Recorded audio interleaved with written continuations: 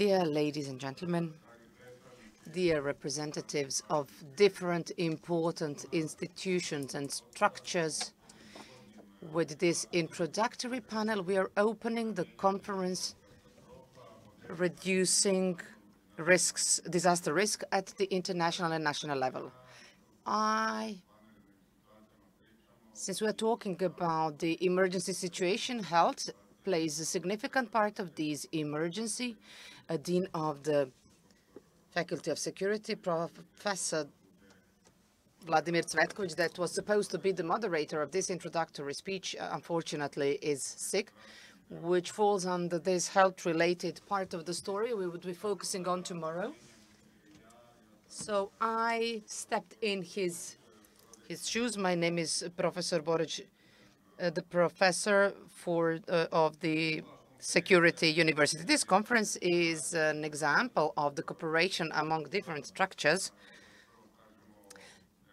Let me first say of the EU that is supporting this conference and this topic.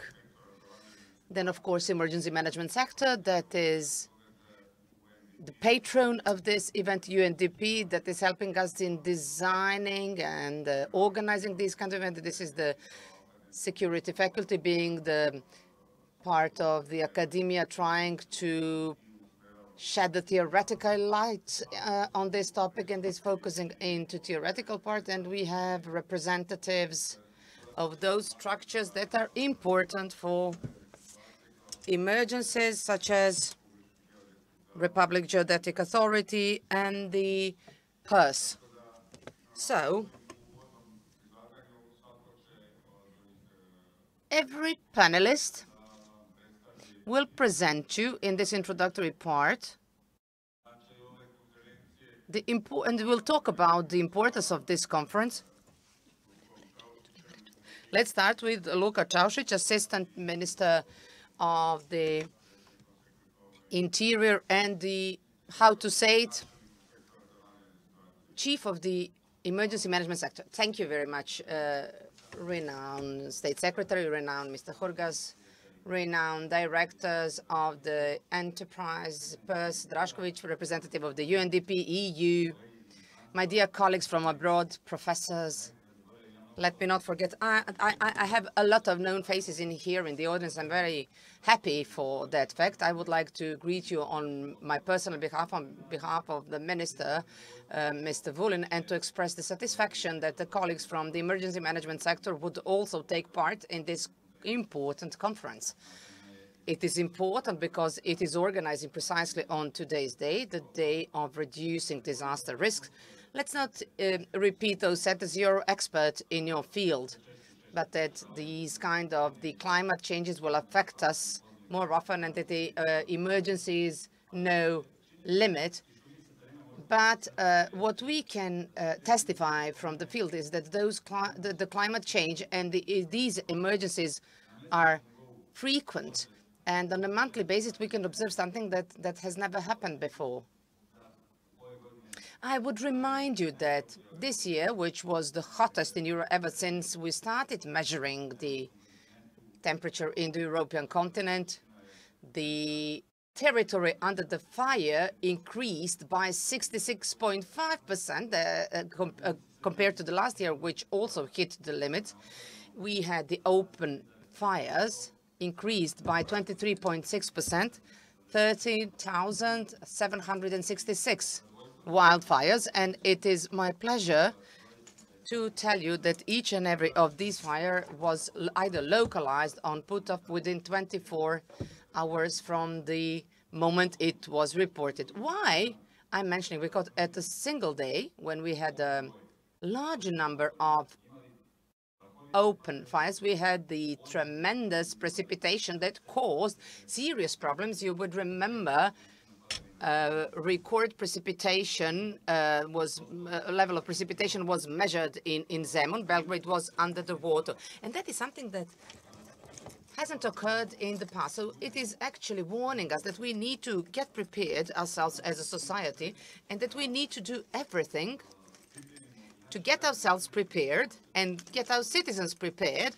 with what I'm afraid will become our everyday life. I have to express the satisfaction that the communication with all entities involved in the rescue and protection with the Public Enterprises Special Organization is far better compared to 2012, 2013, particularly after the unprecedented floods that affected Serbia back in 2014. I believe that my colleague will corroborate what I've said. That is the way to get ourselves prepared for the future events. So the Minister of the Interior and some of my colleagues will inform you did quite a lot when it comes to raising the capacities of our emergency management sector within the Ministry of the Interior. But another thing that we need to improve is preventive activity, is prevention side, is the risk reduction, involvement of all segments of society in what's called, we like to say it, to work when no events are there.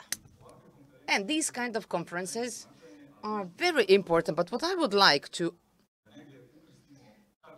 somehow link theoretical knowledge and the field and the ground experience. I believe this is the proper way that would lead us to success, to make Serbia safer from all disasters that affect it. And of course, I have to mention the international aspect as well. Nowadays, when it is very easy to create a conflict worldwide, I believe that the joint fight against the disaster would be one of the points to group a broader international community. Observing the presenters, quite a well-prepared conference. I want you fruitful work and to continue cooperating, particularly focusing in this direction to reduce disaster risks. Thank you. Thank you, Mr. Taušić. As you heard, it is important to work on prevention. That is crucial for disaster risk reduction, and we should all be familiar with the procedures concerning what to do and how to behave. Therefore, training and education are very important for these events, which is why today with us we have Professor Ivica Radović, State Secretary of the Ministry of Education, Science and Technological Development. Professor Radović is known for being the Dean of the Faculty of Security, meaning that if he was still there during this conference, he would have been in my place right now. So you can see that for emergency situation, it's very important to have a synergy between different branches of science and different aspects of professionalism. So this is why I pass the floor to Mr. Radović. Thank you, Professor. Dear Mr. Hurdas, High Representatives of Operation 3, dear Mr. Taušić, dear Mr. Puzović and Mr. Drašković, dear participants, dear colleagues, ladies and gentlemen, it is my pleasure and honor to be able to address you today as the State Secretary on behalf of the Ministry of Education, Science, Technological Development, and on behalf of Mr. Ranko Ružić, the Minister, at the opening of this conference, which is both international and national, implemented by UNDP as part of the project funded by the EU. It is also important to stress the cooperation with the Sector for Emergency Management and the Faculty of Security. The Ministry is having its own program of cooperation with UNDP that supports strategic interventions in education, and it started in 2019. The models and practices of DRR at the national and international level is gathering experts, professionals practitioners to exchange their positions and opinions in the areas important for DRR and to discuss the impact of these risks on human lives, health, welfare, social stability, environmental protection, and development potential of the Republic of Serbia.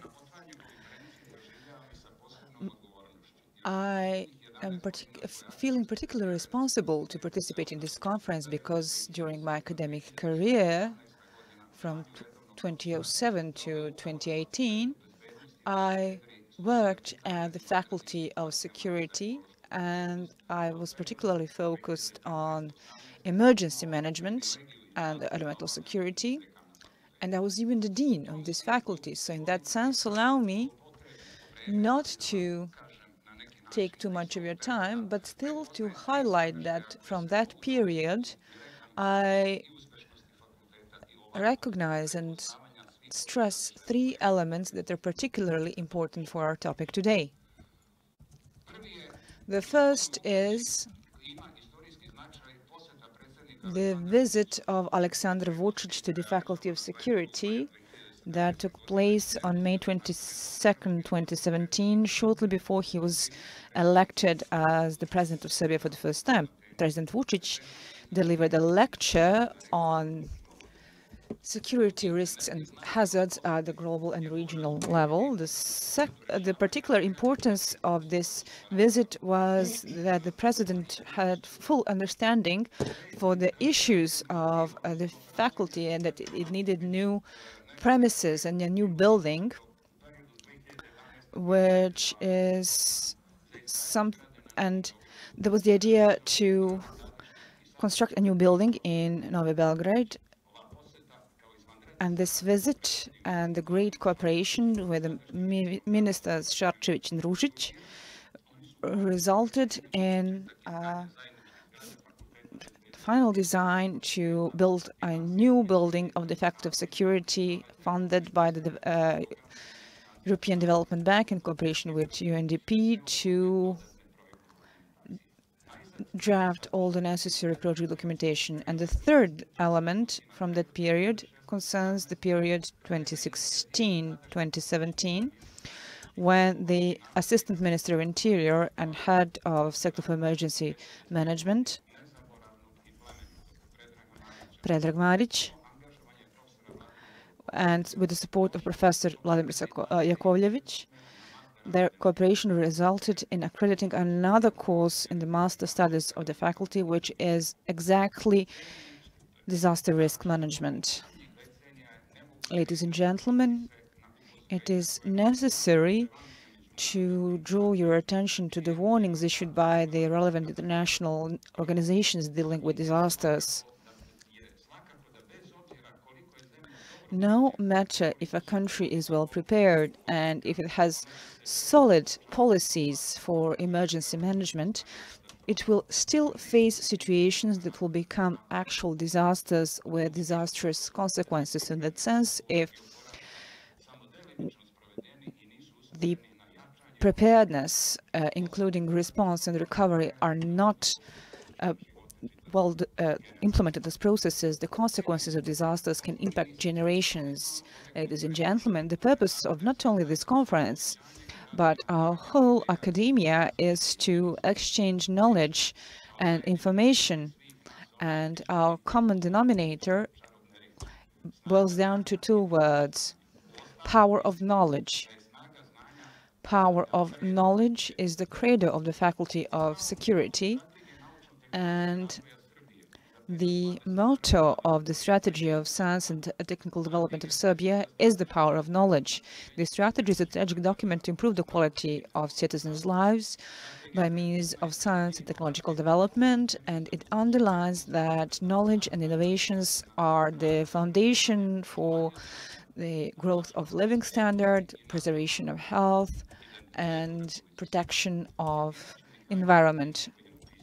Mihailo Pupin wrote, "Knowledge is the light that illuminates our path through life." We are aware that mankind today is facing a whole range of security issues, challenges, and threats. How to come up with a solution? The answer takes us back to the power of knowledge. The power of knowledge will show us the solution, but we must not abuse knowledge, which has happened in the past. And being part of the academic community, we must know that to know is not only to know, but it is also to give knowledge. That is knowledge, to share it with the students, to make it applicable. So this is not just a theory that is all about books and labs and schoolrooms. It should be about experience. So we should focus on the strength of knowledge, the power of science that will lead us to proper technological solutions, innovations, and their implementation in practice. So in that sense, this conference involves different dimensions: the theoretical framework, the social, economic, healthcare, and economic issues, climate change and their impact on the environment, and local communities, resilience and comprehensiveness of practical solutions, models and practices that should contribute to the DRR in all areas at all levels. So I'm going to quote two sayings in Latin language that emphasize the strength of knowledge, the power of knowledge, the bond between theory and practice. The old Romans said the following: a theory without practice is like a wheel without an axis. But also they said practice without theory is a wheel without a car. Ladies and gentlemen, I wish you a fruitful conference as the State Secretary of the Ministry of Education and somebody who's been working for 45 years in the academic community. I'm going to quote Dositej Obradović, the first Minister of Education in the Princedom of Serbia in the 19th century, who founded the Belgrade College, which is the institution from which the Belgrade University developed. And that means you should look toward the future as you're studying. Thank you. We had an opportunity to hear the words of Professor Ivica Radović. Since we are talking about the emergencies, I would like to extend the thanks to Nuta Čaušić. He has an emergency, so he has to leave. Thank you very much for attending and being with us. And we are continuing. We would have the video presentation of the acting representative of the resident UN representative, Anna Kasanda. UNDP is present in Serbia for a longer period of time. Ever since the floods of 2014, UNDP has been actively assisting us through the implementation of different programs so as to improve the resilience,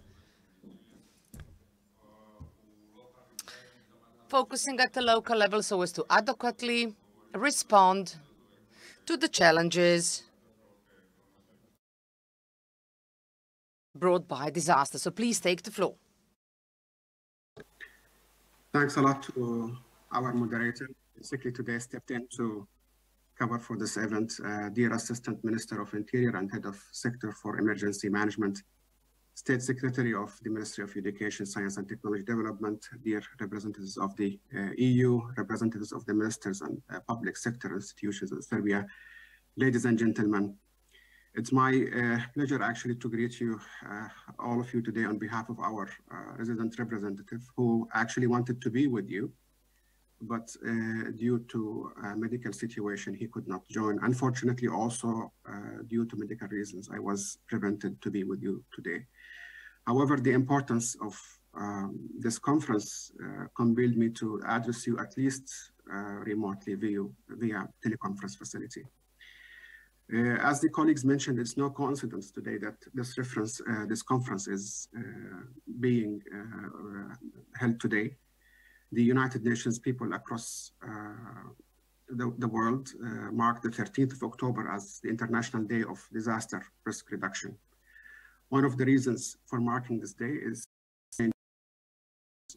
from practice and raise awareness of the importance of the disaster risk prevention. I'm also very glad with the support of the EU and partnership of the government of Serbia. This conference gathered more than 50 prominent scientists, researchers, and emergency management professionals from the region and also from across Europe.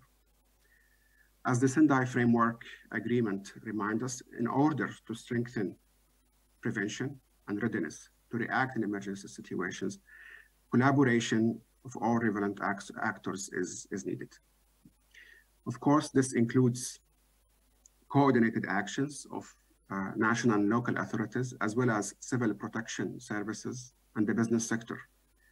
It also means exchange of experiences and best practices between countries and using the relevant knowledge coming from scientists and researchers. This conference is part of the initiative that UNDP has been implementing for 2.5 years, thanks to the EU support and partnership also with the Sector for Emergency Management and Public Investment Management Office. Together, we supported institutions and organizations at the national and local level to boost their prevention measures and improve their preparedness for emergency response.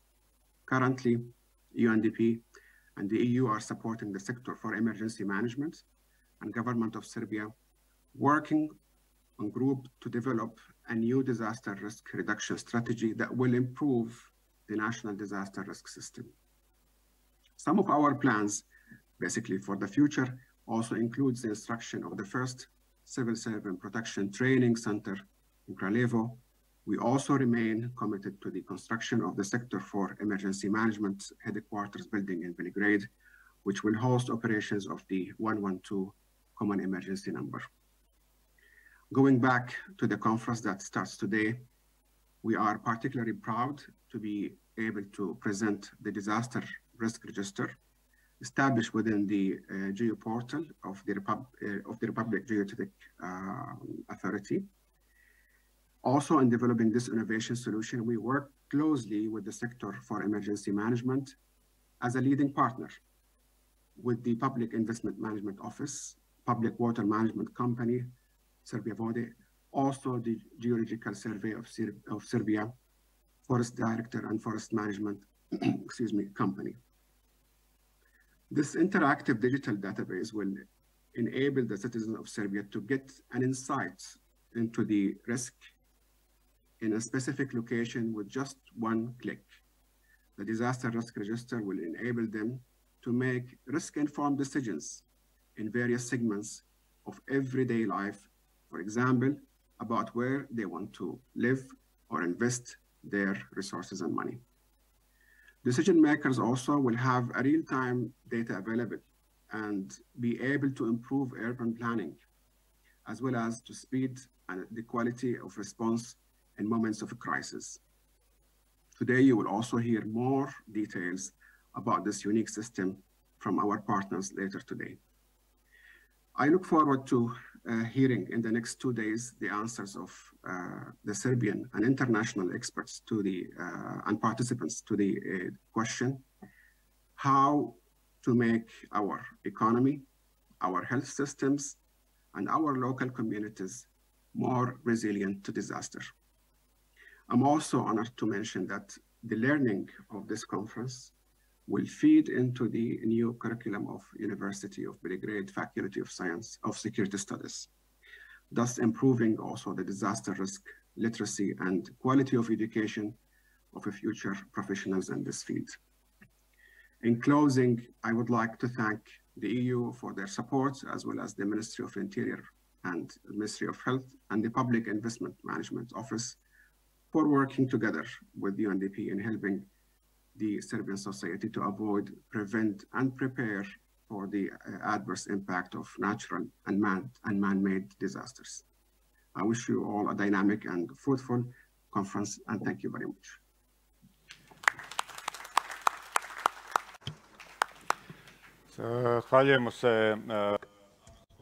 Thank you, Mr. Karaman. And now, allow me to pass the floor to the EU delegation to the Republic of Serbia, Head of Section Operation 3, Sekelaris Hurtas. Please. So everyone, this morning I was telling the colleagues that I was the last one to enter this conference hall. I was slightly late by 5 minutes, and this is because on the way here I sneezed in the car for something like 100 times.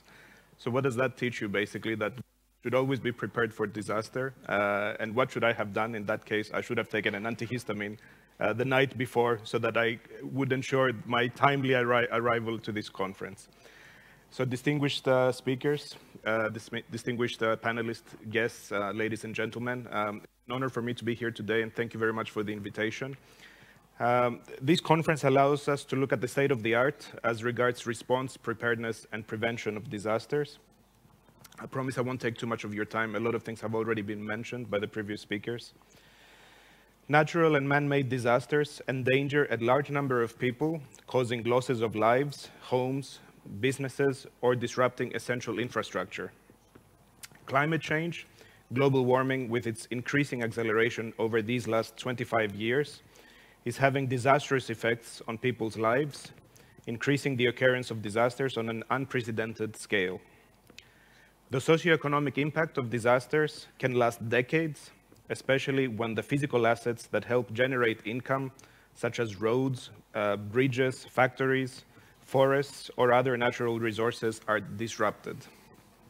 This conference, as explained already, brings experts from different countries dealing with research and practical work related to disaster reduction, as well as representatives of institutions involved in public policies at the national, regional, and local levels. We therefore believe it's the most adequate context for an academic and a professional discussion on what is still necessary for minimizing the consequences of disasters and increase resilience to disasters.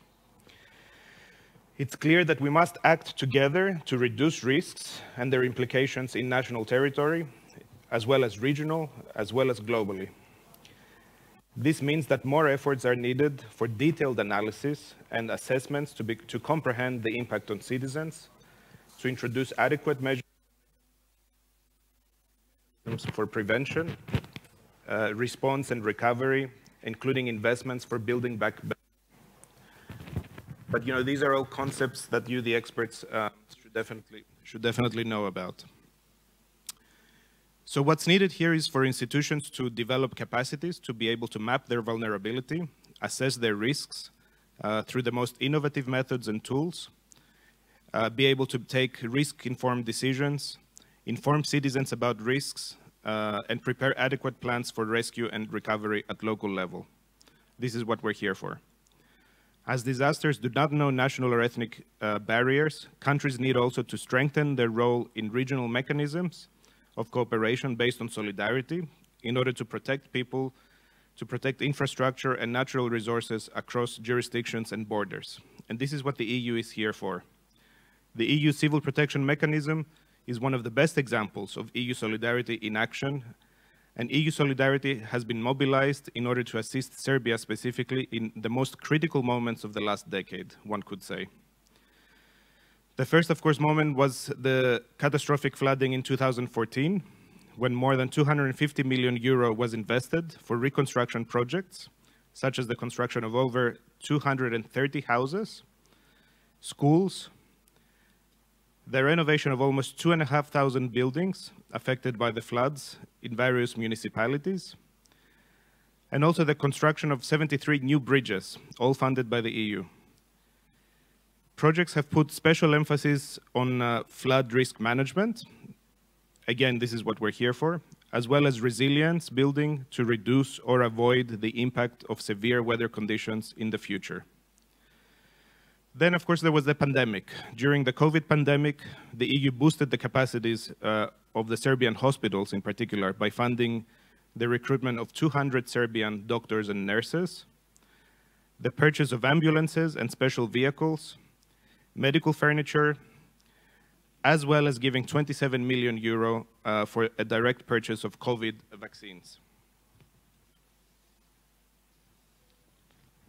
And the EU will, of course, continue to support Serbia in improving sustainable development, national and municipal resilience, and effective response to crisis in the medium and long term. This current project, what we're here for, it's a project of 14.1 million euro implemented by our partners, the UNDP. It supports Serbia's preparedness with infrastructure, equipment, and human capacities, as well as with joint efforts for a more strategic and systematic approach to reduce disaster risks. I have to say I'm very proud of this particular project. You will hear later today, I think even the next speaker might, the next panel might talk about it, the Disaster Risk Registry that will be launched today. It's an extremely important achievement towards EU standards for risk-informed urban and investment planning. Again, something that Serbia should be proud of. And I would like to thank all institutional partners present here today, and in particular the university and of course UNDP for organizing this, for the excellent organization and the very comprehensive agenda. I hope you will all find it very interesting, as well as all the speakers during these two events for sharing their knowledge on the various topics. So to conclude, I would like to mention that the crises, disasters and emergencies that we face today, they all have a common denominator. They show how highly interconnected we are, and how our individual vulnerabilities are complemented by effective joint multilateral efforts. We will overcome today's and future crises only if motivated by greater solidarity. So on the occasion of today's International Day for Disaster Risk Reduction, I wish you all a very successful conference. Thank you very much.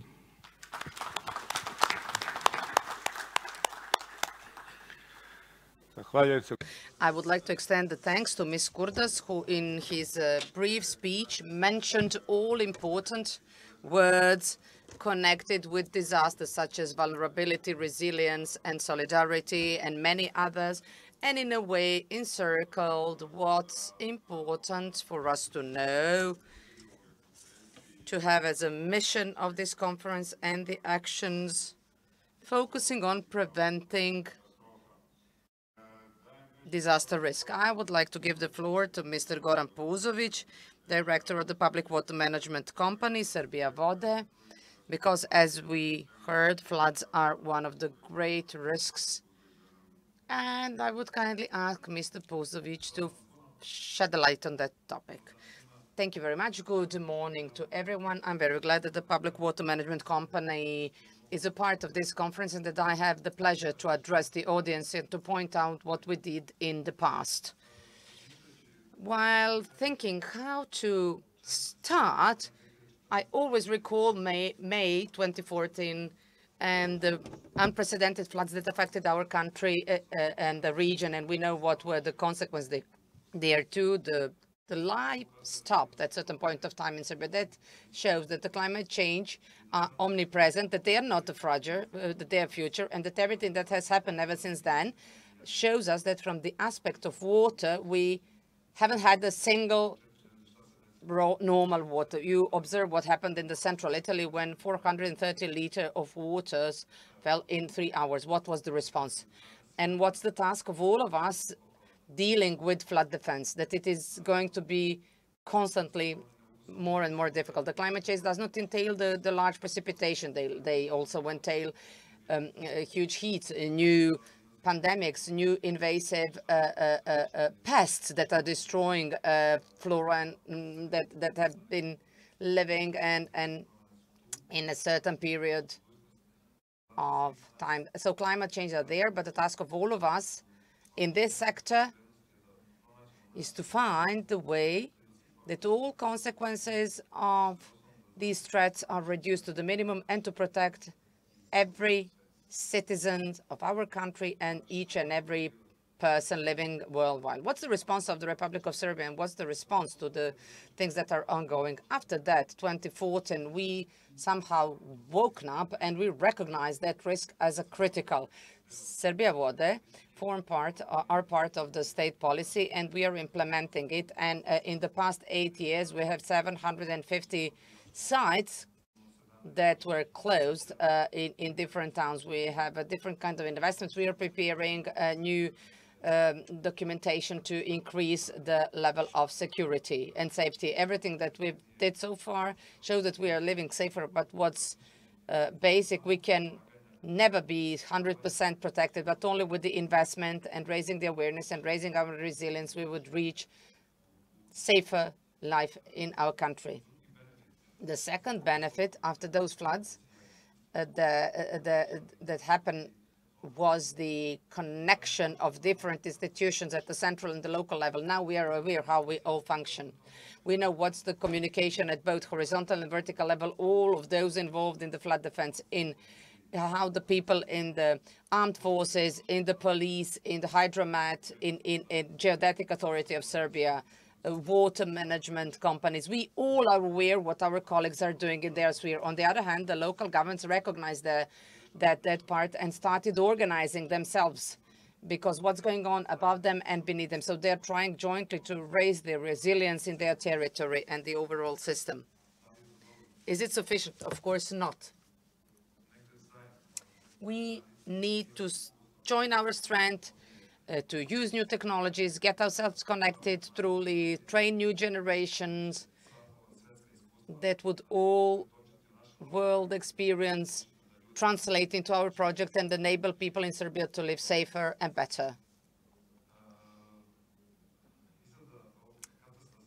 The design of the disaster risk register is very important to be well informed what to do. We need to know where are the risks, how it is threatening us, and one of those risks is the flood risk, and we would give our best to make the flood disaster risk be accurate and to enable us and all of us that are involved in the flood defense policy that all measures, actions undertaken are timely made, and that we are reducing the risk to its minimum. Of course, everything that I just talked about wouldn't be possible without our partner. One of the major and important partner in the implementing of all of these measures is the EU delegation.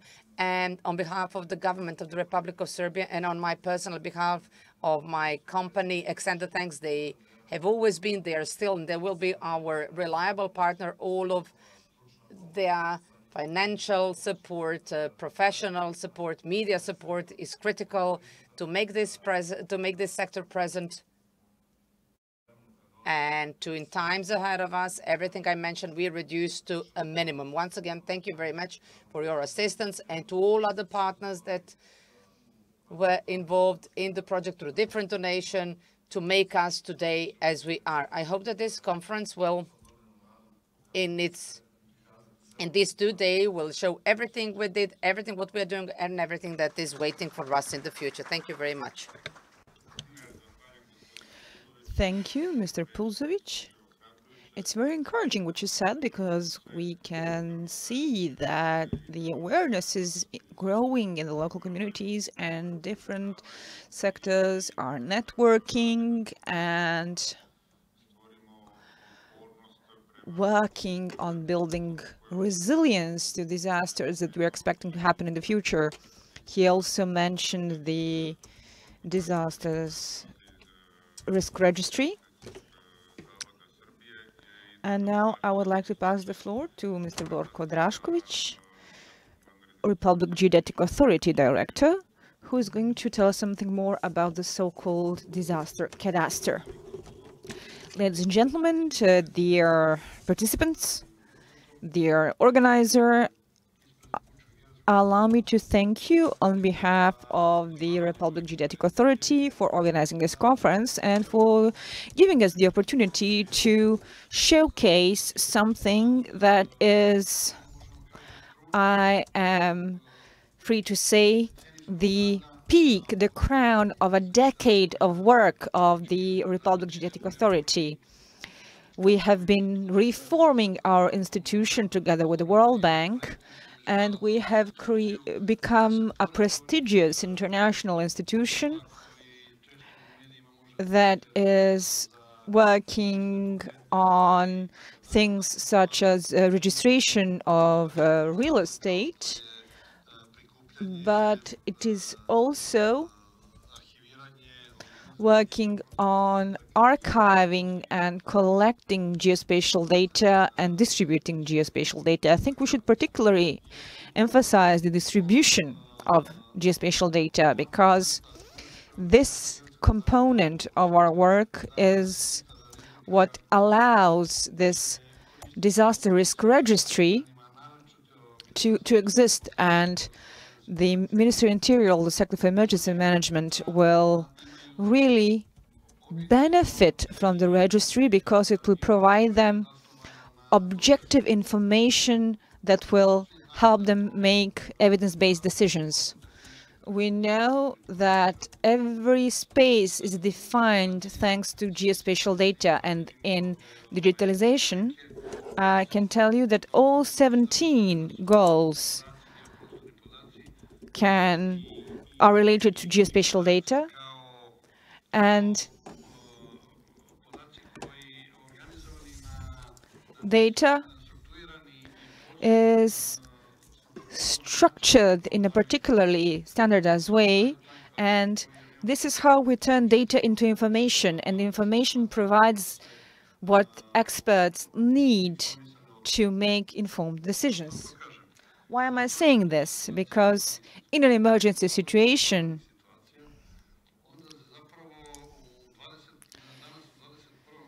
in the 21st century, you have so many information from the field. It's even overwhelming because at some point you have so much data, so much information that becomes more a problem, a noise, something that will burden the IT systems because it's not organized properly.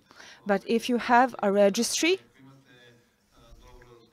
if you have your data structured, then you can respond accordingly. You can prevent disasters. You can do what has to be done in real time when incidents happen. And you can deal better with damage assessment. And the rehabilitation and recovery phase will also be based on exact data. So, as the Republic Geodetic Authority, we gave our best while working in this project. Our experts were fully committed to the cause because this is a very important project for us. It relies on something that we are proud of, and that is the digital platform GeoSerbia that has received several international awards, and I'm proud to say that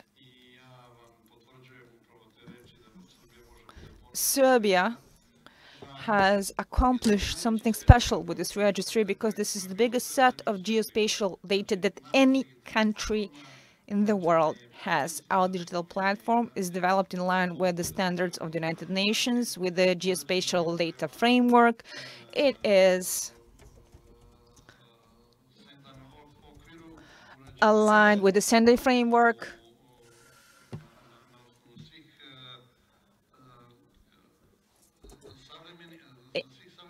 It is in full accordance with all modern technologies and communication channels for modern state authorities. It is based on principles, and by implementing it, Serbia met all 6 principles that were there to establish this registry. It is unique in the world. It's based on the EU logic, so to say. However, our data sets have more data. They contain more data than other similar mechanisms. And thanks to the ministry's policy to have the Republic Geodetic Authority manage this registry, we managed to include all these data sets. We collected data, and now, today, we will be happy to showcase the registry. We're going to demonstrate how it's used. So it's not just a mere theoretical presentation. You will see the practical use of the registry. My colleague Vanya is here to answer all your questions, and she will be the one to demonstrate the project. And we heard so many wonderful things from the previous speakers. So to conclude, just allow me to thank you for the collaboration so far. I would like to thank all the state authorities, in particular the Sector for Emergency Management, then UNDP and PIMO. I wish you a fruitful conference. Thank you. I would like to extend the thanks to Mr. Drašković. Now you had the chance to hear the things that you may not have been aware, but we as the citizens of the Republic of Serbia that ever had the chance to work with the Geodetic Authority, we observed that there were major changes, and I haven't known that these things were done and that we can be a model to other countries how we design the system and how we do improve it. Having said this, we are finalizing the introductory speeches. As you had the chance to hear, all these words from different perspectives are promising that this conference will bring us a lot of information, such as national system, some theoretical grounds. Then we would focus on the help aspect. Then we would aspect on the local communities. You see that we covered all the aspects, and participants that would have the chance to speak in the course of this conference were cautiously selected to cover the topics. So I hope that this conference, in a synergy with you, would yield results and invest your attention into activities that would help us better address the future risks. Now I would kindly ask Mr. Žarko Petrović to come here, for he's going to be the moderator of the next panel. This is reinventing the national disaster risk reduction system. And Mr. Željko Babović to come here. Once again, thank you.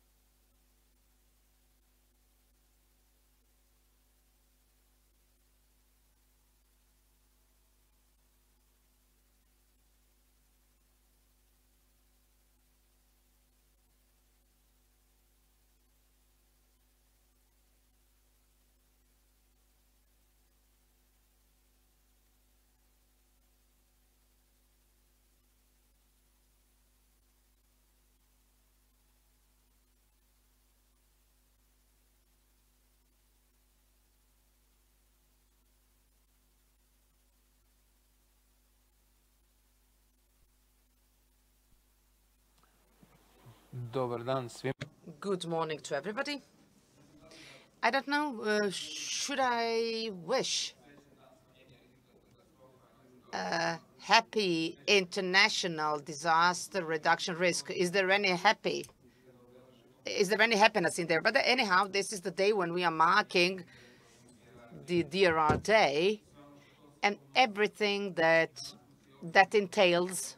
And we've grouped precisely today to converse about this topic that, in my deep belief, and I keep on repeating, that would mark the reminder part of our lives. The chief of the emergency management sector in the previous panel mentioned something, how the climate change impacts on his work, which is disaster reduction, protection and rescue, and that will happen even more and even more harder, that this sector would be called to respond, but not only the sector, but all others, actors, part of the government of the Republic of Serbia and the governments of the other states that have the joint mission to create a system of the DRR. So, therefore, it is my great pleasure to introduce Mr. Živko Babović, that is the head of the Disaster Risk Reduction and the Civil Protection, and the Tristan Simon. I don't know whether he has joined us online, so I will kindly ask the organizer to confirm whether we've got the panelists with us. Do we have Mr. Tristan Simonat with us? Okay. And today we are conversing in the course of this panel about improving the system. So we would hear a bit more concrete and specific about the last 10 years. And as the introduction, I would say, when I visited 10 years ago this sector, the situation was quite different compared to the one today. Today, in the course of this conference, we would have a lot of things to hear about the reduction of the risk, about the reduced risks, about the activities that were implemented. Back then, the situation was quite weak. So when I used to come with the story about disaster risk, that story had to be balanced against the needs for firefighting vehicles, computers, equipment, protection equipment. As someone used to say, what can a saver and a rescuer use to save someone in the torrential flood? But nowadays we are talking about a completely different, quite improved system that has actually closed the circle with the Sendai framework, from prevention, from risk prevention, through the action, through the rehabilitation, post-disaster rehabilitation. Why? Nowadays, this is the day when we remind ourselves of this thing, because of the economy, because of the society, because it's the cheapest to reduce the risk when you're investing in prevention and when you're investing into disaster risk. But the most expensive is to finance the rehabilitation. That's been confirmed many, many times, and all of you involved in this topic know about the ratio 1 to 7, 1 to 5 of the dollars invested into prevention, how it is repaid when the disaster affects. But the disaster will come, as the people from Seismological Institute said. The earthquake is coming, but we don't know where the epicenter will be.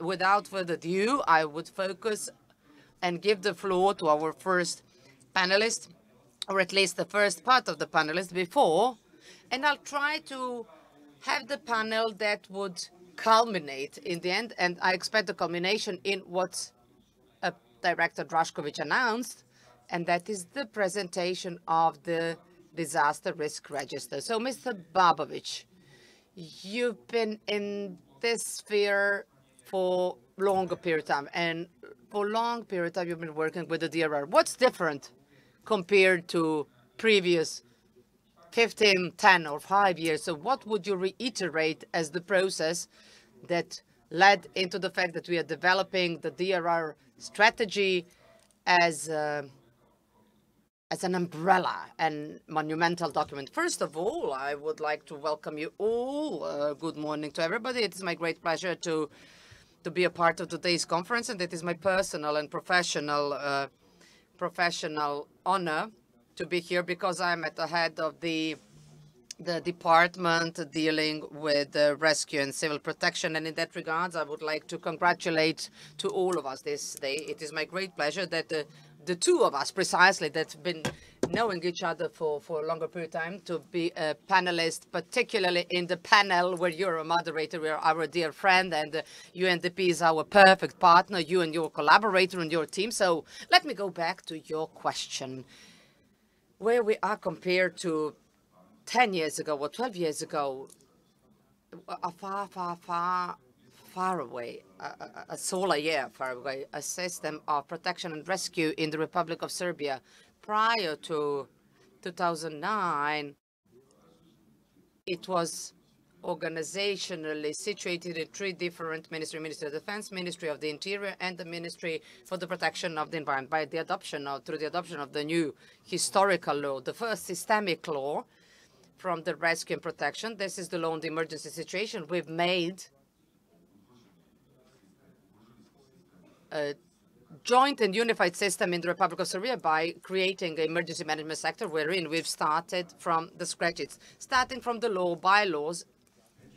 I wouldn't talk about the whole, and I wouldn't cover of the whole period, but I would focus on 2014 and what happened after that critical year, because I like to say that disastrous and catastrophic consequences of 1.7 billion euros was the damage that was assessed. But from the aspect of the profession, we've learned what we failed to do and what we should do. We learned a lot. Nowadays, the emergency management sector represents a serious, powerful service with 4,000 staff members, organizationally well set, and our level of equipment, level of competencies of our staff is far better than it used to be before.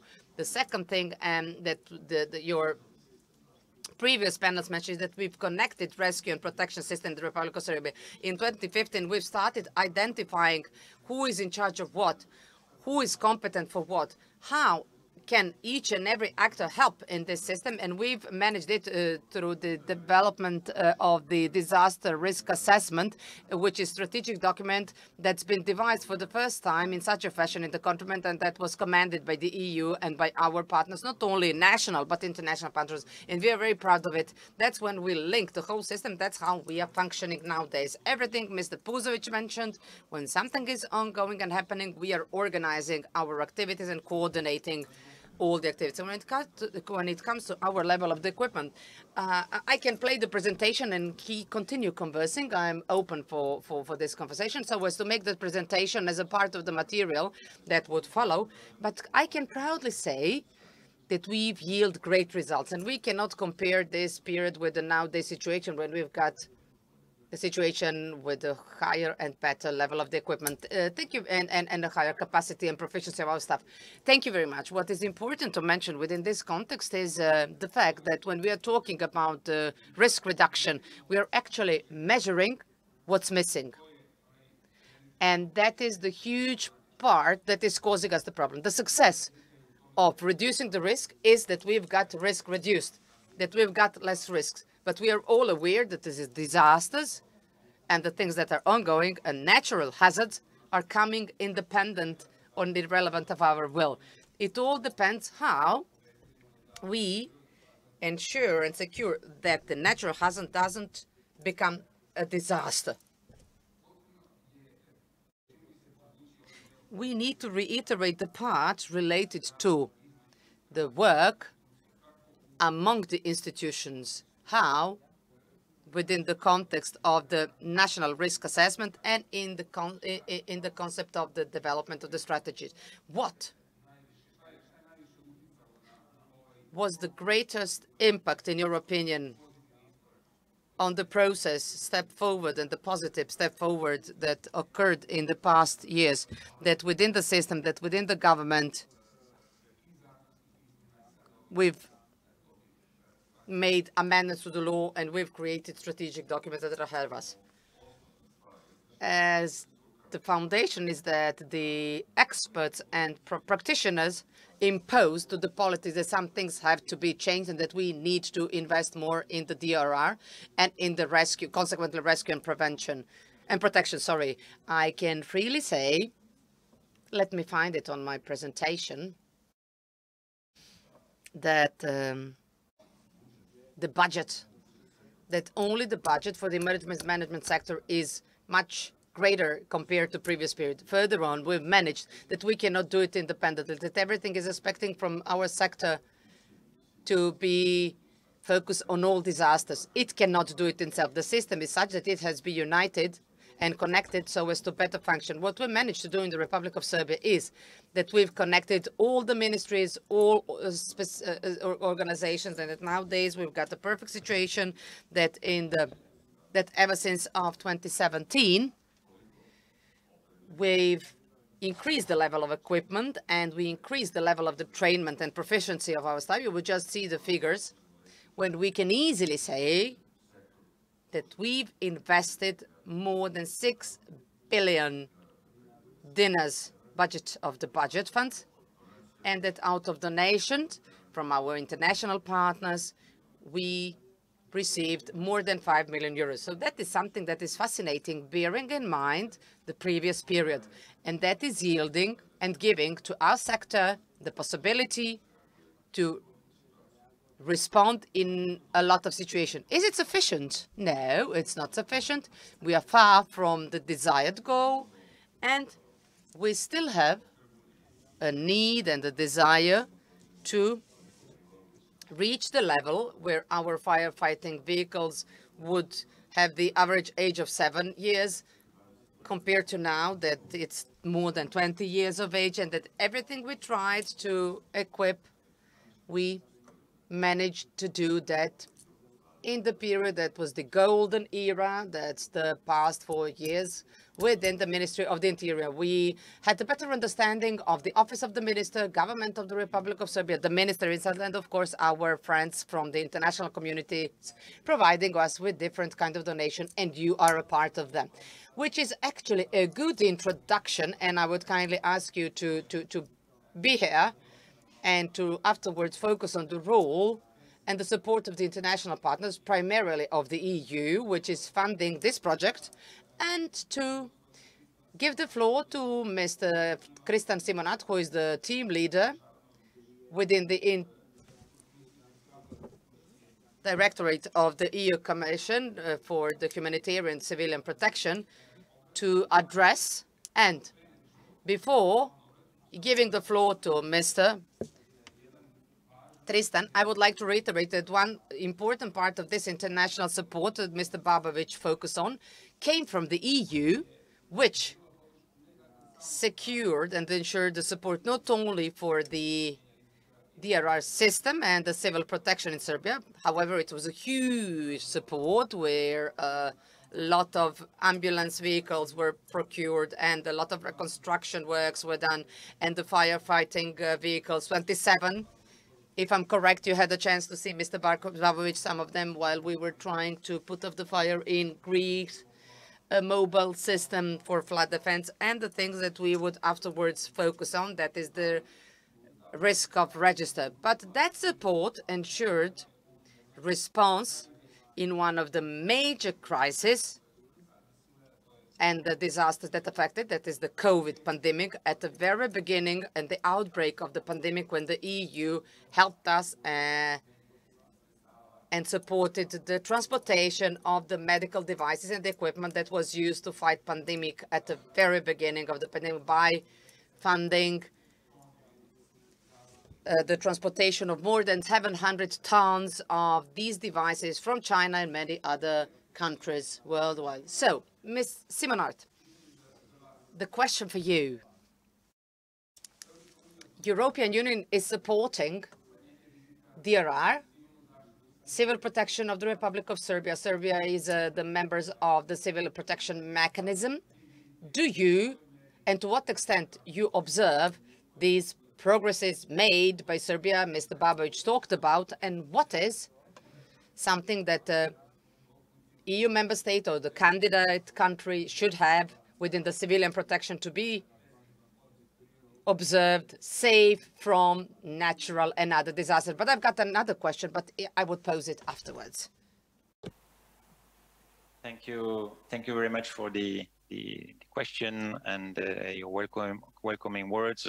Apologize for not connecting before. There were some technical issues, and I may have missed some part of the discussion previously, and I hope that I will not repeat the things that have been already discussed. But thank you for this, Mr. Petrovic and Mr. Babovic. Good to see you, to join this panel, and dear partners. So it's really a pleasure and honor to be invited and take part of this to this conference.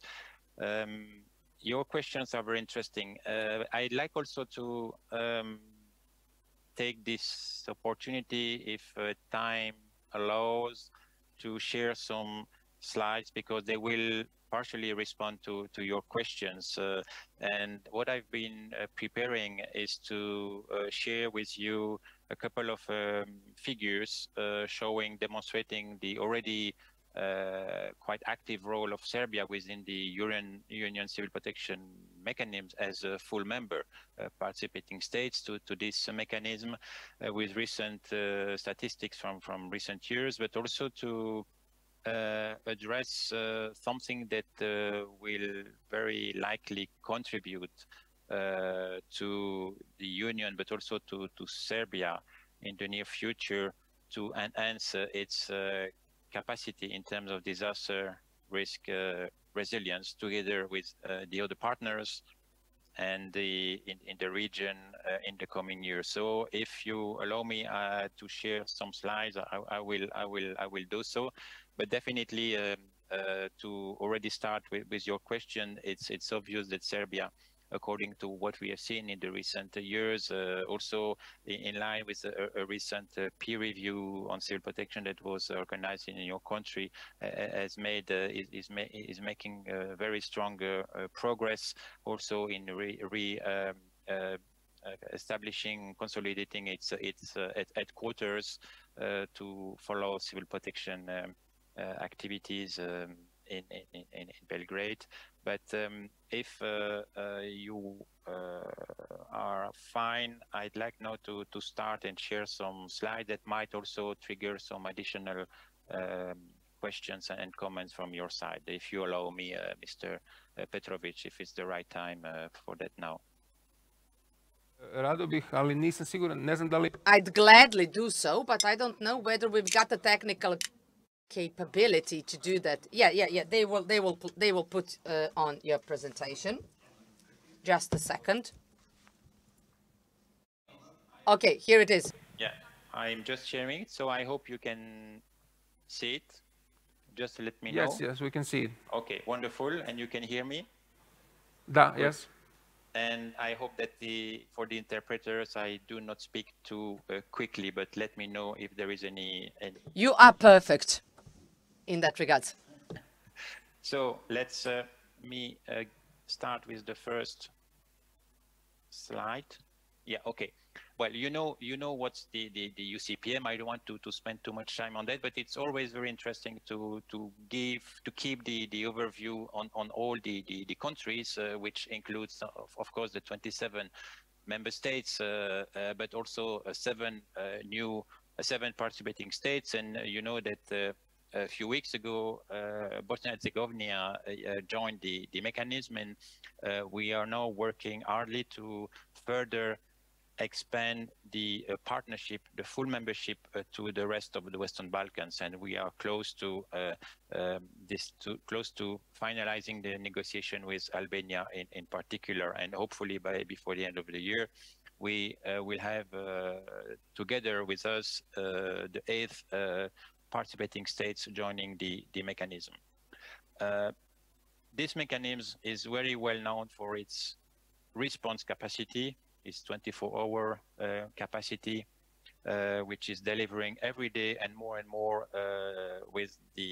the recent years, and the recent crisis with Ukraine is another example after the COVID of how this mechanism is being activated and is being expanding also its contribution, which is not anymore focusing on floods, fires, earthquakes, but also more and more on additional capacities requested by the situations of different crises.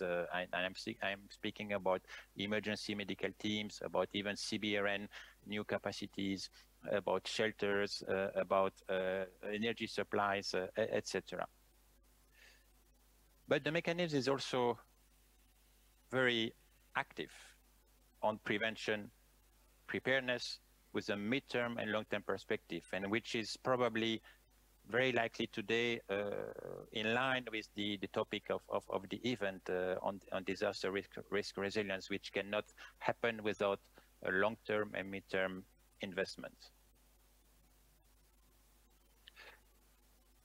To give some figures on and information on the response, very likely very familiar to many of you, but the response is triggered by an activation, a simple activation, a request from a country, and you know that the country can be anywhere in the world, and then our mechanism, our coordination center in Brussels is coordinating the offer and the acceptance of the offer by the requesting country before the deployment.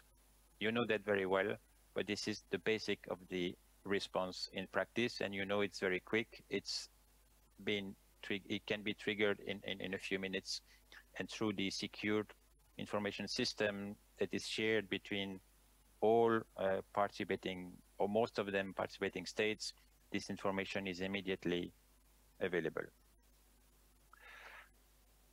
Last year, for the UCPM was a record, unfortunate, but record year that was triggered by many crises worldwide, in particular, of course, the COVID one, but which had to tackle a series of different crises, and also linked to the pandemic, with repatriation, with exports of vaccines, medical supplies, etc.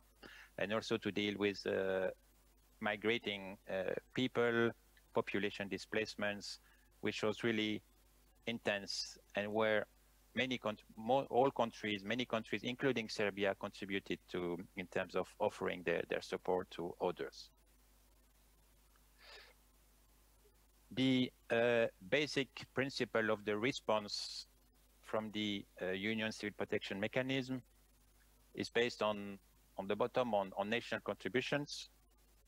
But when a country cannot cope with this national response alone, it can trigger activate the UCPM, which can use, in addition to the offers that are done by its participating states or member states, which can trigger the use of a pool of pre-committed assets, certified assets that can be deployed according to a standard methodology, which is verified and already very well known by the partners.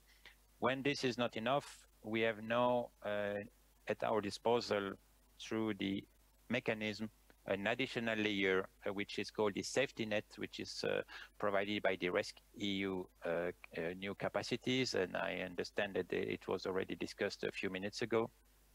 And finally, when it comes really urgent or really important, or when there is no other solution, the European Commission has been granted now the legal capacity to procure directly for some supplies, equipments that would not be available through the other layers of solidarity. This is the basic architecture, simple but important, and you realize that this is quite new also. This has been evolving in time and may still continue to evolve in the future, with a potential future revision of, again, new revision of the legal basis of this mechanism. Serbia. Serbia is a member of the UCPM since 2015. Serbia has even been benefiting and activating the mechanism last year and the year before in the frame of the COVID crisis for vaccines, for protective equipment, personal protective equipment, disinfectants, medical equipment, tests, etc. Also to get solidarity support for shelters, for accommodation supplies, folding beds, blankets, mattresses, camp-related materials to cope with the flow of migrating populations. And the year before, again, also during the COVID crisis, to repatriation, and I was informed that a total of 54 Serbian citizens had been benefiting from this repatriation activation. Serbia has also been very proactive in sharing and providing assistance to other countries through the UCPM. And just to recall the 2016, 2020, 2021, and 2022 support, lastly, 3 months ago in Slovenia during the forest fires that touched the western region of Slovenia, where Serbia dedicated 2 helicopters to support this event. And there are more in the more support in the previous years, as you see on the screen, in Romania, in Greece, and even North Macedonia in 2016. This slide is something that focus on perspective for Serbia, and which also will be very nicely linked with the topic of the conference and the investment on disaster risk resilience for the future. But first of all, before addressing the prevention and preparedness international cooperation, I'd like to remind a few points of interest for the mechanism for Serbia, which is also the opportunity to contribute and to participate to calls for proposals under the RESC-EU capacity, the safety net. Also a call to Serbia to put in place fully the secured SESIS sharing information system connection. Also a call to Serbia to consider deployment of additional experts and capacities to the UCPM pool. And as I mentioned, we are very glad to see that your new headquarters are being consolidated, and that could also host the 112 center. And then I mentioned that also the peer review from 2020 that was very likely very supportive, and also confirming all the achievement of Serbia in relation to the UCPM model, and this is something that relates to all the response part. But allow me now to focus a bit in the next and last 3 slides on the prevention and preparedness, which is very important and for us, and which also is expecting Serbia to play a very strong role in the mechanism, in the region, in the Western Balkans. And you know that this European civil protection platform mechanism is using and providing a series of tools that are available to all member states and participating countries, and I don't want to name them, but there are many trainings, exercises, experts exchanges that are available, and with a privileged access for all full members of the mechanism. There are also an ongoing program in the Western Balkans and Serbia on floods and forest fires that will continue next year, 1 more year, and which has been already delivering a lot of good achievements, and which is also followed by my team dealing with international cooperation. And then in terms of upcoming midterm new perspective, I will give some more details in the next 3 slides. That will be the last, my last slides before coming back to the discussion in the panel. And the first one is a major investment, and your authorities are very well aware of that. We had already a series of consultation discussions, but this is being prepared, and we will be able to launch in January, next January, a major new regional DR program on earthquakes and health emergencies for the next 4 years, in covering all the Western Balkans and the Republic of Turkey, with the objective to improve the institutional and legal framework and capacities on disaster risk resilience, but also to increase the preparedness and response at regional, at local, but also cross-border, sub-regional level. This program will intend to further increase the participation and the cooperation and its embedment within the UCPM network, and will also look at the emergence or establishment or consolidation or identification of local or sub-regional champions. And we really much look forward to Serbia to be possibly a candidate in that last section, because we know that Serbia has a lot of very useful capacities that could be very beneficial to the network. This program is will benefit from a quite significant funding, and as I told you, it will soon, very soon. We are in the process of evaluation, and the signature should come in November, December, and the launch in January. We will organize a specific launching event in the region, but nothing, no date and no location have been yet decided.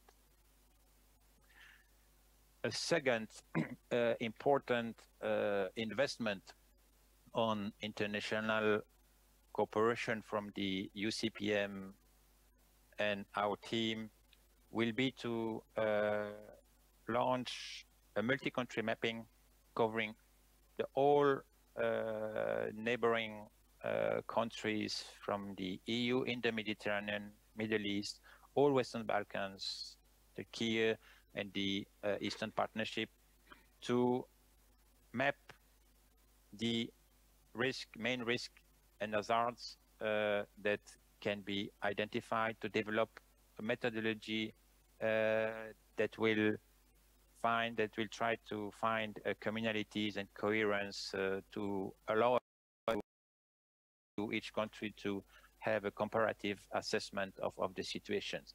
It will not be a development of new ideas or new methodologies. It will be more a compilation and a consolidation of already existing data, methods that were developed in the past or that are being developed by the World Bank, by the UNDR, by the European Commission Joint Research Center, and other partners, and also national national mapping and assessments. But it will aim at developing a coherent approach with a mapping with all partner countries interested to be involved. And again, this will start in January for at least 3 years, with the first priority for the Western Balkans region, including Serbia. My last slide, and then I will be over for the presentation, is also the launch of a third initiative in the Western Balkans and Turkey, with the recruitment and deployment of technical on-site assistance to support the civil protection and DRR work in the region, in the countries, on a permanent basis. The selected expert will also benefit from an external pool of additional ad hoc experts that will deliver support to ongoing activities to the UCPM and to your authorities, civil protection, emergency management authorities, to facilitate the technical cooperation with a view to, with a focus on midterm and long term. It will not be an expert focusing on the host nation support or on the quick response, but more on the midterm and long-term partnership building between the EU and each country in the Western Balkans. This will also start in January, and if this approach is successful, we consider to extend it for the next coming years. So those three major initiatives will certainly contribute to this resilience and disaster goals that are discussed today. I thank you for your attention and give you back the floor. Thank you very much, Mr. Simonarti. I would give in my question to the interest of time, but we are getting close to the most important part of these panels. This is to introduce the risk register. However, I would kindly ask to remain with us for a minute in case there are questions from the audience for you while still with us. If not, then I would invite Mr. Vucitic to join the panelists. So as to the interest of time, we directly focus on the panel number 2. And I would use this opportunity to ask Mr. Babovic for the beginning and as an introduction, while Darko is getting prepared, to share with us your standpoint of the sector, standpoint of the sector about the importance of the risk register. What is it qualitatively bring to the protection and rescue system? But before that, I would like to reiterate for the audience in here that the risk register has been designed and upgraded with the support of the EU for Serbia, Resilient to Disaster, a project funded by the European Union in the huge synergy coordination with all stakeholders under the leadership of the emergency management sector and the Republic Geodetic Authority institution responsible for national infrastructure and geospatial data, and with the huge participation and inspiration of the Public Investment Management Office. And we've managed to have the synergy among the state institution in the past 2.5 years, I'd say, more or less. And it all led to this moment. So, Mr. Babovic, for you, the importance of this register, and Darko, get yourself prepared. Of course, it is a great pleasure to share a few words about something that's appearing for the first time. And I believe, that, again, I have to say that it's a new mechanism that we introduced within the new DRR law and the emergency management. That was the fruit of the idea of the few of us that were involved in the drafting of this law, and of course with the support of our dear friends that participated in that, but were working in the other ministries or special organizational units. I have to admit that we didn't have any example worldwide how to do it, how to create it, and what should it contain. We had a kind of an idea, and we managed to translate it into in the previous period into one application that I can freely say, and that's what Mr. Drašković mentioned, Mr. Vucitic would mention it, that it's a unique system, unique way to integrally and in one application we have the data about all risks in the Republic of Serbia. I'm not referring to the disaster risk. That is something that the National Disaster Risk Assessment, the 11 threats, we've recognized where we embarked into this work through establishing a working group formed by the Minister of the Interior. And that in composition, in addition to the emergency management sector and the leadership of that sector, were the high officials of the all sectoral ministries and our dear friends, director and the assistant director from the Geodetic Authority. The initial activity was launched by PIMO, jointly with the Republic Geodetic Authority in that technical sphere, wherein we, in the course of past year, assumed the coordination of the whole process in a way that we, during working groups, which were organized thematically, and you were part of, and you look how it was organized. It was quite high level of proficiency and the decision makers, where we agree how and how shall we do and what to do. First of all, we agreed to be involved in the stage number 1, which entailed 4 risks. And it's over. The floods, open fires, earthquakes, and landslides. And we formed subgroups for each and every type of threats, wherein we opened the door to the experts and practitioners to themselves define all hotspots from their purview, which afterwards was the task of us from the sector to support it, and our friends and partners from the Republic Geodetic Authority to implement it within the application itself. I can say that we haven't done for a long period of time, we haven't been working on these kind of important things, and we enjoyed the huge support by the EU and the UNDP. That's precisely what I wanted to ask. There are a lot of different working groups at the central state. I had a chance to see a lot of them, but the one that you talk about was more dynamic and, in a qualitative term, more engaged than any other working group that I had a chance to work with. I believe you share that assessment. Yes, of course, I do. Why? Why? What was the motivating factor for all series of sector of the government of the Republic to be significantly more proactive? I mean, I cannot compare it with that, but to be extremely proactive. I do understand what you are trying to say, but I might sound subjective in responding. This is a process, so to say, a process that we've embarked in the sector for emergency management, specifically my collaborators and myself, where we try to stimulate all responsible actors in all ministries to join us.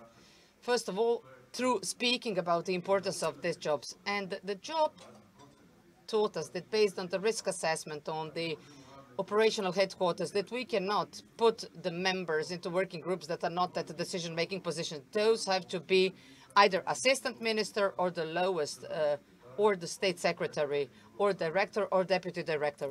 Those groups should be formed of these kind of people, or people at this position. So the basis for the success is that through working group they form their teams.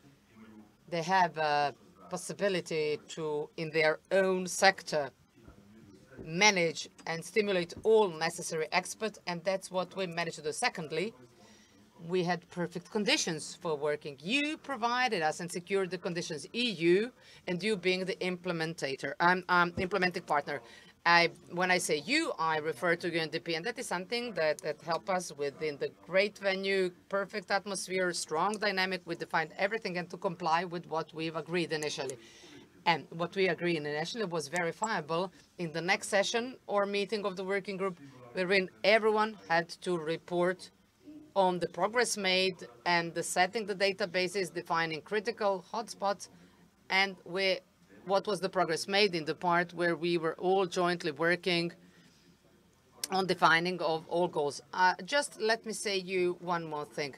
For instance, when we talk about the floods, the job was led by the Public Water Management Company, jointly with the Public Water Management Company, Voda Vojvodine, where the Water Directorate also took a part in the part and coordinated the work. That the Forestry Administration within the also Ministry of the Agriculture, jointly with Serbia Šume and Vojvodina Šume public companies and national parks, defined critical spots when it comes to threats of forest fires. Professor Abenovic and his team from the Geo Authority, he is a director of the Geodetic Authority, they defined all landslides. So you see what's the progress made in that regards. We had the database of 10 to 15% of landslides in the Republic of Serbia. Now we are in the situation that we've got more than 80% of landslide defined, regulated in the cadastre, where we've got each and every site and location that might be a threat. The benefit out of all this work is that we, citizens, can use this database and verify each and cadastral plot for which we decide for construction or to purchases, whether it is in the zone with the dominating threats. For the future investor, we've got the economic plots to verify whether it is profitable investment, whether that plot is under the threat of flood, or is it located on a landslide, or is it close to the factory producing hazardous substances so that it could lead to the accidents. So it helps us that we, managing this sector, I'm talking about the emergency management sector and the Republic headquarters and the local headquarters, can use this database and get the data to make informed decision regarding rescue and protection decisions. Thank you so very much, and thank you for the kind words about UNDP, but I have to say, give credit where credit is due, and concerning the technical design and making things possible in the real IT system. Now, let me finish. Sorry. No problem, Žarko. Thank you for saying this, but this was exactly what I wanted to say now.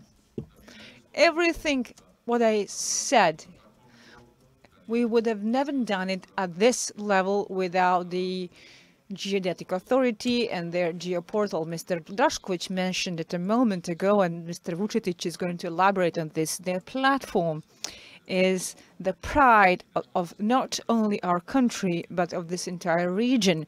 We established a great synergy with them, and now we can all be proud that together with them, we're working on a fantastic result that is the true pride of our country. So I would like to use this opportunity now to thank them for their excellent cooperation. Mr. Drašković always highlighted the role of the sector, but sector was there just to help, to provide its own contribution to the system. However, the technical part was done by you. That was stage 1, and now we're about to embark on stage 2 that concerns the risks related to public health, and we will include all the perils listed in the national DRR assessment.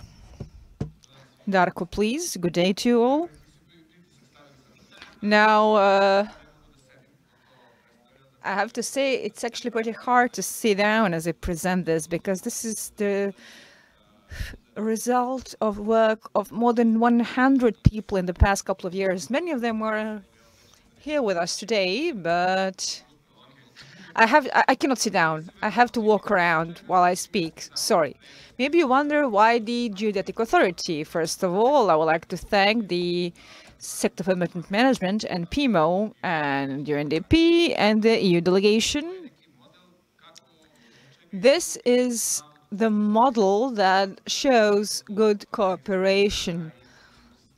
And we're here because of risk register and IT system. People typically say that Geodetic Authority is known for cadastre and some not so nice things, such as long queues and corruption, but we're more than that.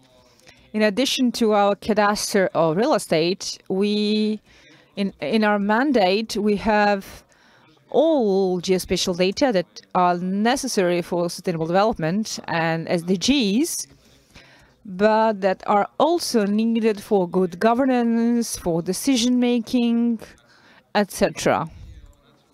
So the national infrastructure is the main link in all of this. in our chain. In 2016, we started with a reform process aiming to provide support to all parts of our system that need geospatial data. And one of our main beneficiaries is exactly those authorities dealing with event protection and disaster risk reduction. We said that we will not be a typical cadastre. We want to be a platform for informed decision-making based on geospatial data. As you can see here, each field represents a topic that we developed together with the Sector for Emergency Management and other partners in our country. And it is part of the global framework as defined by the United Nations for the purposes of sustainable development and for good governance. So, integrated framework for geospatial information. This provides strategic guidelines on how to do this. Later on, there is a strategic framework for geospatial information for DRR. Together with the Sector for Emergency Management and this project, we did exactly what the UN defined concerning priorities and approaches to the solutions on how to establish this support system for the Sector for Emergency Management of the Ministry of Interior. The EU has its own directive. It is the INSPIRE directive that sets forth how this data should be connected in order to be used by all the stakeholders within the system. Now, my presentation is focused on geospatial data. My colleagues from UNDP gave me a nickname, Geodarko, but there's a reason for this nickname. In 2015, the fact was that more than 4.5 million of buildings and facilities were not registered in the cadastre. We didn't know their exact location. We didn't know who lived there. We didn't know how many people lived there. That was a huge problem for emergency management, for planning, for deployment of resources, for urbanism, etc. Additionally, one of the biggest registries in 2015 was really full of shortcomings. When you don't have, for instance, a registry of citizens' addresses, you cannot have efficient e-government, and you cannot have locations where people live, and you cannot therefore respond to emergency situations adequately. Processes were inefficient, which resulted in all the problems that I mentioned a moment ago. This is just one process to get registered in the cadastre. Now, this shows how many steps one needs to make in order to get registered, and you can see how this complicates the situation. The green dots are citizens, and each step, each black line is based on a law or a bylaw. We changed all this. This is important because out of 14 crucial data sets that are necessary for what we're talking about today, when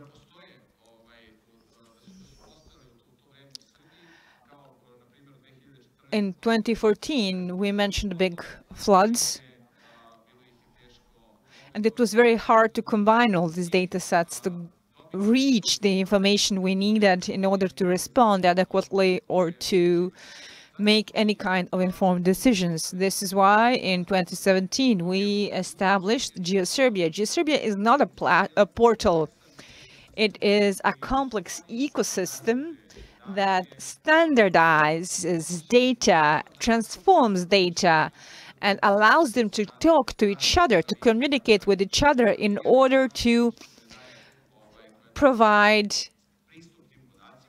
analysis.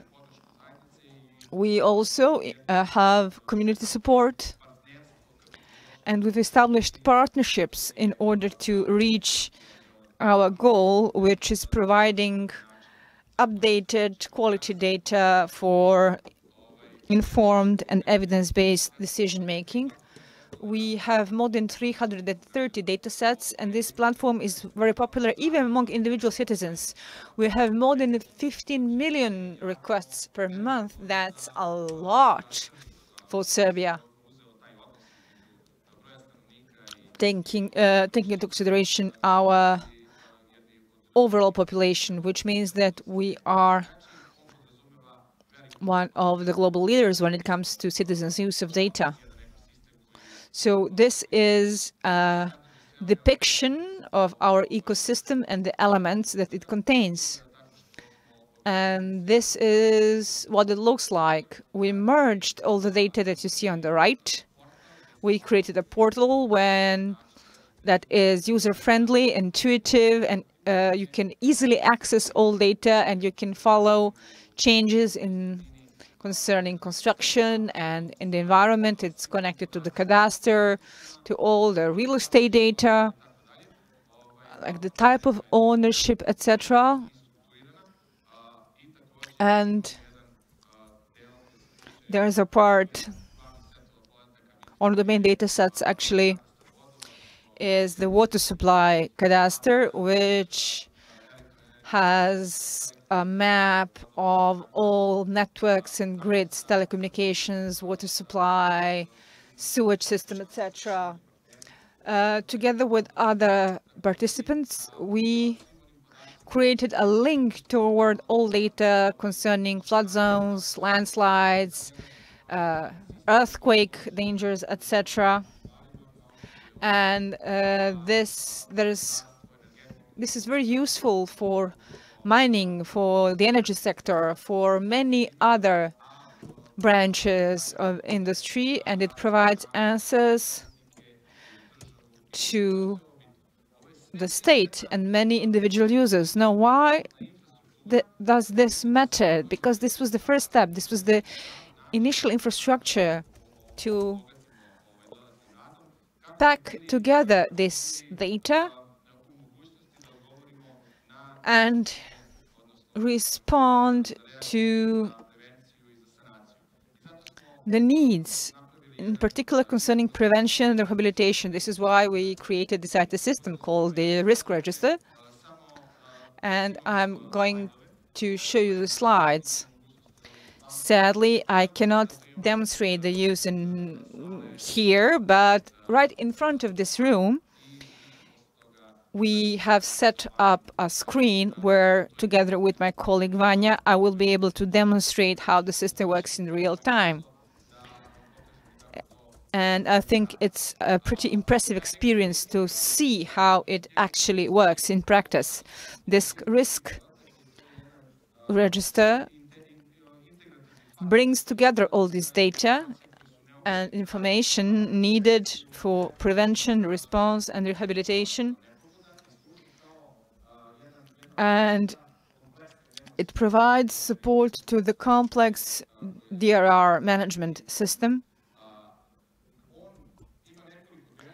It has several parts, metadata, special services that are useful to the professionals to connect their own systems to this, but the core of the whole system is the interactive geoportal, the platform that contains many different data sets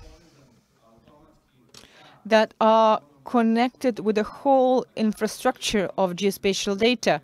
So whenever something is updated in the cadastre or on GeoSerbia, it becomes available on the risk register platform in that very moment, which provides an amazing opportunity to have up-to-date data at every moment. You also have information on public institutions and schools with their capacity concerning how many pupils there are in the school, how many classrooms there are. But it also includes important information such as healthcare institutions. Each hospital, each healthcare center, each institute is listed along with their capacity.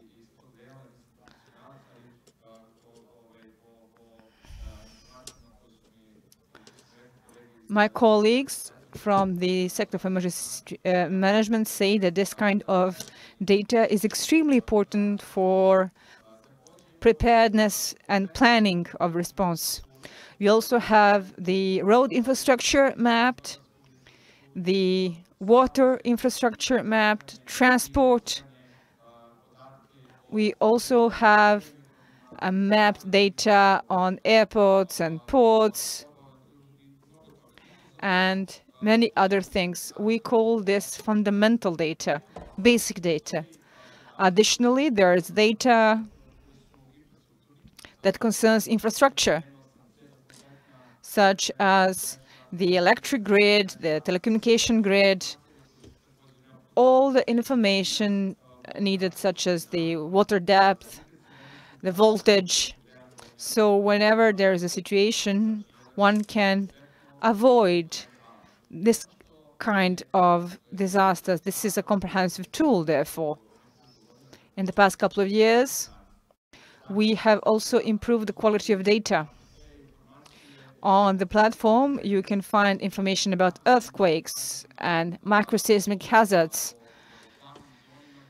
flood-prone zones, which we developed together with public water management companies, Serbia Vode and Vojvodina Vode. Then climate data that also maps historical development with rainfall and temperature and the number of tropically hot days, including forecasts for the next 20 years. This is the result of another project implemented by UNDP together with the Ministry of Protection, Ministry of Agriculture.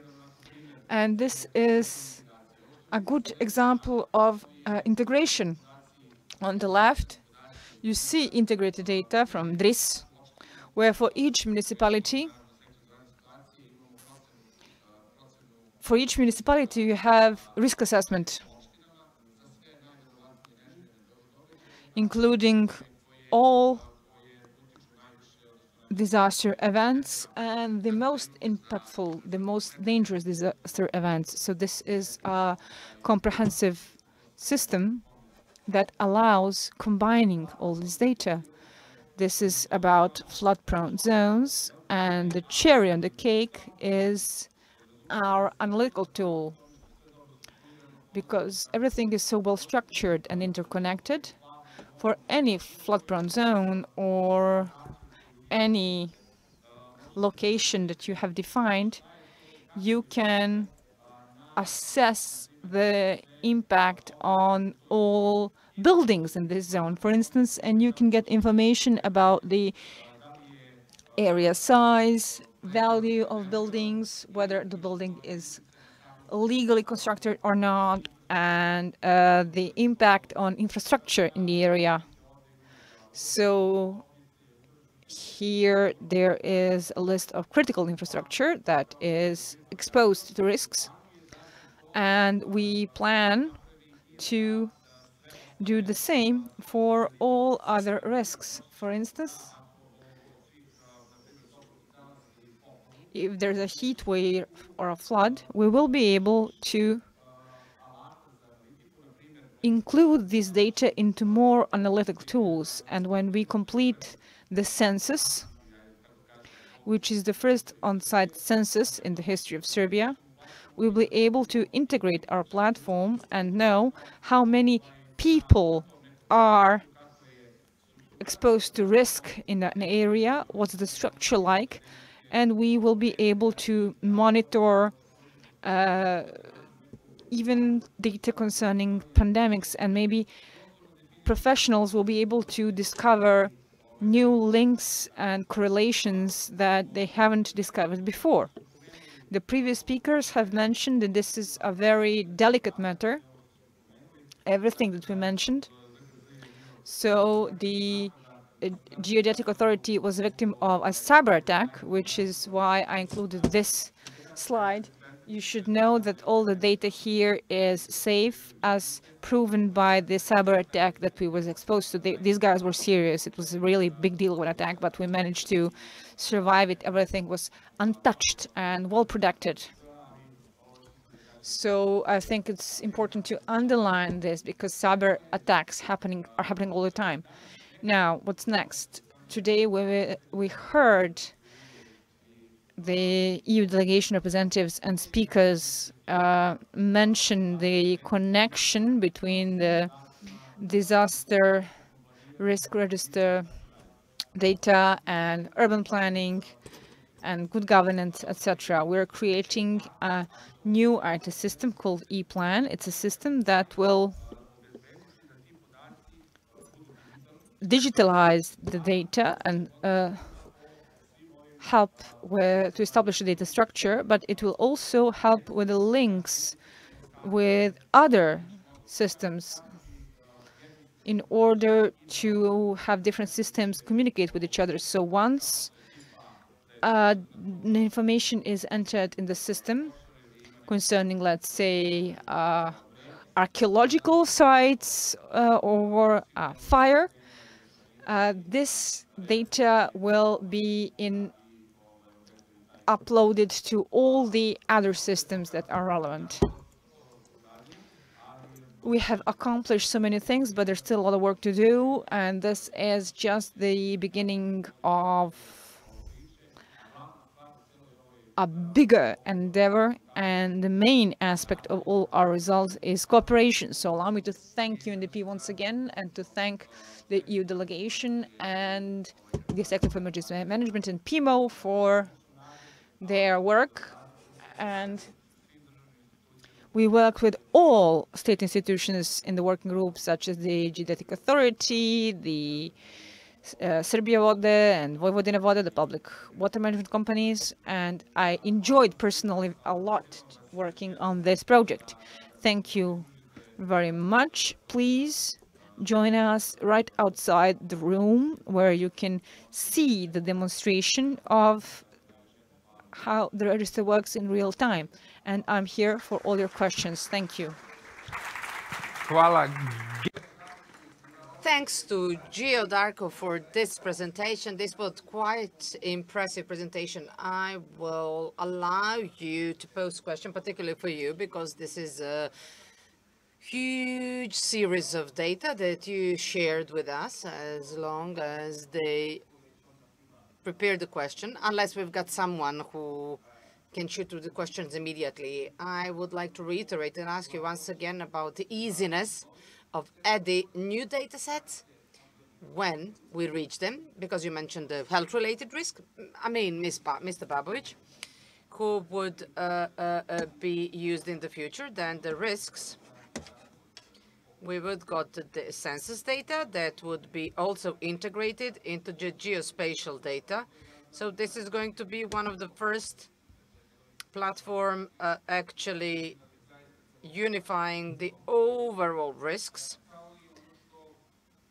as well as the things that are ongoing. But I would specifically ask you related to the benefits of the data when the disaster breaks out, because we know to what extent it is important when it comes to the analysis and how we can use this register for planning better, who lives where, who lives where, what are the capacities to respond when the situation occurs, and when we are reconstructing or rehabilitating what's been destroyed, how easily we can feed into the system what's rehabilitated, and how we can upgrade new services, new roles. This is the introductory part.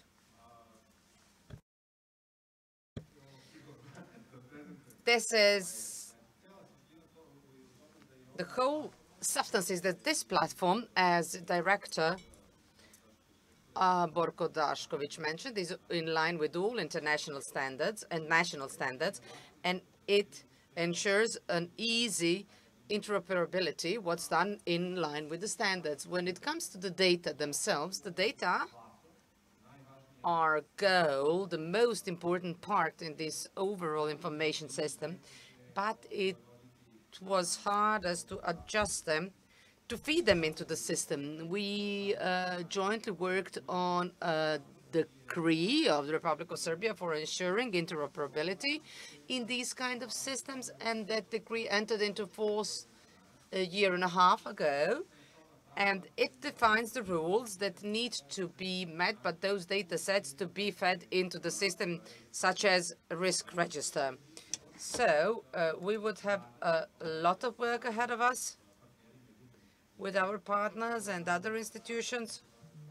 And of course, that the sector and the Republic Geodetic Authority would be jointly working in our partners, so was, of course, supported by the UNDP to make this data available within this register. When we need to respond, and Živko is a greater expert in that regards, but all these data could be used specifically because they're updated. They could be used in real time, and you could get the information where you should go, which road to take, what, how many people live in that area, or for instance, what's the capacity of what are the capacity of the schools for us to organize the evacuation, and numerous and endless series of examples how we can use it. For that operational part, this is very important, particularly for us working in the sector. When we receive the data that something is ongoing on the ground, our operators, while traveling to the site, could enter into the system and verify the building, whether it's got the elevator, number of people living in that building, category of the situation, whether there are the people with disabilities and so forth, and collect all the data while traveling to the site. Something that is respectable and something that would ease our work and would mean a lot, particularly bearing in mind that the census is ongoing and where we would actually have these data on the population as well. So I wanted simply to mention to what extent it will help us in operational sphere. I would give the floor to Mr. Draškovic, but if you have any additional question, get yourself prepared. Meaning that the director was not satisfied? No, I have to mention that despite the fact that we are friends and we are cooperating, that this is the catch question. It's not a problem to resolve, and I mentioned it briefly. It's not the problem in the data. Because nowadays you've got the mobile phones, and for instance, the floods in Obrenovac. We received a lot of photographs and the data from Obrenovac, but you were not able to structure this data and to make the information out of those data. Now the Americans are working mostly on that. They are currently developing drones that would, in case of emergency, be used, because it is important to get the uniform data to be structured in the exactly set way and to be distributed in a daytime, so that the emergency management team could be equipped with the updated data. So it's not online, but you could swiftly get the data. This is the greatest world challenge in the area of emergency. Of course, it's not the catch as long as you can respond to it.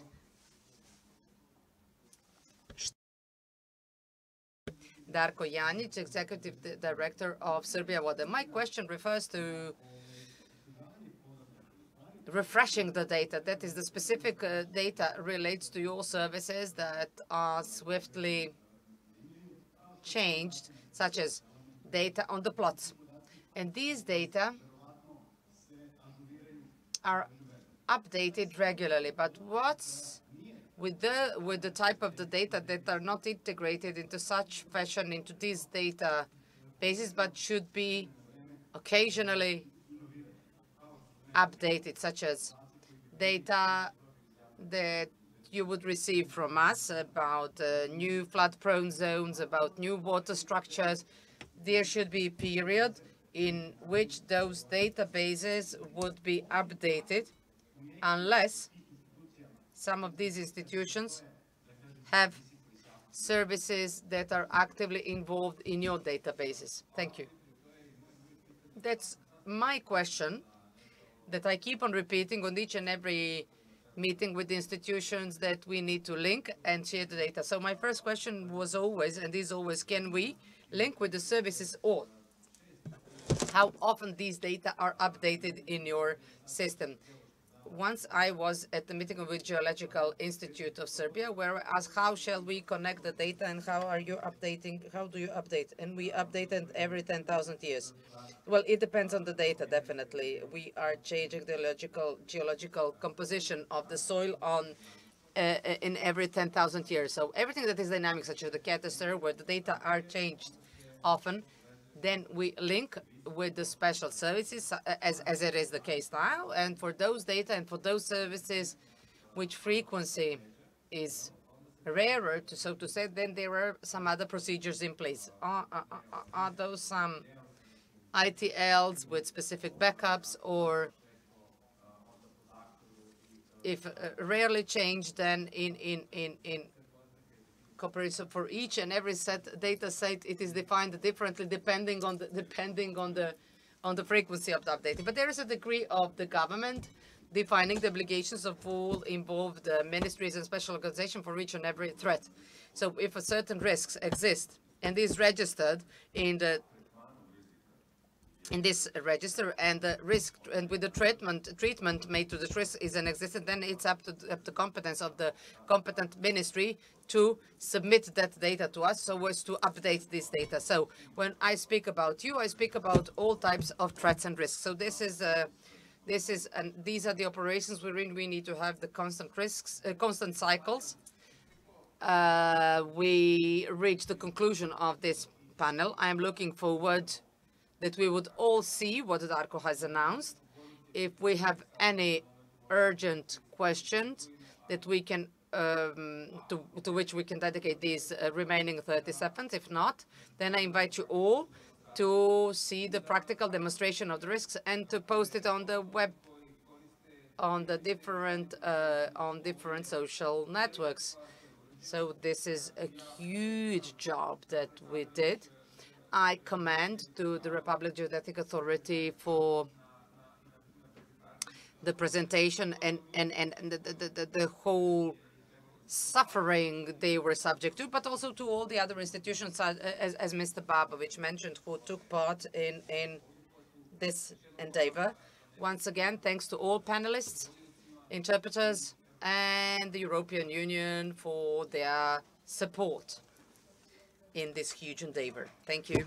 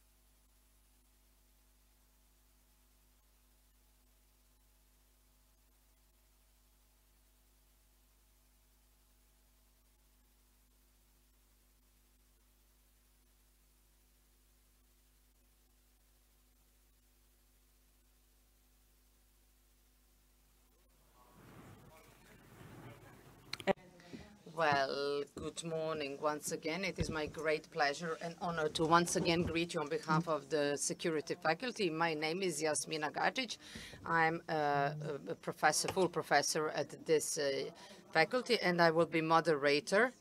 As you see, this panel is titled Basic Theoretical Concepts and Framework of Actions. First of all, I would like to greet our panelists. The first our panelists are Professor, PhD Vladimir Jakovljević, Faculty Security Studies Professor at the University of Belgrade, our colleague Jelena Jašović, Deputy Head of Directorate for Risk Management and Civilian Protection of the Sector for Emergency Management, Ministry of the Interior. I would kindly ask you to introduce and present the results of your research. That is, to share with us your presentation focusing on the topics that you've selected. So, Professor, please take the floor. Thank you so very much. Allow me to greet you all and happy DRR Day. I wish you a successful day and a fruitful conference. Today, I'm going to talk about some topics that we have tackled upon in the previous presentations. We will discuss what we heard from representatives of the EU, of UNDP, and from the emergency management sector. I will try to be brief and concise in my presentation and to present you the chronology of events at the national level and how we worked on DRR. Given that these issues are familiar to the professionals who are attending this conference, I will be brief in my theoretical presentation.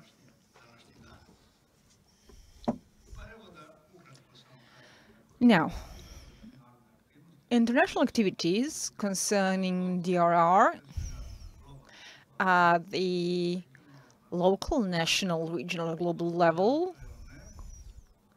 became a hot topic in the second half of the 20th century, and it was mostly initiated by the United Nations that adopted the resolutions to encourage the national governments to establish mechanisms that would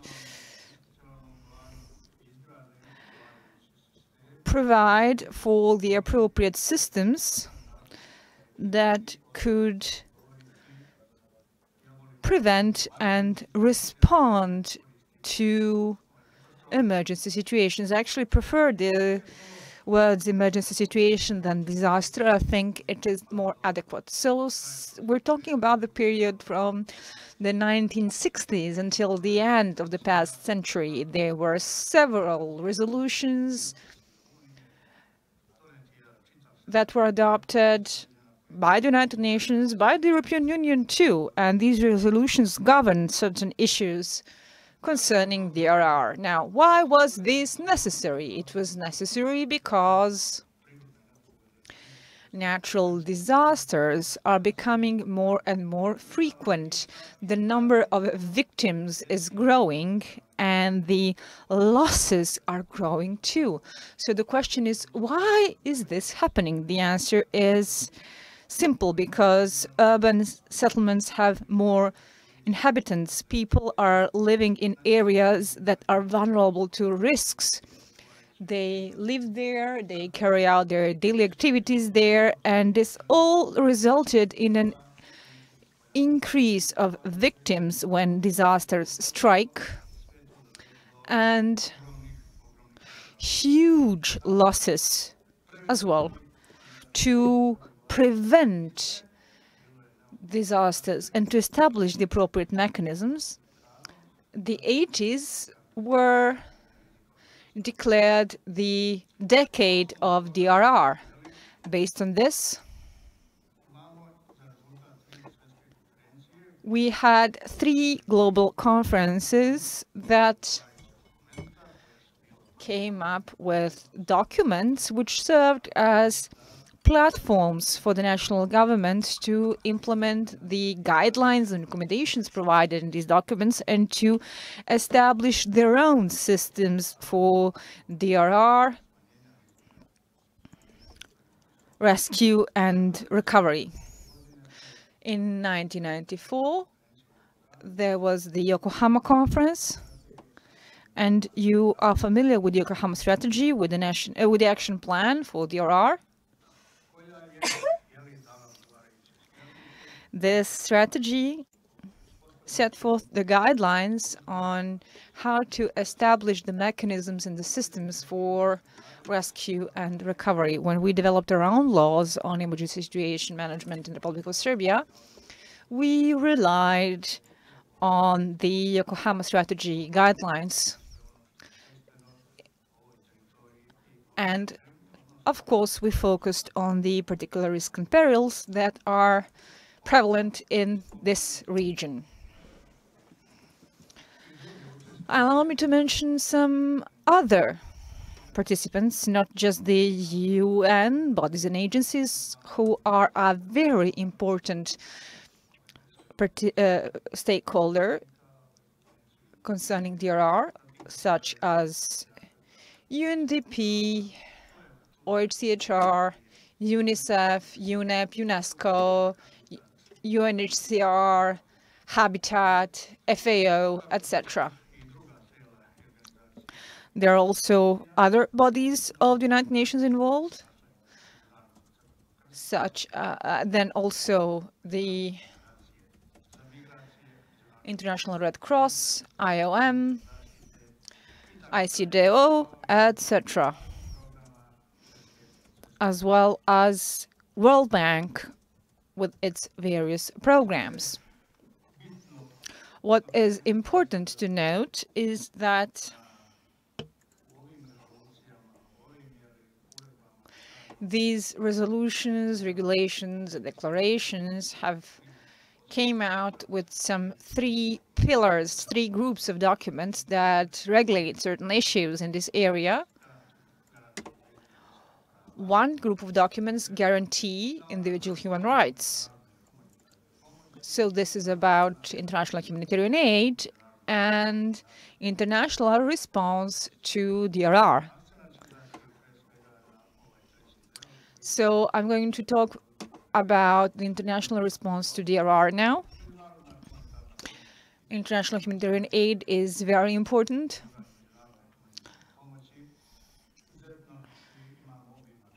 We have a whole range of resolutions, guidebooks, guidelines, instructions that regulate certain issues in this area on how to adequately implement humanitarian aid of emergency situations and disasters.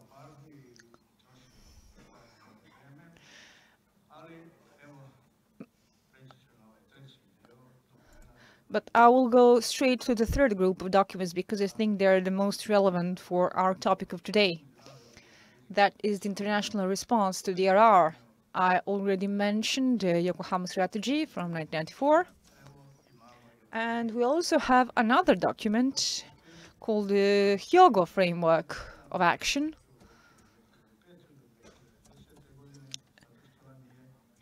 It was another platform that we used to enact the legal framework and strategic documents in the Republic of Serbia. Later on, I'm going to elaborate on the European cooperation mechanisms. So you should not think that I'm neglecting the EU mechanisms, directives, and strategies, because they also had a big impact on the shaping of the Serbian framework.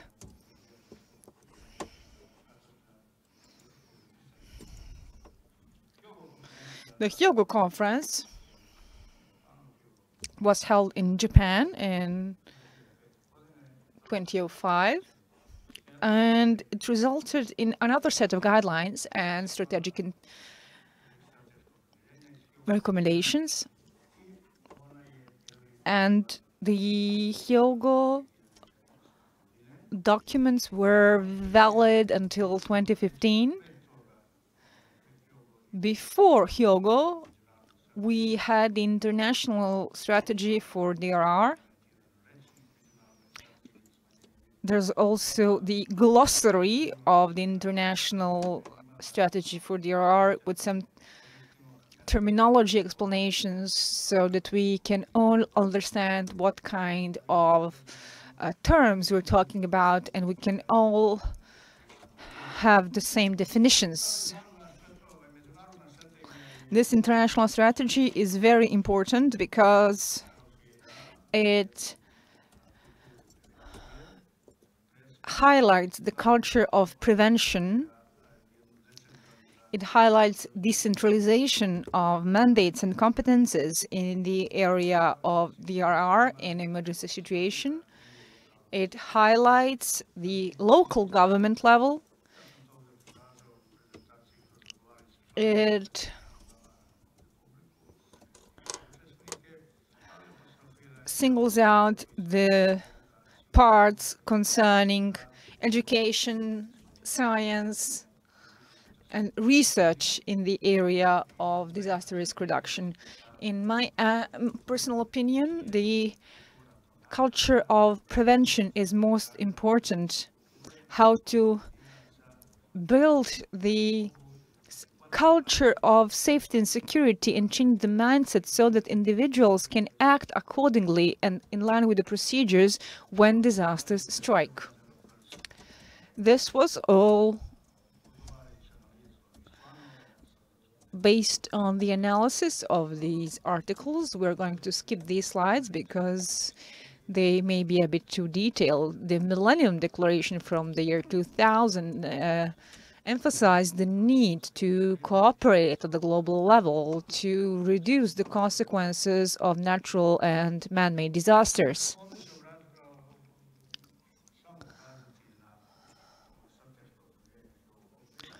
The Hyogo framework had its own strategic priorities that most countries have included in their own strategies, including the Republic of Serbia. You can see these crucial activities and priorities here on the slide. And they include, first and foremost, developing a national institutional and legal framework for DRR, providing resources and including the community. And this all serves the main purpose to secure the fact that DRR should become a national and local priority with strong institutional grounds for implementation. This means adopting the strategy and a whole range of laws, such as the law on emergency situations and other systemic laws that regulate this area.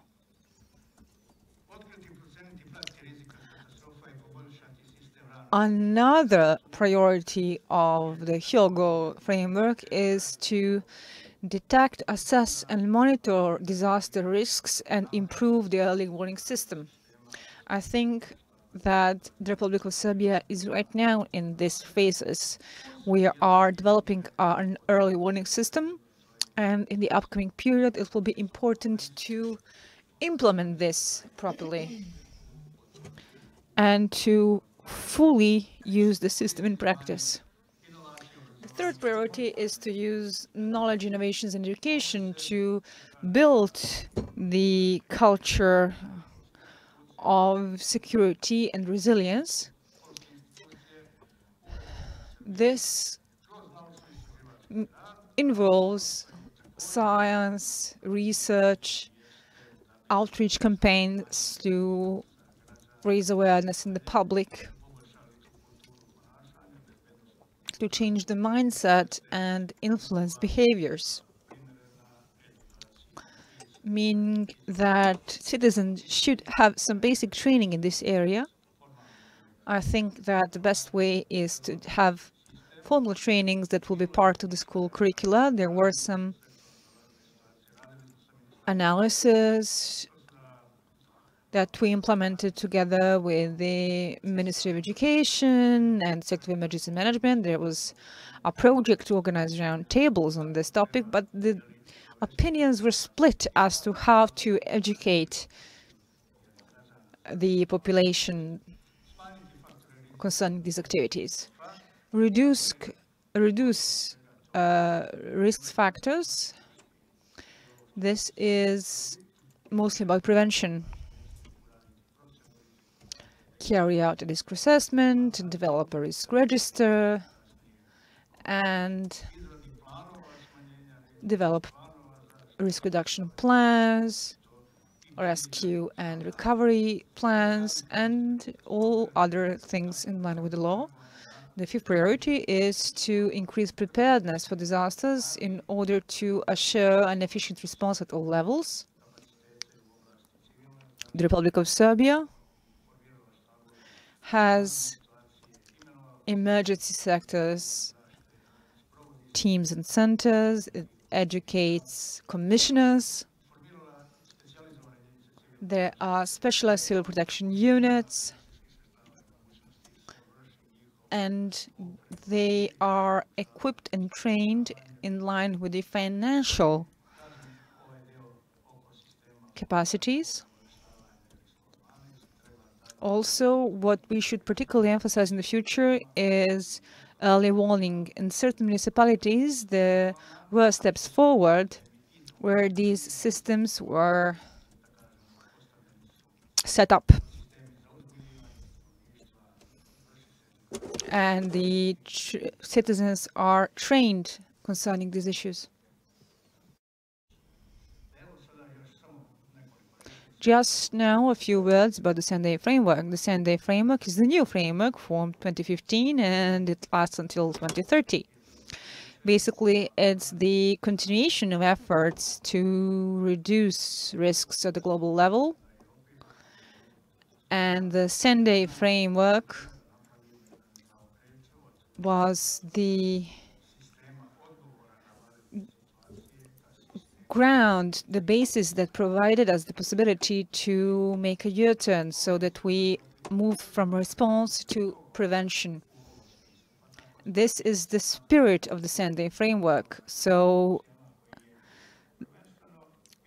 the law on emergency situation was focused on response to emergency situations, and in 2012, we added some articles on DRR, but in 2017, in line with the Sendai framework, we came up with a new legal act called the Law on Disaster Risk Reduction and Emergency Situation Management. And it defines the crucial goals. There are 7 goals. You can see them on the slide. Reducing the number of deaths, reducing losses, securing international cooperation, etc., etc. You can see them here, visualized. But what is important are the Sendai priorities. Unlike Yogo, there's only 4 priorities. One is understanding disaster risks. This priority is crucial in my opinion, and I always tell my students, you must know the perils, you must know their consequences in order to establish the appropriate protection mechanisms, to implement the measures and the procedures that are necessary to mitigate them. So this is what's necessary to set up the appropriate policies and practices of risk management, but also to work on education. The second priority is better disaster risk management for the purposes of control. This has resulted in some positive cooperations in this area. In order to manage risk, we have to identify them, we have to include them in the risk register, we have to assess them. It is all part of the risk assessment and management package. The third priority is investing more funds in DRR in order to strengthen resilience. The issue here is that local government is too overburdened. It's given too many tasks there, and they need to allocate the funds in order to carry out all these tasks. But I think that we should analyze the local budgets now. I often tell my students maybe your master work can consist of analyzing 10 municipalities to see if their budgets allocate enough funds for these activities based on the risk assessment.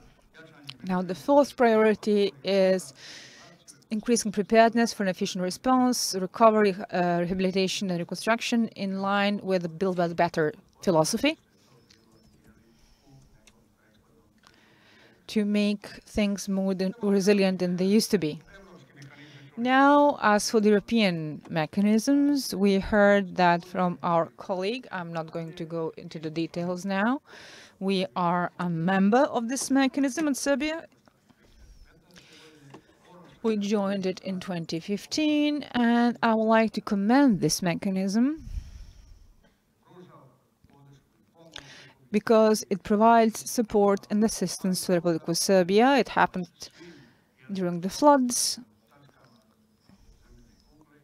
but it also provides assistance and support to all parts of the globe, and it grew into something more than just a European mechanism. It is almost a global mechanism.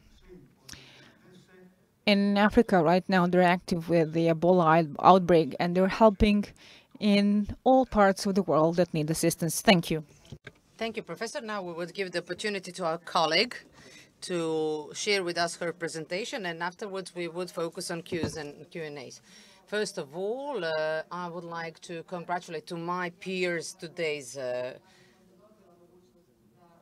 day, and I'm very glad to be a part of today's conference, focusing and sharing few information about this topic. And of course, I'm very glad to be a part of this panel with the people from the academia, our great friends. But on the other hand, I'm very glad that you gave me such an intro into the retrospective of everything what's mentioned today, given that a lot of things have already been covered. The part that I would be focusing on refer to the national disaster risk reduction framework, but in the practical sense, what practice has shown and what emergency management sector in its everyday activities is applying, observing, and how the national framework for DRR is realistically functioning.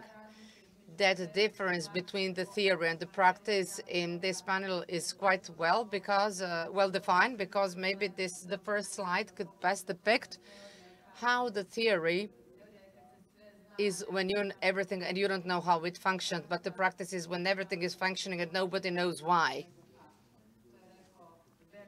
That is something that those are the words of the great scientist, and it's up to us to state it in our everyday work. You've already mentioned the law on DRR, and you mentioned some of the key dates, such as 2014, when we all became aware that there's a reason to amend legal framework. I will go back to the segment of the DRR that was developed based on the assumptions applied by Sendai framework, and that framework envisaged that there is the understanding of risk being the first assumption, a prerequisite, and the priority of the Sendai framework, our law based upon. Why are we applying it? Because we have to consistently apply the law, and we have to show that we consistently apply the law, because we were the first to set this disaster risk reduction assessment, and to be able to be successful in ensuring enforcement of the law, we started working on it back in 2016 and 2016 to the amendment, that is the instruction on the methodology based upon which you would be developed the risk assessment, bearing in mind that the experience has proven that specific provisions cannot be applied in practice, and that the legal framework has not been consistently applied, that all legal governments and legal entity needs to conduct a disaster risk assessment. So with these amendments, we stepped into the changing era, and I believe that the change is keyword that actually depicts the previous period, because we realized that a lot of things has to be changed, that we need to focus more on prevention and understanding. Now, within the context of the changes to the methodology, we received the acceptable methodology, more understandable and more efficient and understandable to everyone dealing with the risk assessment. It applied all European guidelines and standards, and it maximally helped us in our work. Why? Because we received a document that are comparable, irrelevant whether they are developed in Serbia or in any other part of Europe. So this is the basic concept of the methodology, and the basic concept being the basis of the national risk assessment. And next to that, we apply some EU guidelines, and to summarize the EU experience from previous disasters, particularly experience of practitioners from water management sector, from the hydromet, from geodetic authority. So these are our partners in this job with whom we jointly work on the national risk assessment. What were the steps used? First, we developed solution, decision of the Ministry of the Interior setting and appointing a group of people. That is a national representation consisting of 16 experts,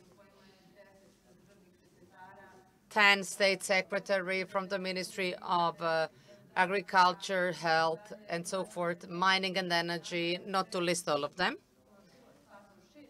Actually, 6 state secretaries and 10 directors of administrations and enterprises, public enterprises, and special organizational units. Why am I focusing on this? Because it was a perfect mechanism to stimulate and launch this work, a great mechanism to give the opportunity, even when the activity is halted, to resume it. All of them being members. Let me see which slide I'm on.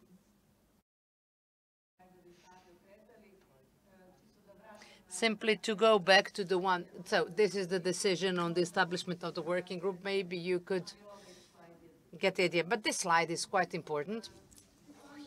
All members of the working group were coordinators in their threat subgroups. So we keep on repeating the importance of the synergy, because we recognize the institution. We work together. We connected their immense knowledge and experience in their sphere of work, and we yielded a great quality. Why? A lot of people were involved in the development of the document. Those subgroups counted more than 250 experts, 29 PhDs, 13 professors, PhDs, 8 MAs, and 113 other participants with a different specialized knowledge, and of course that it yielded and resulted in a great and a perfect document that was simply positively criticized, particularly from the EU level. We got the positive comments, positive impressions, which gave us the stimulus for our further work. The mission is to connect all the institutions, connect in the sphere of the joint work, and in the end, I would mention it because we are always getting a good feedback. We receive great results, not only through our everyday work. On a daily basis, we have some emergencies that are not known to the public.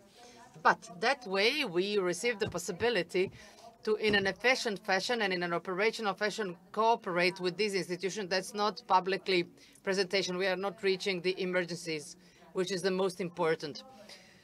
What is the positive effect of all of these changes? Because we've been speaking about 2017 onwards. Good effect is that in 2017 we had only 10 LSGs devising disaster risk assessment and thereby rescue and protection plans. Nowadays,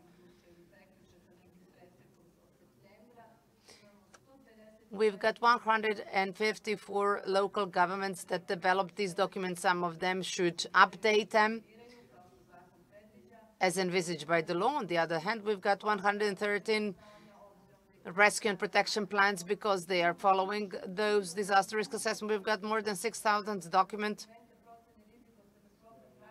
DRR by legal entities, companies, and the entities of importance for rescue and protection. So these are the good effects of the changes that we've introduced through our permanent work, which is the national framework. All of it actually makes the national framework. Bearing in mind that understanding of the risk, as Professor mentioned, represent the grounds that the local governments could cope with in this kind of situation and to set the grounds for more resilient community. Thank you very much. Thank you, Jelena. Given that Ja ću predložiti da pitanja ostavimo za... I would suggest to leave the questions to the end, and now we will be joined by our other panelists, if you would be so kind. Yes, we will also have some online participants.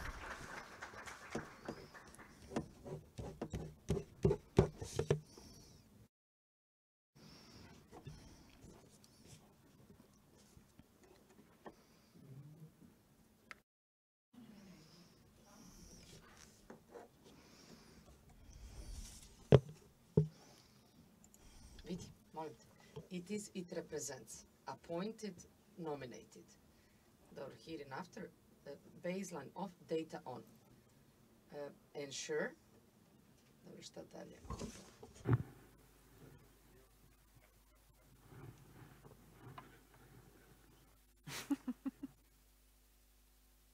Izvolite. Da. Da.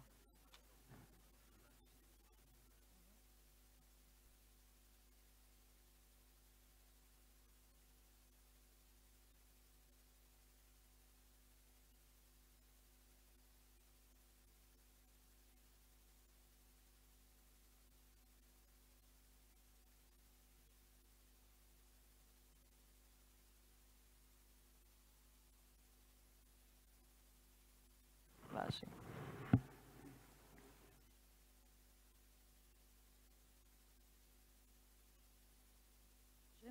Evo, još... So allow us to introduce the new panelists. The first is our dear colleague who will join us online, Professor Disanukic from the Faculty of Mining Geology and Civil Engineering from Tuzla University.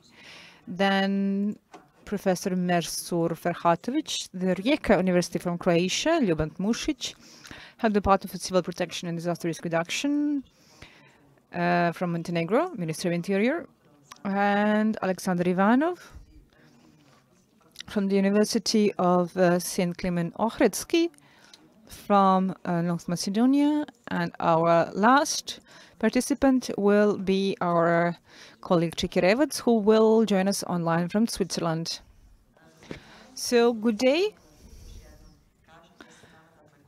We will start with our dear colleague Edisa Nukic from the Faculty of Mining, Geology and Civil Engineering.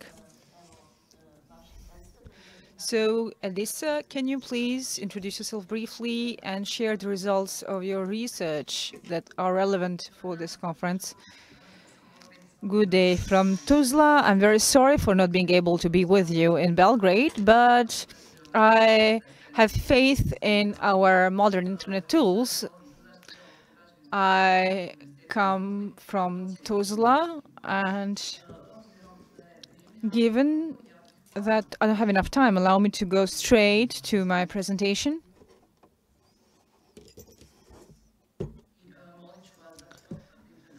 Can you please confirm that you can see my screen, that everything's working well? Just a moment. We are waiting for it. When you see my screen, just say so, please. Just give us a moment. Nope. Not yet.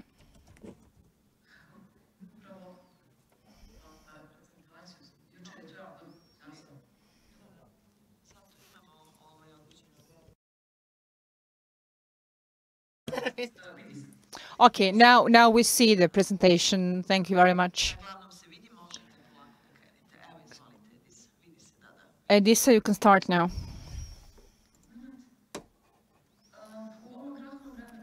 So I have only 10 minutes to present the complex state regulation and disaster management.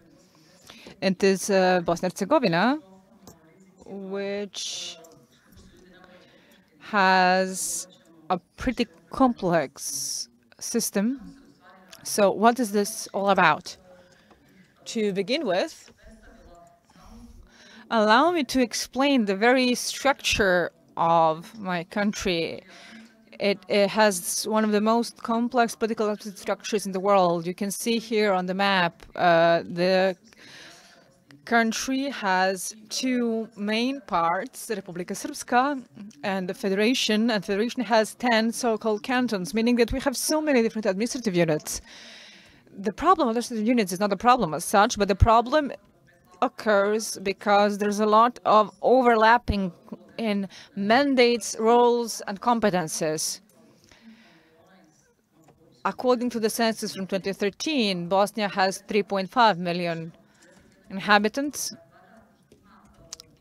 and it has a lot of vulnerabilities to risk concerning floods, fires, etc.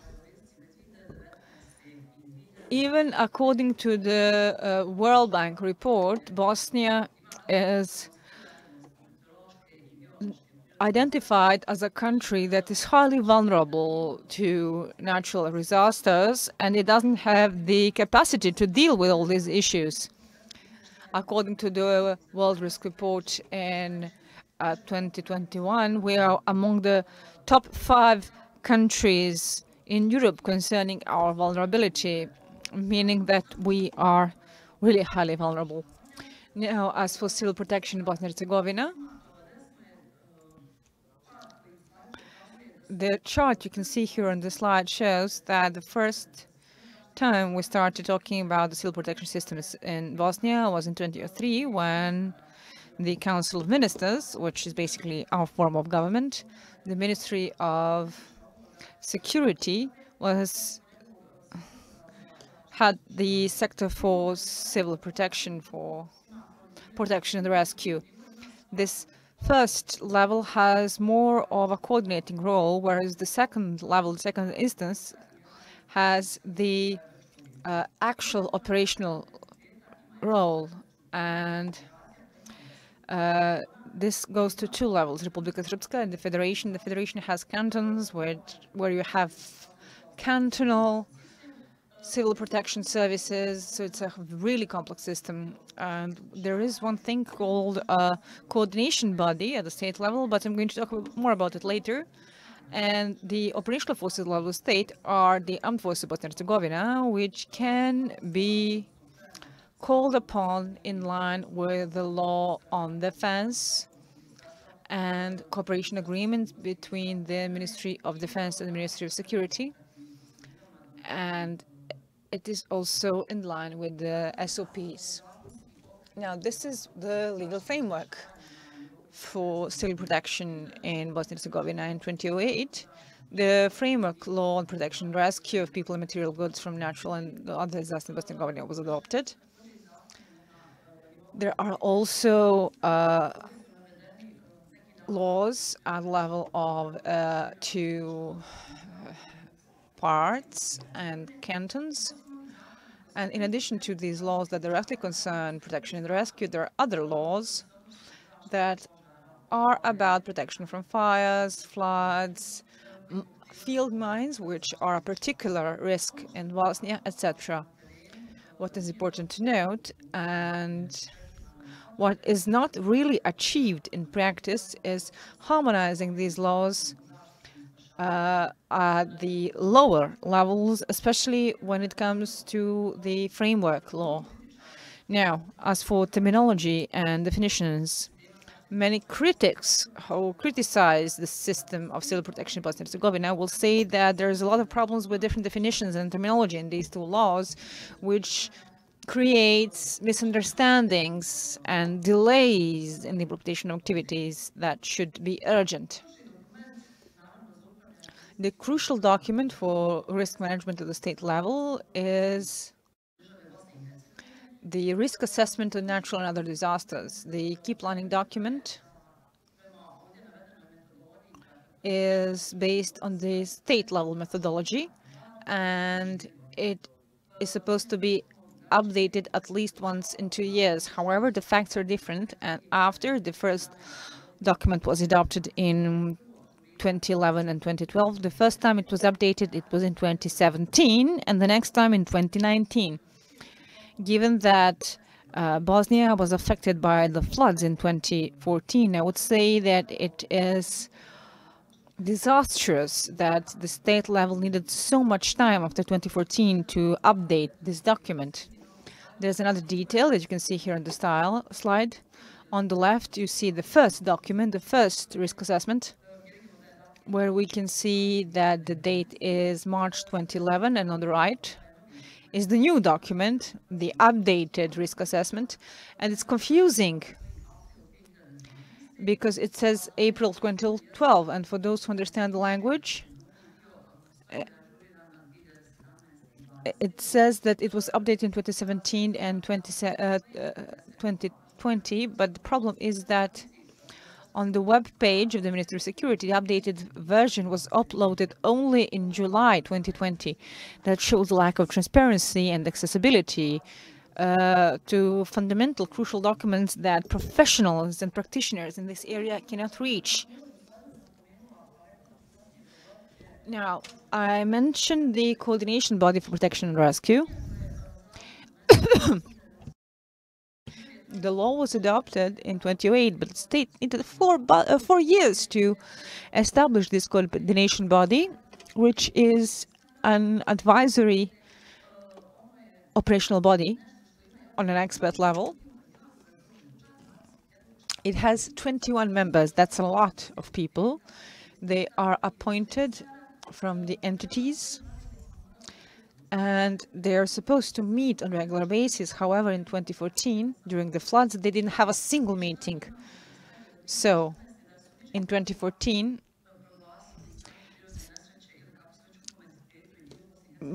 different levels of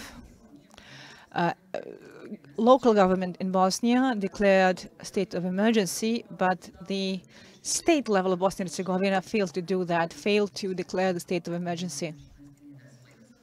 And allow me to go back to some crucial moments in Bosnia and Herzegovina, the disasters that struck our country, that affected us with serious consequences.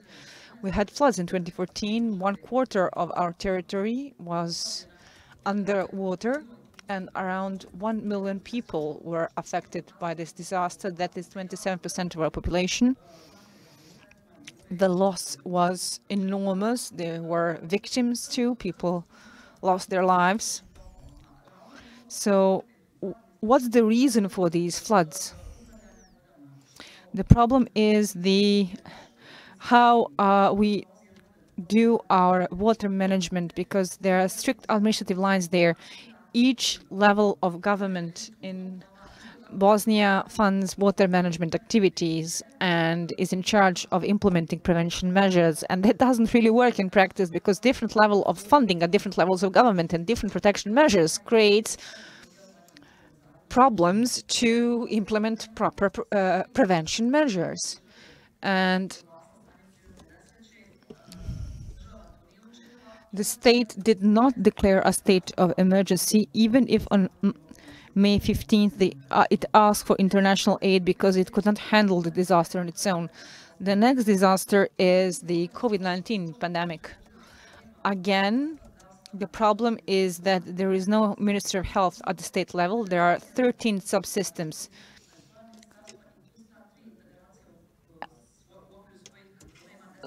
Uh, 10 cantonal ministries of health. Brčko district has its own Ministry of Health, and Republika Srpska has its own Ministry of Health. So the result of this was more than 150 regulations, decisions, recommendations, conclusions, and the And the population that was frightened by the pandemic was confused, and it did not respond to the pandemic properly. The first vaccines were promised in September 2020, and we got them the last in this region. We got them on March 25th, 2020 through COVAX. And more than 16,000 people have died, according to the WHO data. That's not the only problem of the COVID pandemic. The next pandemic is that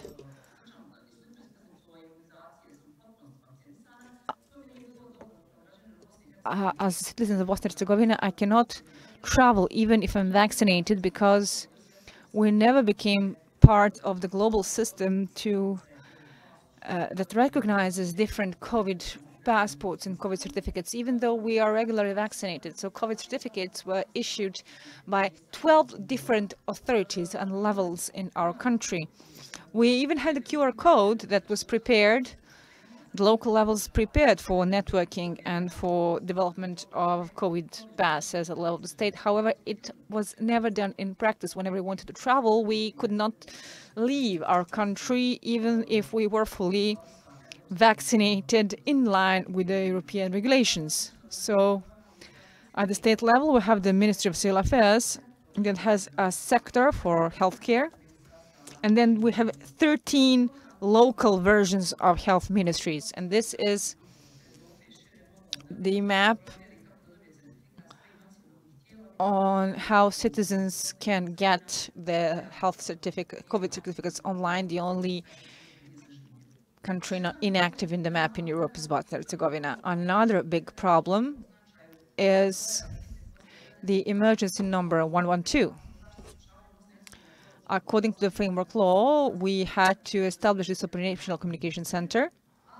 However, the problem is that the number 112 is not functioning even though the infrastructure was established, meaning that people who do not speak any of the Bosnian languages, when you call 112, you will just get a voice recorder saying what numbers you're supposed to dial based on where you are in Bosnia and Herzegovina. It's a small problem, but it has to be solved. A positive thing in all this is that recently in September, we became a fully participating member of the European Civil Protection Mechanism. This is good because we can now ask for assistance and aid thanks to this membership. This system also provides a direct link to the national civil protection system and the competent authorities. So hopefully this will help us avoid miscommunication in the future. And Bosnia and Herzegovina has another issue. The helicopters that are often used for evacuation and firefighting, these helicopters belong to the armed forces.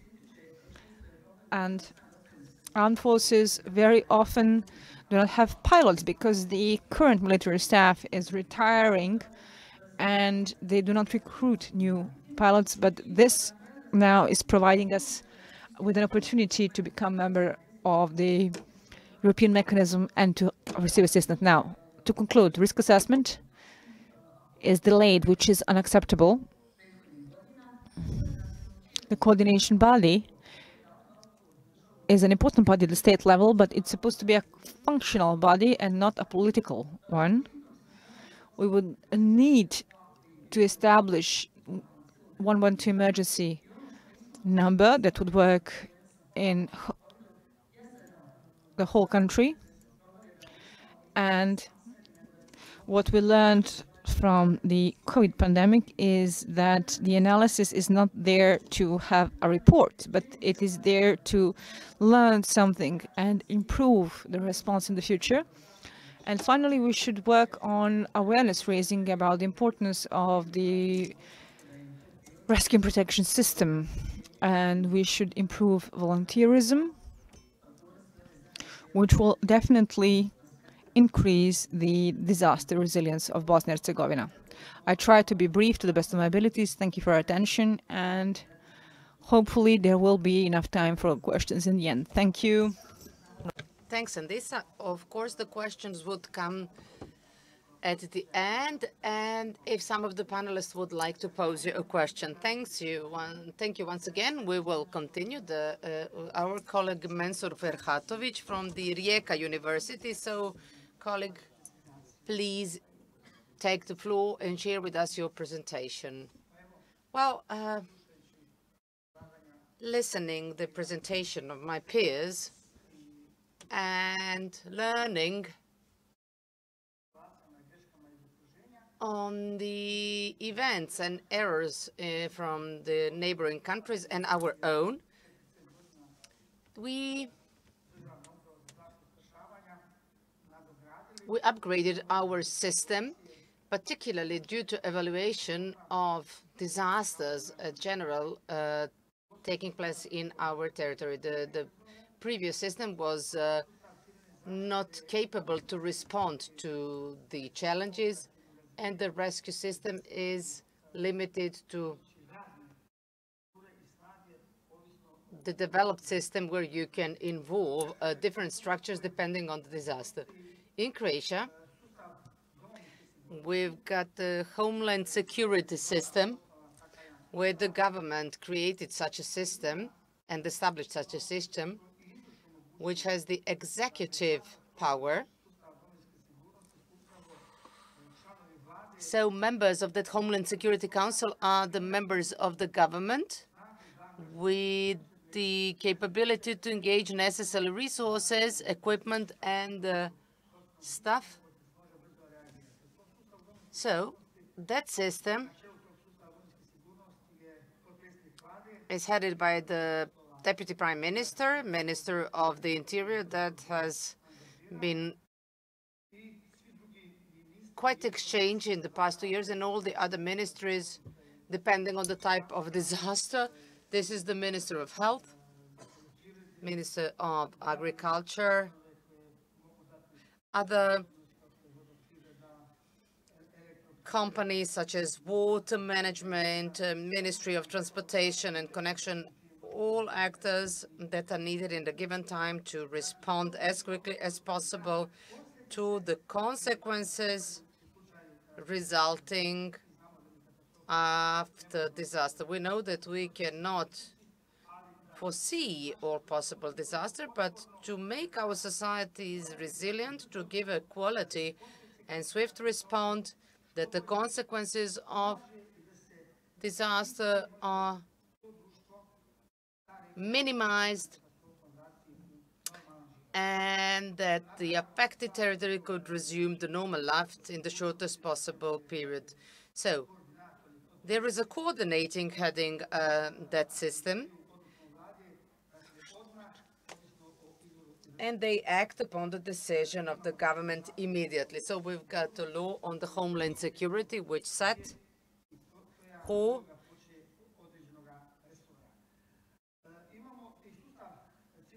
and when it needs to act. We've got the system for civil protection that can also swift respond, but at the operational level,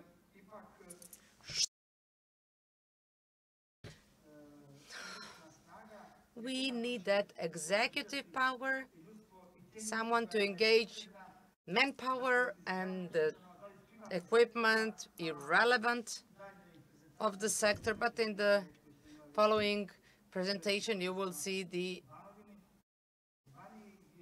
examples of disaster with 3 counties were affected by such an event,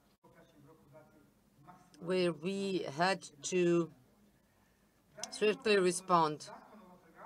Then we've got a law on firefighting. I am a firefighter. This is the sole operational force that you can put into operation in 60 seconds. By dialing 112 or 113, you would get trained people with the quality equipment, self-sufficient in the event of a disaster. So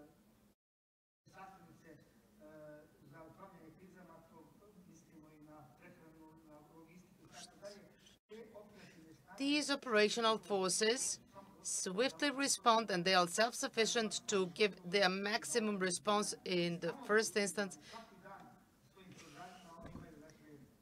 They have simulations on a daily basis. They are exercising on a daily basis, not only to manage these situations, but to know what kind of equipment and in which kind of situation they can use.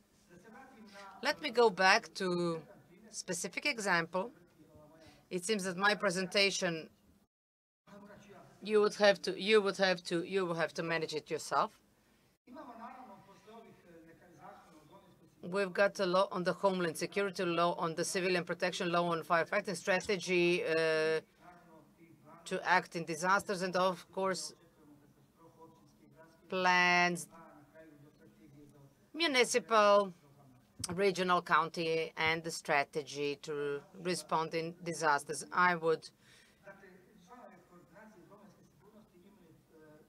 So as I mentioned, the Prime Minister is appointing the members, and the Deputy Prime Minister is heading the body, managing the disaster. When it comes to the civilian protection, so all the forces are grouped therein that are supposed to act in disasters, starting from the professional level actors up until the volunteers, depending on the consequences of a disaster. In here, we've got the decision of the government. The Prime Minister appointed the chief and the deputy chief, and the composition of that headquarters. And as I already mentioned, the composition of the headquarters would depend upon the disaster. The most important is that the first response to the disaster be swift, prompt, and to deploy necessary manpower and the equipment. This slide shows the management system in the firefighting. By amending the law, we mean that the chief firefighter is responding to Prime Minister. 5 years ago, to be able to use the cannister to put off the fire, we need to call the general that would respond to you 5 hours ago, and then to use the equipment to put the fire down. So now we are directly calling the Prime Minister, and now you can see everything in the structure of the firefighting system in Croatia. The main operational center receiving the calls.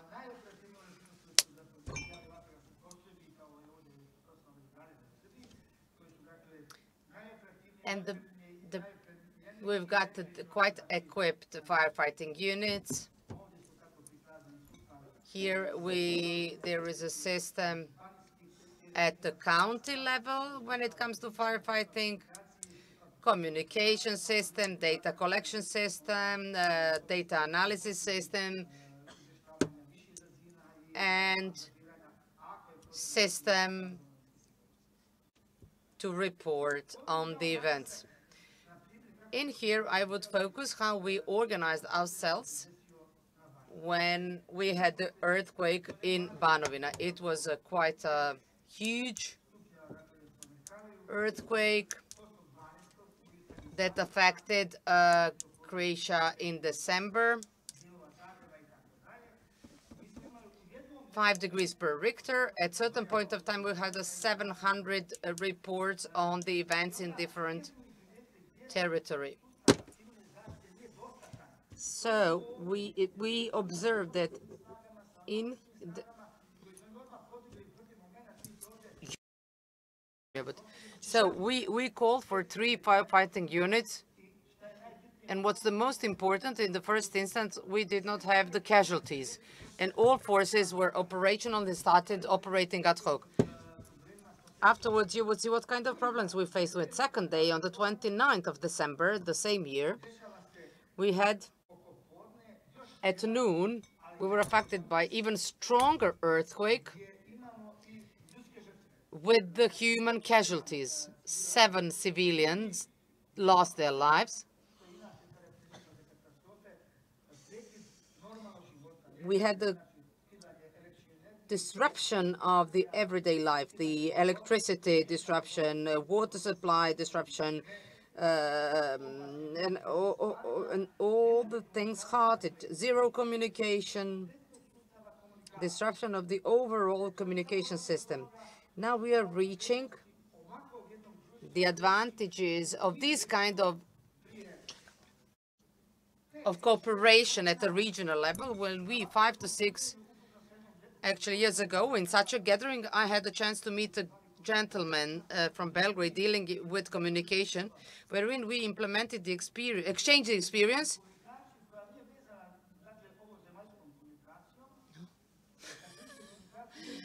And we use the satellite communication to actually involve all the actors. However, investing in this kind of equipment is quite difficult because it's not economically justified to invest, I don't know how many millions of the equipment that you might use once in a 10-year time, maybe never. But when you use it once, you save a life. So each euro is justified. So when the second earthquake affected, when the local governments were in the field,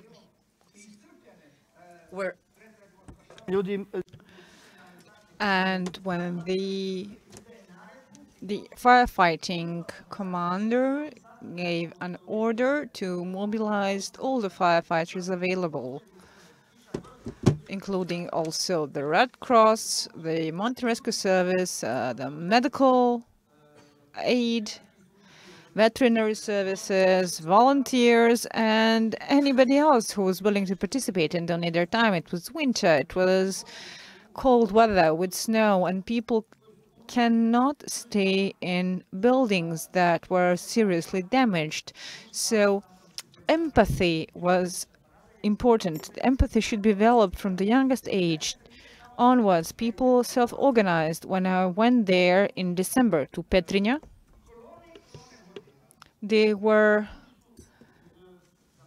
vehicles coming from Dalmatia and Istria. They were going to Petrinja to help people, to bring aid, to bring them the basic commodities they need for normal lives. But you see that it was empathy in action. So at some point, there were 134 firefighting vehicles and more than 500 firefighters that were there to respond to the disaster.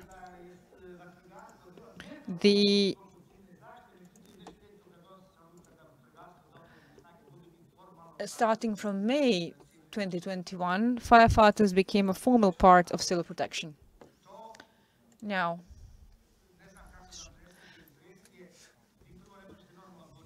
it was so difficult to reach that terrain because roads were badly damaged. I don't know if you're familiar with the fact that the Petrinja and Glima actually moved for half a meter toward the north. The telecommunication grid was badly damaged. The cell phones had no signal. The whole infrastructure was disrupted. You did not even have power aggregates to have power. You could not coordinate the forces in the field. You didn't know who was where, what kind of equipment. Of course, on the same day, we used our main vehicle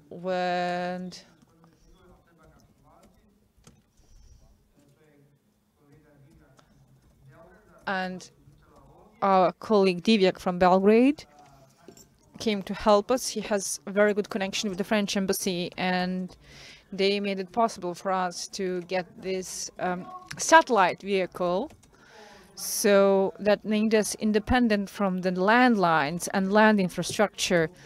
And within 15 minutes since we got the vehicle, we managed to establish Wi-Fi. We managed to have all the necessary devices for communication.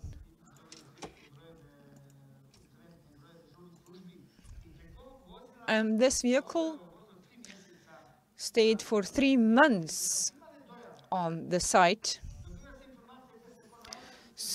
and it served for basic communication. But without this vehicle, we would never have the communication that we needed, and this is a major lesson learned.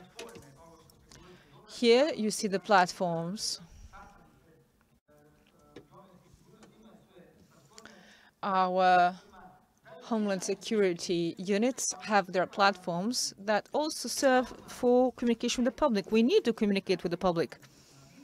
We need to work on outreach, and we need to share all the information about what happened with the public, because you have Facebook, you have a whole range of social networks that will create a chaos in information if there are no official sources. We have to respond first. We have to place the news first. We should not dramatize them, but we should not underestimate them.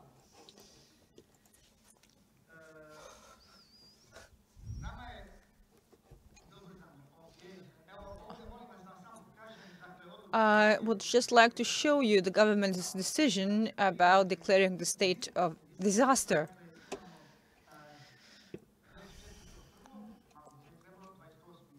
The earthquake happened on December 28th, and the government issued a decree on January 4th.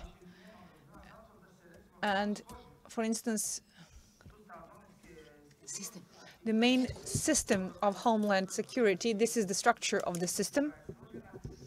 You see that it is complex, and the main headquarters were established on January 5th.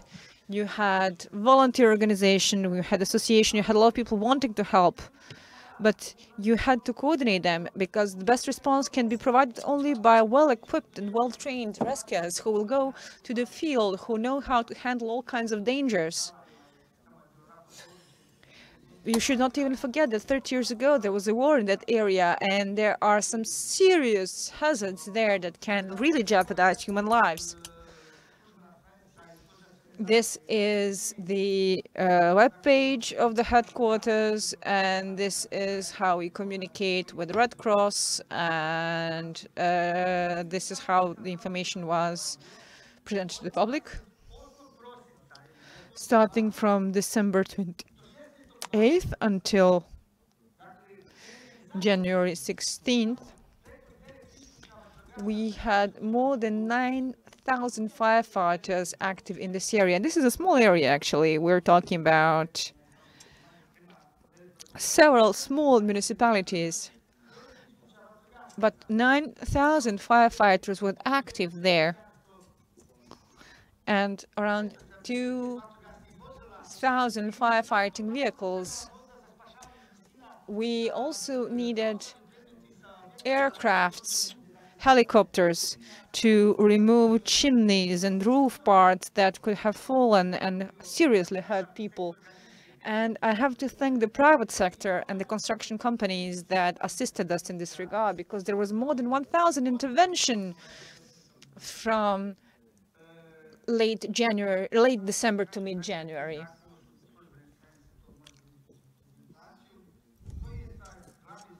Now, what is the main conclusion? We saw that the existing civil protection system was not enough to handle big disasters of this kind, which means that we need to upgrade our existing system. We need to properly educate our first responders. We need to carry out trainings for disaster risk managers. And they should often have exercises, practical exercises on how to handle disasters and how to communicate with the public. Without this satellite vehicle that we had, that was deployed at the local level, because one city understood that we needed it, we would have radio silence. because the vehicle allowed us to communicate with each other. Synergy is important. We should work together with the educational institutions, the operational forces, and without the government that will implement some serious changes and invest the funds in the society, we would remain vulnerable. Situaciju. Well, thank you very much.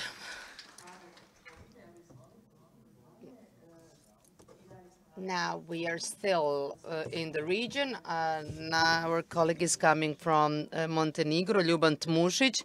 He is the student of the Faculty of Security. We can proudly announce so as the chief of the Sector for Civilian Protection. Please introduce your presentation. Thank you, my dear professor. Thank you for the Faculty of Security for the invitation for me and colleague Kristina to be these 2 days with you. Thank you for the possibility to introduce what Montenegro did in DRR area. We would be focused. Our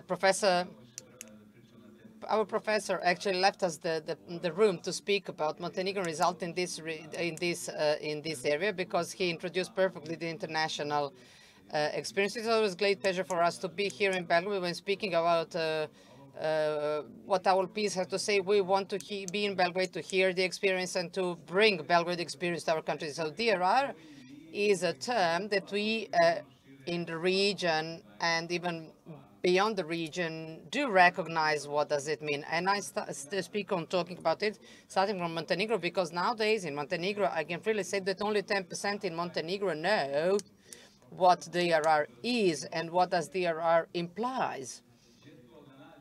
Where can they find something focusing on that topic, how to incorporate it into the national legislation and other activities?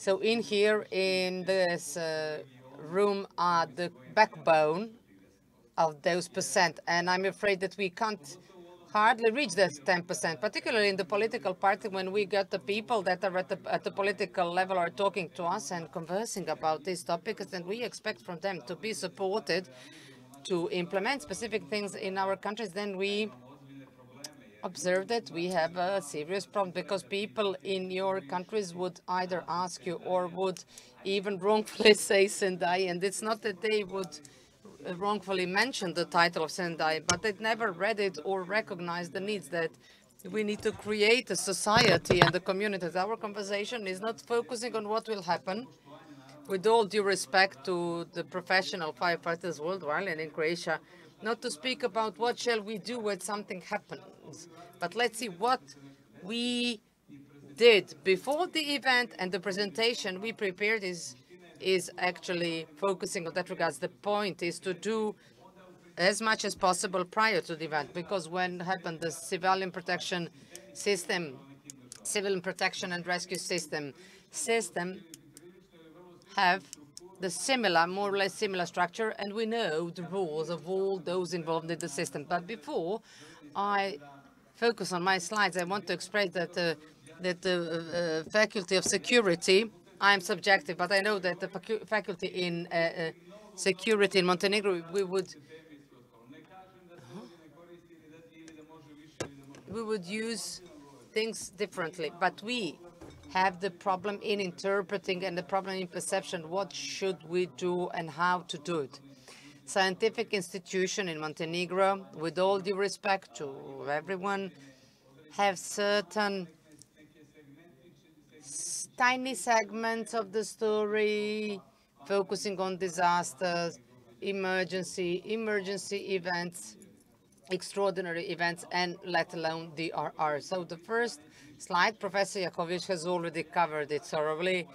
We know what are the starting points. I would simply point out the roadmap, and in that regard, compliment Professor Vlada. The international community for the first time in 2015 covered and organized 3 huge world conferences. Previously, we had different frameworks in different weather intervals. In 2015, the Sustainable Development Conference. Afterwards, the next one was dedicated to climate change, and the third one to the DRR. And then These international organizations cover the period from 2015 and 2013, and all of them started working jointly. What you can see on these panels, these are SDGs. All SDGs are interlinked, or a significant part of SDGs is related to Sendai priorities and goals, and then they are again connected with the Paris Agreement, goals and priorities set under the Paris Conference. And that is something that we first need to clarify to our politicians, decision makers, who are coming and who will come, so that they understand what are we talking about and so that they could support what we are talking about. Sendai goals, in my opinion, Professor has explained, have the clear goal to reduce the number of casualties, damages, number of injured, and all the other things. And they are followed. This is the most important slide in this presentation, what each and every state should do focusing on this topic. And that is something what each and every state through the roadmap should do. First, to set the national platform for DRR, then to develop the strategy for DRR, then to perform the risk assessment. The colleague from Serbia, emergency management sector covered, then to develop the plan and database. Well, we started implementing this, and I will show you what we've done so far. Everything within 4 priorities. All 4 Sendai priorities, they've been already mentioned. I don't want to lose the time focusing on them. So the priority number 1, understanding DRR. And I have to brag. So how come that someone from Montenegro come to Belgrade without bragging about the sole state that has the DRR strategy is Montenegro. And unfortunately, this is the situation. I know very well that the colleagues from Serbia are seriously working on the document, and I'm very sure that they would finalize that. When such a document would have the title, as it should have, in line with our opinion, would trace the path to the DRR and reach what Professor Vladom mentioned, to the systems of civilian protection. Now I quote, system for DRR. Believe me, we would, in a certain point of time, reach that stage. I urge that we reach that story as soon as possible, because this way we might synchronize our actions and the direction. We're using terms that is very important to harmonize them. We mentioned different terms. If we are using different terms, or we use the same terms but we perceive them differently, then we are in a problem. This strategy could resolve it. So it's a basic document. The next document that you see are the local strategies. In Montenegro, we've got the Danilov strategy for Danilov, and 2 that are at the final stage, and we are dissatisfied with that. We want to improve the state of affairs when it comes to DRR strategies development. Risk assessment we did based on the experience of our colleague from Serbia. The colleague of Serbia used to come to Montenegro to tell us how they did it. And they had a different situation, that they could do it through political decisions, that is through the decisions of decision makers to create a working group, and they showed us perfectly. We took the other approach. We excluded politicians, because otherwise we wouldn't do anything. Why? Because we would be dealing with the politics, and we would actually lose time explaining them what should we do, then to call them and invite them to different meetings. We didn't do it that way. I'm not telling what Gila and his team did. It yielded results, but we did it differently. We yielded results funded by the EU Commission, and we did it fully. We did it with the funds of the EU. So the risk assessment, you see, this is the red book, and the DRR strategy, you can see it in the white color. All the other parts are the education, trainings. I would like to reiterate the last indent, the assessment of the disaster risk management. Priority 2, we strengthen the capacities.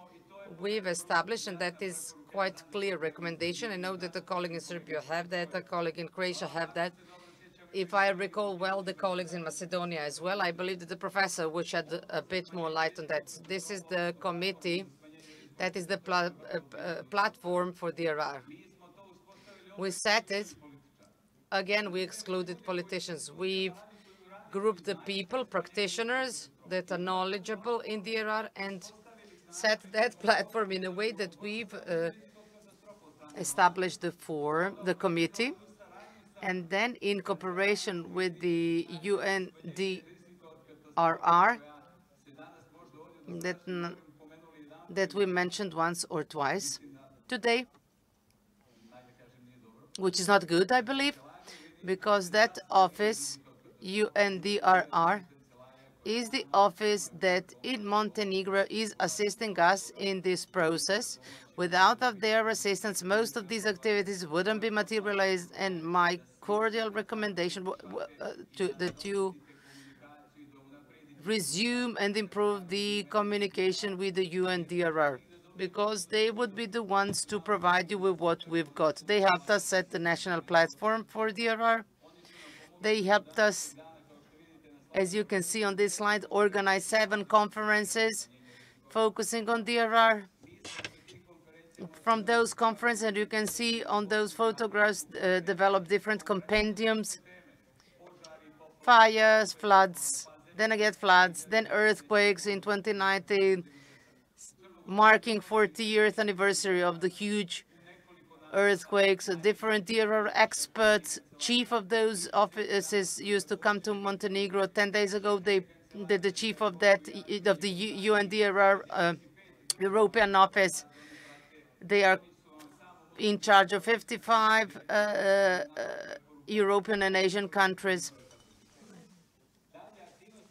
Further, making cities resilience activities, we are dissatisfied. It's only Cetinje that was a part of that campaign. I know, as far as I remember, that more towns from Serbia were part of that campaign. The point is to involve as much local communities as possible, because then we would get a greater number of people that locally are aware of the RR. And to define the national focal points, this is the least important on this slide, but we defined it as we defined in all the other regional states. I know that priority 3, we would like to brag about it, is that we, in cooperation with UNICEF in 2013, set a subject focusing on DRR. When Jasmina, Vlado, Ivica, and the other thought us, what shall we be? We were produced to be professors focusing on this topic. Then 90s, beautiful 90s came, and it all was destroyed. And then in the period from 90s till even today, we don't have the continuous process of education of our children focusing on this topic. Then it means, and in Maj and Živko's Berane, we've got the snow without 10 children or adults that would clean the snow. So the same way, yesterday we had an exercise in a school where we had to educate the children, but the teacher had zero knowledge about what they should do in the classroom, nor how to command the children. God forbid something happens. And unfortunately, last year we had the false alarms of the bombs. I hope that that would remain as such, but we've put the DRR subject and set the 2-day program. One day we from the directorate are organizing, and the other colleagues from the educational institution. So the National Educational Council is licensing this program. So through one example, we educate a professor of geography that would be talking about the earthquake. All aspects, parameters of the earthquakes, what tectonic, it's a measuring scale, but does not tell to children what they should do before, in the course, and after. earthquake. So in this program, we are focusing on these topics, focusing on earthquakes, forest fires, landslides, floods. How? We did not involve the professor of arithmetics because we believe that they are not indispensable in this story, but we involved the professors of biology, chemistry, nature, geography, physical education, because of organizing evacuation, because these topics are also related to evacuation. So that program, ever since 2013, produced that we've got 750 teachers, licensed teachers, to organize these trainings in the educational institutions. But let me tell you that that is still insufficient number, and by the end of the year, we will organize 5 seminars. Those seminars are also part of the DRR strategy and pertaining action plans. Fund for Rescue and Protection, huge support of this sector from Serbia to set such funds so as to adequately invest into the DRR system. And as you can see, the engagement of the private sector, we have no private companies recognizing their purpose and the existence in this system and the purpose of their engagement in this area in Montenegro. And now we are reaching priority number 4, and the result, a lot of exercises that we organized, some of them are ongoing now, are absolutely something that is critical. But nowadays, today we had a chance to hear something regarding damages. We in Serbia managed to set DES Inventor, Sendai database on damages about all events that happened in Montenegro, and from natural disaster, human-induced disasters in the period from 2004 to 2020. Going back to UNDRR office, and with the support of the World Bank and the European Commission. So the bottom line, when you've got the cycle from prevention, preparedness, and the response till the recovery, now we've entered into the recovery stage. To be able to know how to deal with rehabilitation, we need to know our damages. We in Montenegro devised the damage database. We know that it is a database, to be sincere, that is not a complete database. You know why? Because our damage disaster damage assessment are actually doing it in a partisan fashion, because they don't have a template to do. They don't have the metrics or the table to fill. And I'm going to Kruševac. I'm feeling it in the same fashion. He's going to Montenegro, to Cetinje or to Berane. They are doing it arbitrarily. They don't have the same unified metrics. When we reach, we've introduced the source, and the source is Ljubant Mušić. The press clippings were the sources. Different directorates for forestry, national parks with their own data that we fed into this. So this inventor further helps you and further helps the politicians, decision makers. You see, it's in blue is 2018 and in the red 2022. If they, please see, these are the damages incurred by disasters. So this costs that much. Do you want to ensure the funds for this or not? Okay, if not, or if you do not want, or if you don't have the awareness, or you have the greater priority that we will wait for some other disasters that would cause more damages.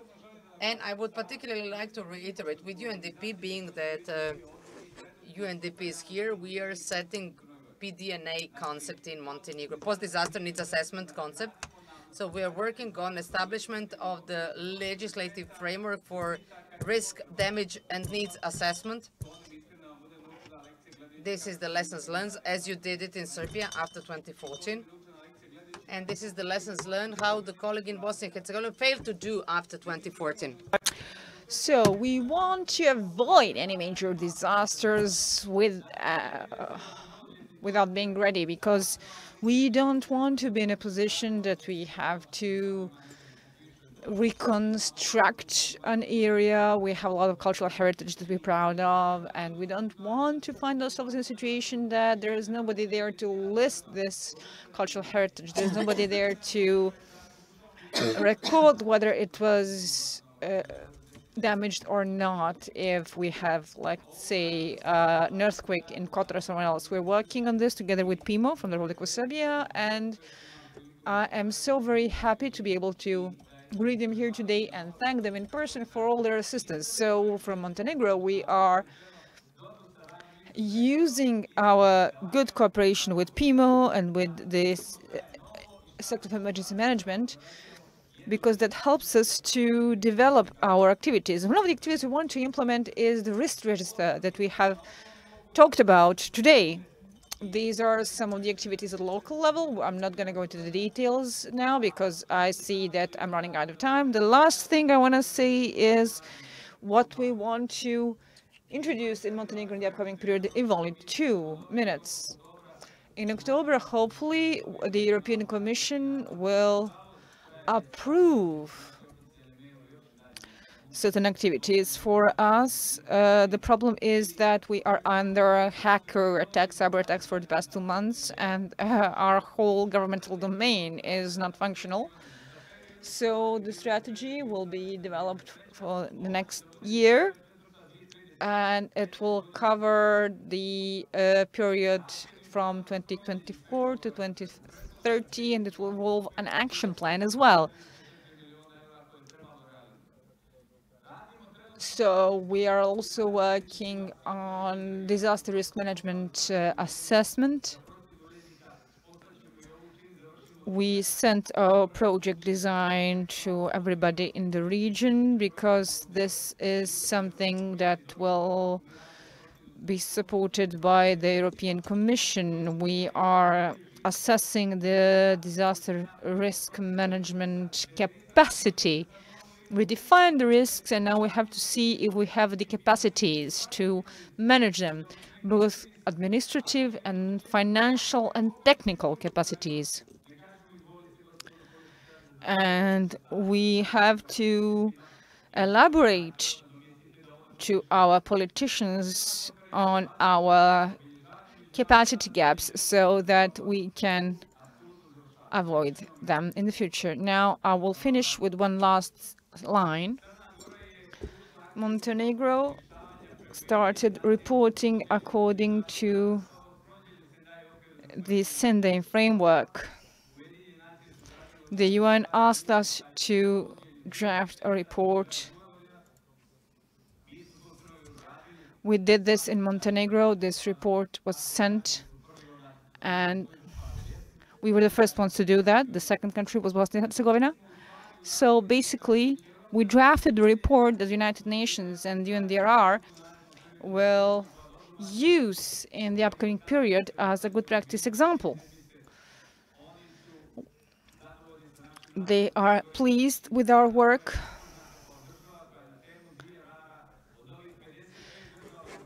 And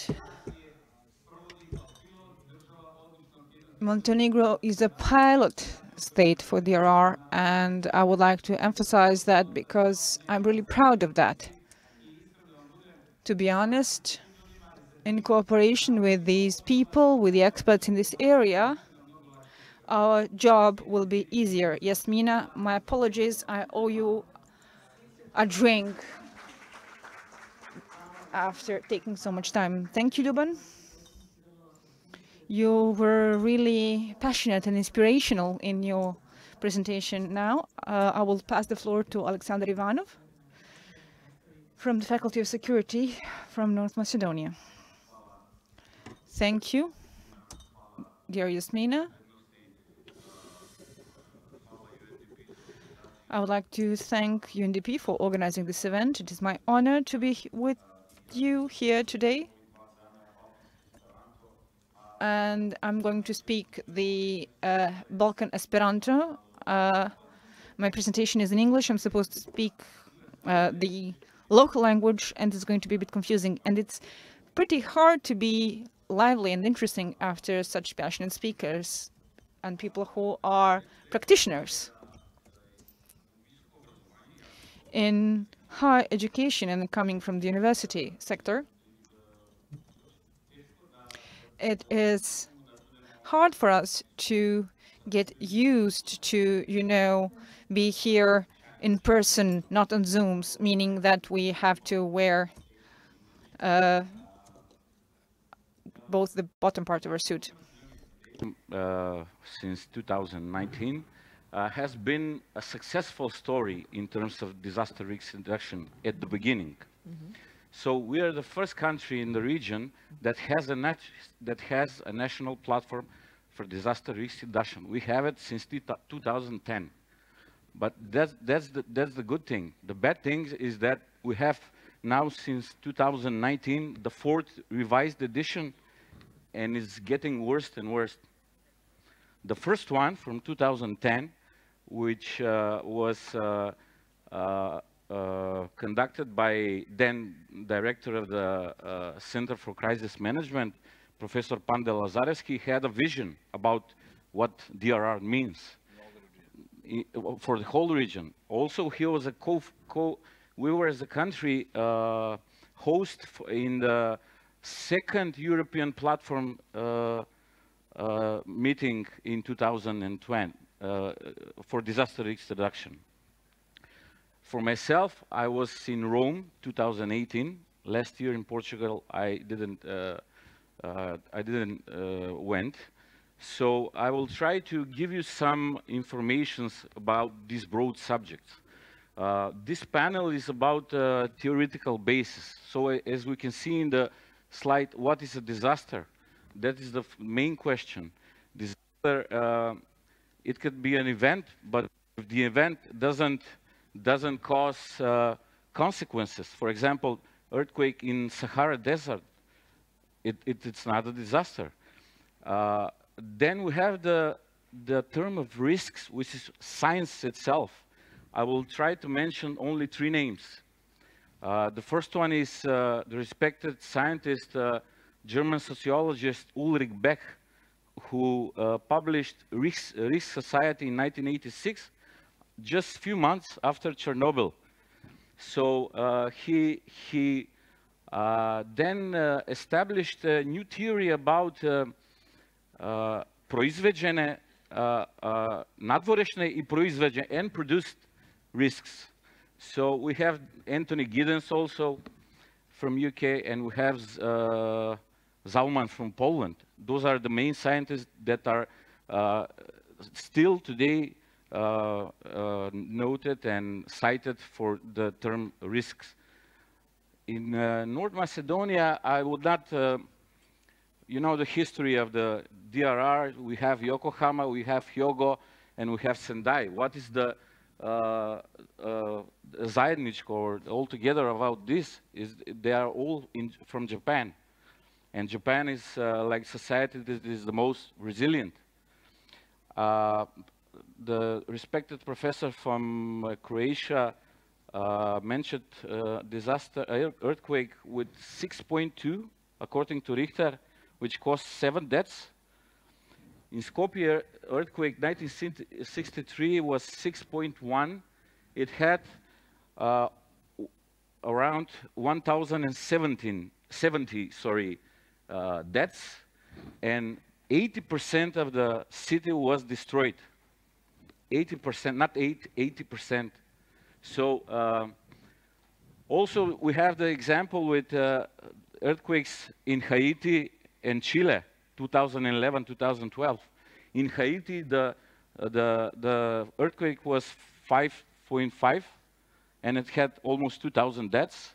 And in Chile was 8.5, and it has maybe less than 100. So we as a country are following this global framework. What is our main challenge? I want to be polite when I say challenge. We lack institutional memory. That's the one thing. The second thing, we lack a systematic approach. So we're, for example, you have municipality of Tetovo, Bogovinje, and Gostivar, which is a Polak region in North Macedonia, which is having flood-related projects, and they are mapping risks. But that is not on a level of whole territory. So The Global Forum in Mexico, as you know, affirmed the connection in the implementation of all the above mentioned categories that previous speaker from Montenegro said. So eventually, environmental security, environmental changes were noted in 1972 Stockholm Conference.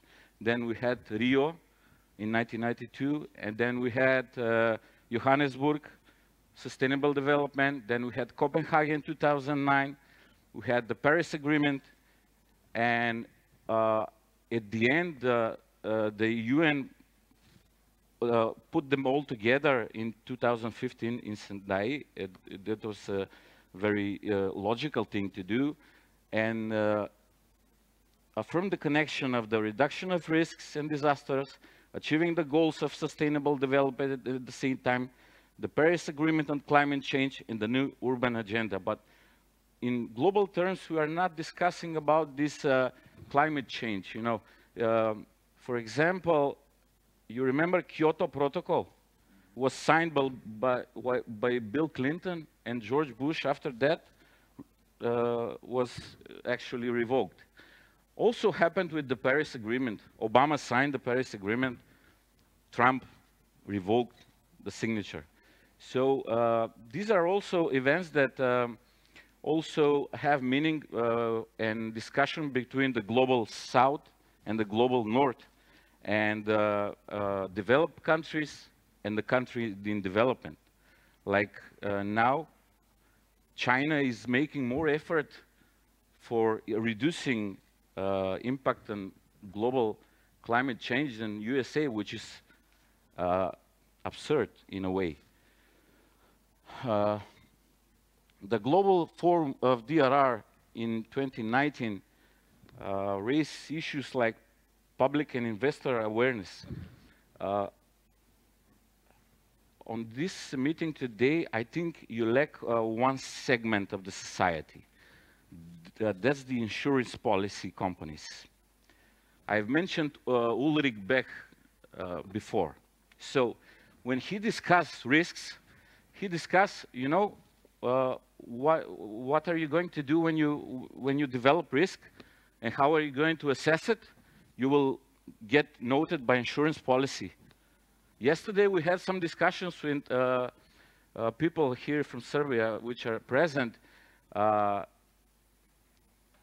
example, UK has this policy insurance history since 19th century, which we don't have.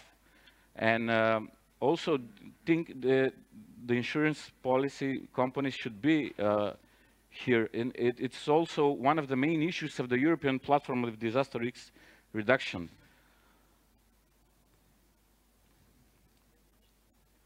The North Macedonia National Platform, yeah, I will try to be, we have 4 editions. We have, you all know this, prevention, early warning, risk management, and recovery after disasters. Prevention has many components. Then this is approximately the system. We have 2 institutions which are main. These are PRD, the Protection and Rescue Directorate, and Center for Crisis Management. I will talk to you after if you want to know something of this, but the issue is that they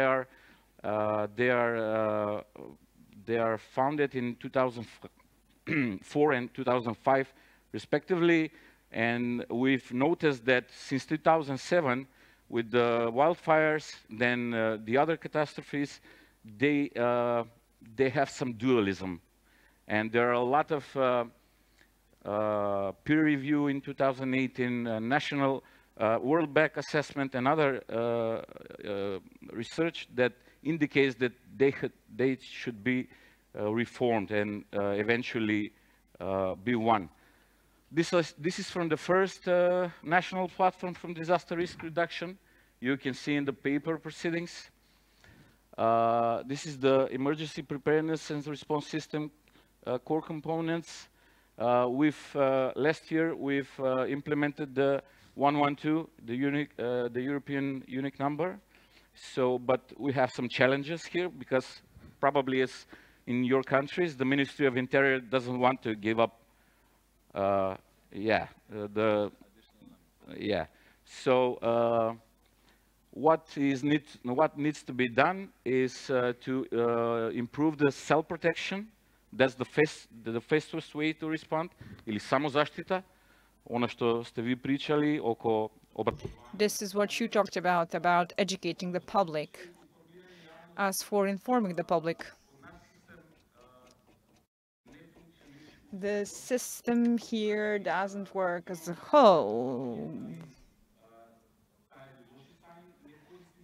And we are not using the text messaging enough. In 2019, I was in Romania, and 45 minutes before the strong wind came, I received an SMS warning that there's a huge storm brewing and there will be serious wind strikes.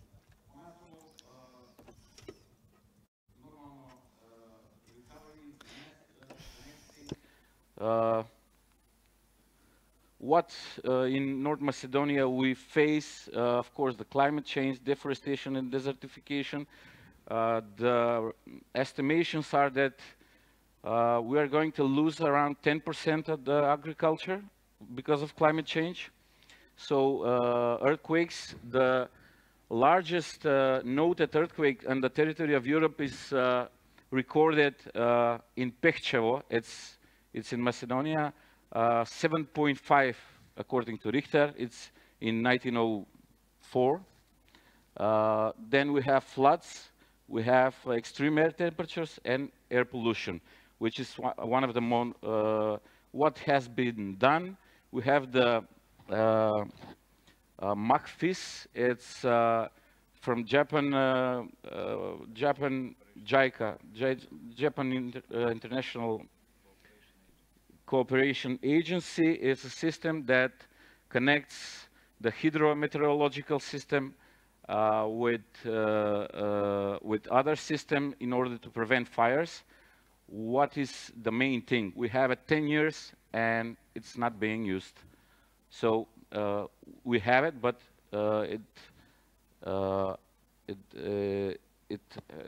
it's not being used. And what we are doing now, the last thing that USA is founding a center for training in Kumanovo, which is supposed to eventually become center of excellence in terms of DRR. So we are all should be connected in that way. This is one of the maps of JICA, and we have the positive example of Macedonian Red Cross, which is one of the svetle tačke ili bright stars, svetle tačke što se tiče ovo DRR. Concerning DRR, I can say that the Macedonian Red Cross and Red Half Moon are like the light at the end of the tunnel for us. They work more than the national institutions. It turned out that they are prepared for the crisis. For instance, when we had the migrant crisis, both at the north and at the south border, they were really responsive to the crisis, and they represent a positive example when it comes to work of this kind. They were also excellent during the COVID crisis. Functional. This is not just me saying, which is why it is necessary to approach the construction of a new modern system for informing citizens about possible disasters and providing guidance for dealing with such situations. A reform of the crisis management system is needed with the aim of faster reaction, creation of a clear hierarchical structure, which definitely lacks, for various risks, as well as simplification for the involvement of the army, whose involvement is not quite complex. So, thank you. Yes. Uključenje I ovog kolege koji nam se javlja iz Švajcarske. And now we will hear the colleague from the Switzerland. Good afternoon, colleague Čekerevac. We've extended a bit, prolonged a bit, so your time is now. So please introduce and share with us your presentation. Thank you very much for a brief intro, Professor Gašić. Just a second to share my presentation. Can someone help me share my presentation?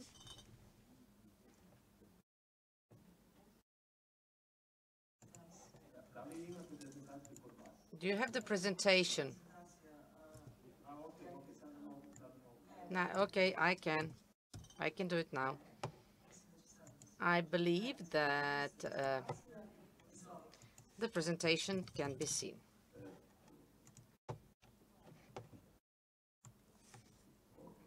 Okay. Thank you very much. I have to say that I fully agree with the colleague Alexander Ivanov that spoke before me. I have the same problems. I prepared the presentation in English, but I would be speaking in the local language.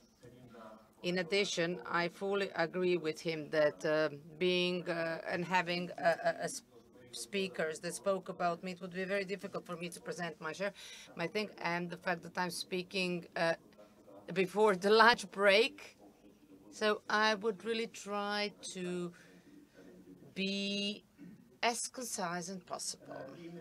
So the name of the presentation, or the title of the presentation, is Water Hazard Disaster, and how we do it here in Switzerland. I will share with you briefly, focusing on specific example, how it functions here.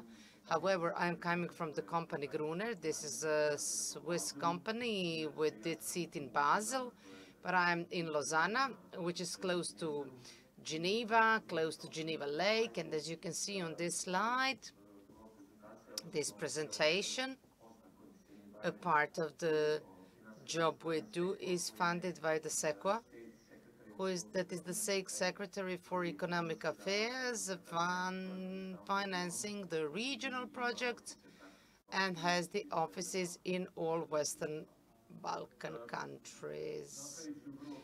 I will have the short introduction. I need to focus on the Switzerland. Colleague Elisa Mokic that presented at the beginning of this session will see that it's not that the Bosnia-Herzegovina that has a complicated organization. Switzerland also has a quite a complex constitutional organization. You will see how it functions in here. And I would briefly shed the light onto the global and the legal framework for risk management. And then I would focus on risk assessment related to floods and how we work on reducing these leaks. Global context.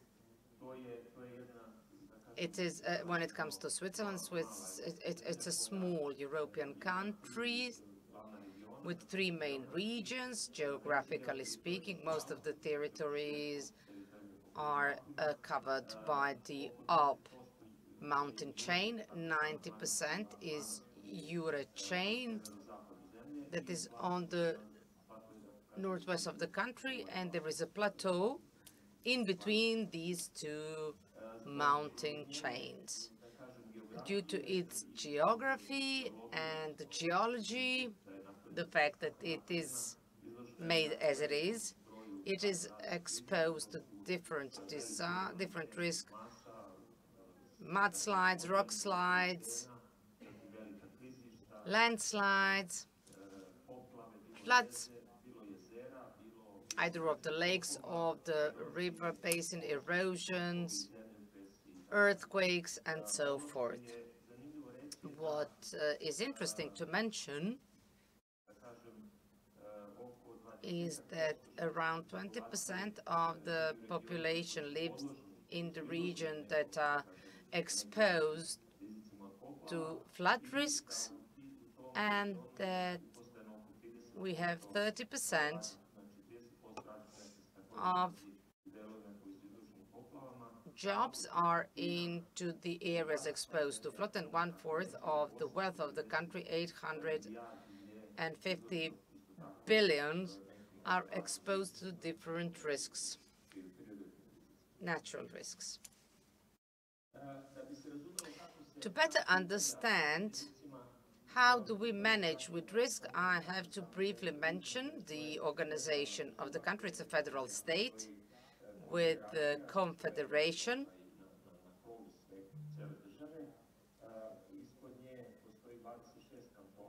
Beneath, we've got the 26 counties, Zurich, Jovura, and the others, and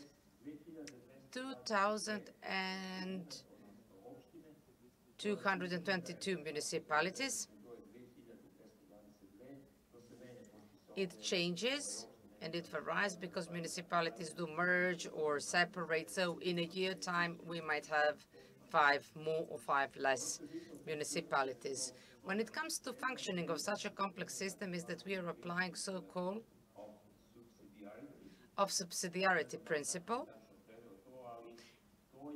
but that is the principle where all obligations and everything that is defined at the confederal level by the Constitution and everything that is not explicitly defined as the obligation of the Confederation is transferred to the municipalities or counties, sorry, that have the same strength or the similar competencies as in the US. In English, it is in the US they call it states. Then we've got the municipalities and everything as organized and defined by county laws. So I don't know whether you could see a diagram in here, but it shows how these competencies are transferred from one government level to the other. In practice, what is interesting but is related to risk management is the following, that practically all natural and most of the natural risks are under the competence of counties or municipalities.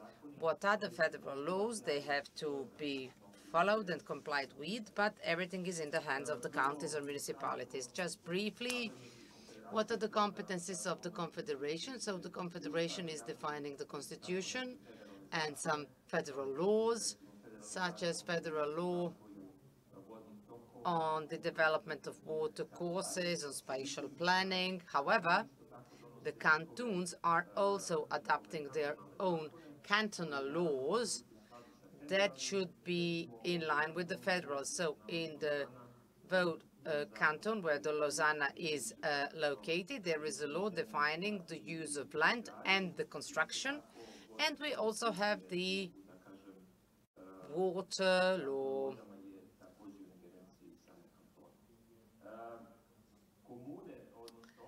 Municipalities are competent for everything that is defined under the canton law. They are in charge of the permitting for land use planning, issuing building permits. What is important and already mentioned by colleague Ivanov is that some of the counties, not all of them, there are some so-called official insurance institutions, and they are practically there to ensure. Those are not a commercial insurance, insuring house or vehicles. Those are the official insuring companies or organization, or the cantonal insurance companies insuring people and assets from disasters. They appear when we talk about the construction of some facilities because they can disagree when the building permit is issued for building of a facility in a zone that is exposed to a specific risk, so they can disagree and prevent construction. The matrix that you can see in here, it appeared several occasions. I wouldn't be repetitive in that regard. So what's interesting to be mentioned is that at this point of time, at the level of the whole Confederation, we are applying so-called integrated approach, integrated disaster risk management approach. In the past, that was not the case, of course. In here, we've started, like in many other countries, first it was individual approach of some municipalities, and afterwards it was observed on one hand side that's not sustainable, something that would yield results in the long run. And it was also observed that in some cases you're protecting one riverbank, but on the other hand, you are actually transferring the risk on the other riverbank to the other county or other municipality. So what is the current approach is that they accepted the shared risk principle, that they are trying to define different protection measures, and that some measures are applied at the level of planning and construction, that the integrated natural risks are devised. When we speak about the floods, we are not talking about counties and municipalities, but we are actually working at the river basin level. So we've concluded that no results could be yielded if you treat the problem individually or in a specific geographical area, but to define and focus on the whole area. Another thing to be mentioned is that this integrated approach is led by counties. What does it mean?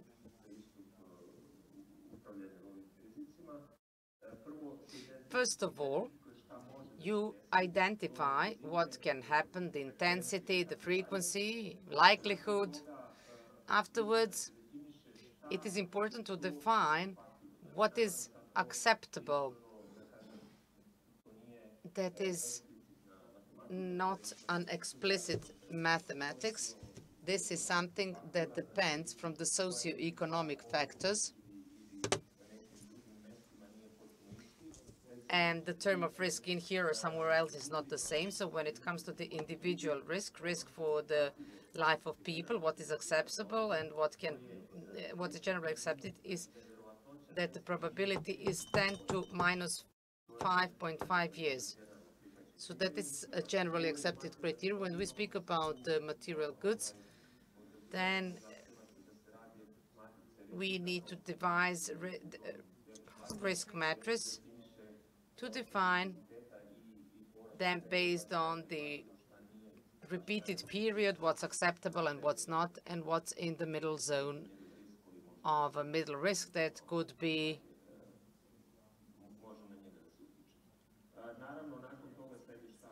that we can impact on. Afterwards, it is followed by the activities to be implemented. As my colleague mentioned, we've got 3 stages: preparedness, responsiveness, and the recovery stage. I wouldn't cover them. What is the approach in reducing risk? I will share with you the example of flood defense. As I already mentioned, you treat the whole river basin. You are not. My apologies, colleague. We would have to, due to time that's left, just if you can summarize your presentation in a sentence. Yes, okay. My apologies for interjecting. Just briefly. The goal of the development of this study is to create a flood maps wherein we define in different colors what might be flooded and what's the level of risk. So in here you see different colors, and based on the risk matrix, you can say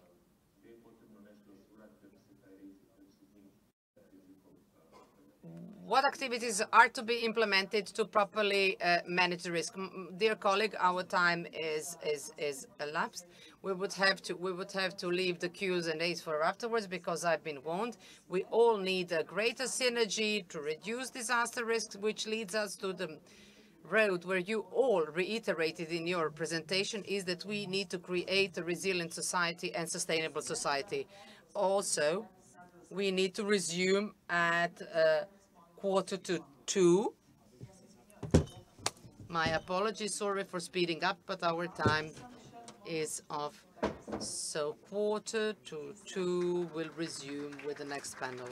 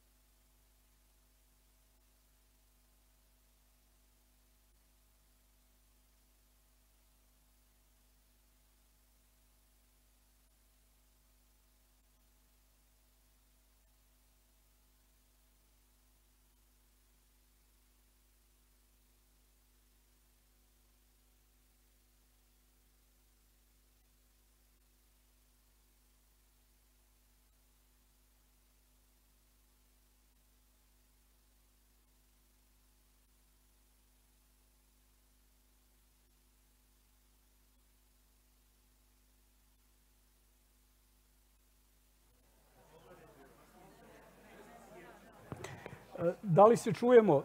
Molim za malo pažnje. Svakako uvijek je otežavajuća okolnost to ako je panel posle ručka, ali potrudit ćemo se da budemo makar na nivou prethodnih, da ne oborimo kvalitet ove konferencije. Meni je najprije zadovoljstvo što imam priliku da vodim ovaj panel i zahvaljujem se UNDP-u što je izabrao nas za partnera prilikom organizacije ove konferencije. Kao što svi znate, svrha našeg okupljanja je da... You know, the purpose of our event is to see how we can boost the resilience of our communities and make them more resistant to disasters that they are facing. But our panel will particularly highlight the need for a systemic approach to changing the behavior mindset during disasters and to highlight the specificities that we face when implementing some basic principles of disaster response and disaster risk reduction, which we heard about during our first panels. I will go straight to my topic so that we can save time, because my topic, my area of expertise is directly related to the very name of our title. So allow me to begin screen sharing. My idea when we formulated the topic was to highlight how communities and societies can become more resilient to disasters, bearing in mind the historical experiences, the cultural characteristics of each community and region. And while doing my research, I saw some really interesting works about the impact of disasters towards communities' attitude toward risks. And bearing in mind everything we heard so far, I think that is a pretty interesting idea now. It turns out that those communities that were spared from major disasters with casualties and material loss, they were indifferent toward these events that can even jeopardize their very survival. So the situation was that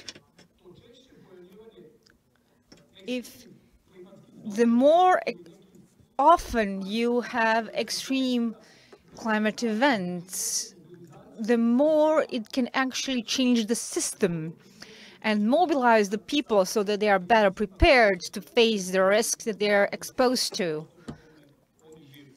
in the region where they live. Another very important fact that I would like to share is that in the post-war period, when I say war, I'm talking about World War II, we have more casualties per year from natural disasters. I'm going to tell you the exact number.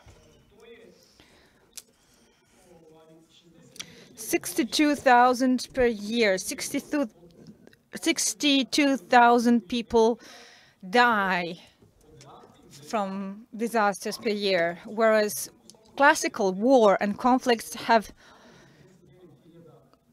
only 49,000 casualties per year. And you know, the amount of military budgets and you know the amount of disaster reduction budgets, and the majority of funds that we spend in disaster management happens after a disaster strikes to remove its consequences. It's not spent on prevention.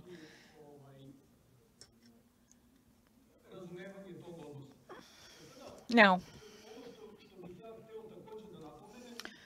allow me to emphasize that humans are causing the most risks. So in that sense, humans are both let's put it this way, perpetrators and victims of disasters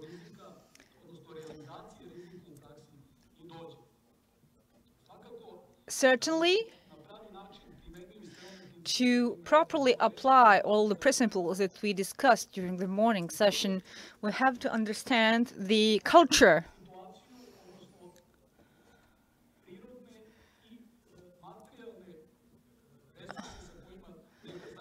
of a community and the natural and financial resources it has. This requires a systemic approach. We heard today that it is necessary to involve the academic community as well. When I talk about the academia, I'm not talking only about college and universities. I'm talking about research centers that can substantially contribute to solving some of the challenges that we're facing in practice. Talking about risk sources and causes of disasters, our aim is to reduce risks. We can't eliminate them fully, but we can mitigate them, and we can minimize those that are caused by the human factor. We can also minimize some natural risks. However, there are certain situations where we can't really do anything to fully remove or prevent the risk. We can do everything in our power to minimize its consequences. Now, the problem is the cost-benefit analysis. It's a mathematical method, but when there's a conflict between the big capital interest and profit organizations with the interests of the community, very often the pendulum swings towards big capital that uses all kinds of methods to implement its own projects, to adapt the system to its needs, and to achieve profit, neglecting everything that we're discussing today, which is why institutions are so important in our context. Solutions that we come up with in the academia that we hear at events like this one have to be adapted to the social and cultural environment in which they're supposed to be implemented. We need to pay heed to the characteristics of the population. Today, we heard that vulnerable groups should be involved in planning. What the Geodetic Authority did must be fully used. The platform that they are prepared must be fully used. I believe that many professionals who are involved in this topic heard about their platform for the first time today, which means that we should work more on promoting the tools that we have available. I heard a colleague asking, and what about the abuse of this data that is now publicly available? I think that this is a great topic for discussion today, because the information about public infrastructure that you can find on the platform can be abused to wreak all kinds of havoc, including but not limited to sabotage and terrorism. An important aspect in this whole process is the level of economic development and the financial possibilities to implement in practice what we wrote on paper. If there's not enough money in the budget, we can't solve the problems that we're facing. The awareness level is something that we should also work on. We heard about the situation in Montenegro, and I can say that in Serbia we're not much better. There are entire generations with lack of any knowledge on how to deal with risks, because we eliminated those topics from the curricula. We have young people who have completed their education, but who do not know how to provide first aid. The only way to provide first aid is if they completed one of the Red Cross courses. And we actually collaborate with the Red Cross for some courses on my university. Now, things that are highlighted that need attention in my belief. Now, if we talk about previous experiences, if for many years your community didn't face any kind of natural disasters, you have a different attitude toward them. You're not paying attention. You start building in flood-prone zones. In Serbia, there was this idea, that used to be this idea that we should build buildings on higher ground in order to avoid floods. And now every 2 or 3 years we have floods, and we are saying that how there is a lot of loss, and we have more and more often these 100-year floods. Also, the attitude of citizens toward the political system is very important. What is the nature of the political system? Do the people believe the government? Do people believe the public officials? Is there any trust? That can have a big impact on the implementation of the principles that we discussed today. The implementation of the law in practice. Is the system corrupted or not? Is corruption widespread? That's a very important moment as well. We talked about the economic conditions, but there's another idea that is very important too, and that is religion. Because religion can define how we perceive the risks. If we have this fatalist attitude, if we believe in fate, if we believe that it is all in the hands of a divine being and we cannot change anything, then all our calls for action will fail to yield any results in the mass population that we're addressing. The educational system must evolve, and we have to involve them in all our risk management plans. This means that we have to have high-quality teaching staff, and we have to raise their standards. We have to motivate them to do their jobs. If the salaries in education are low, we will have people who are just doing their job to do it, and who are not motivated to invest any effort or enthusiasm to work with these kids. Another very important moment in this context, as my colleague Babovic knows very well, especially since he's doing this in practice, not just on a theoretical level. We need to select the personnel well. We need high-quality personnel, best staff there is. We need to first see their theoretical knowledge, but they also have to have certain characteristics. They must have a high level of empathy. They must understand the psychological state of people who are affected by disasters. That is an important element that is decisive for the quality of work of the whole system and our success. I did my best to stick to the time I was given. So I would like to set an example and ask the other panelists to do the same.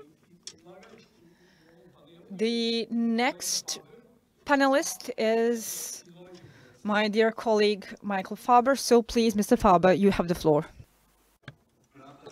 Ladies and gentlemen, I took the last sentence, which I do not completely understand, but I understand so much that it's probably the time where I share my screen,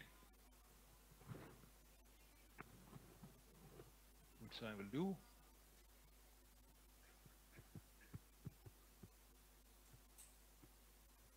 So while we are waiting for this, I would like to express my gratitude for being invited to the event, and I hope that we will have an interesting exchange on the topic of disaster risk management. So what I would like to present to you has the title Risk Analysis and Decision Making, and I'm not going to give you a lecture or introduction into the topic with the purpose of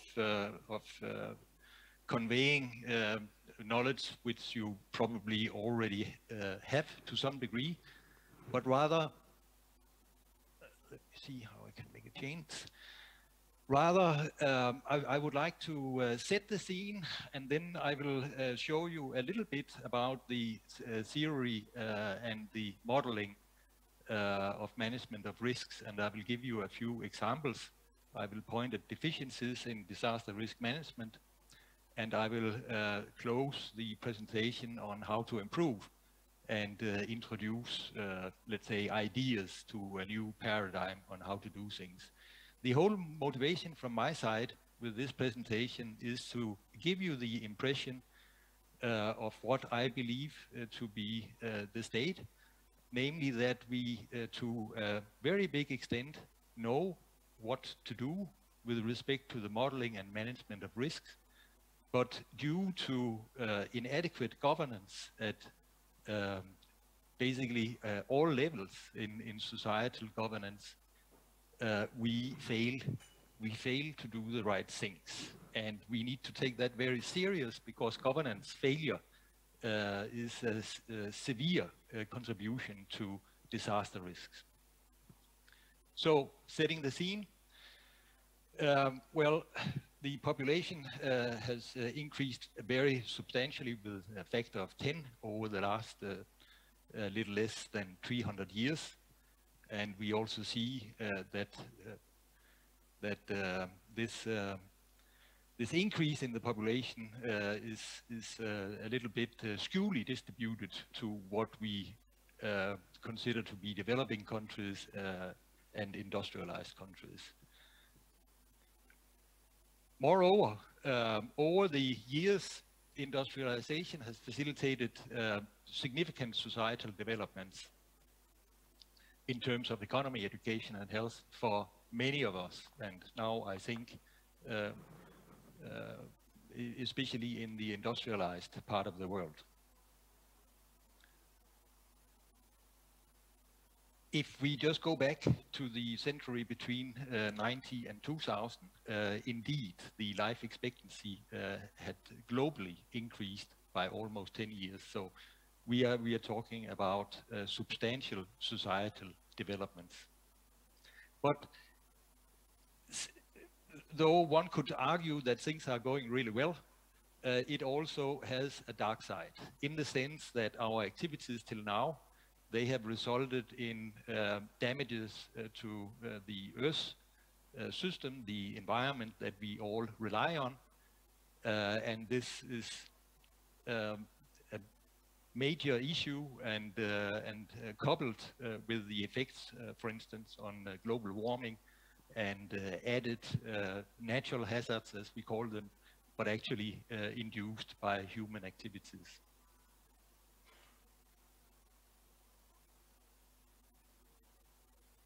These natural hazards are typically events like floods, droughts, extreme winds, etc.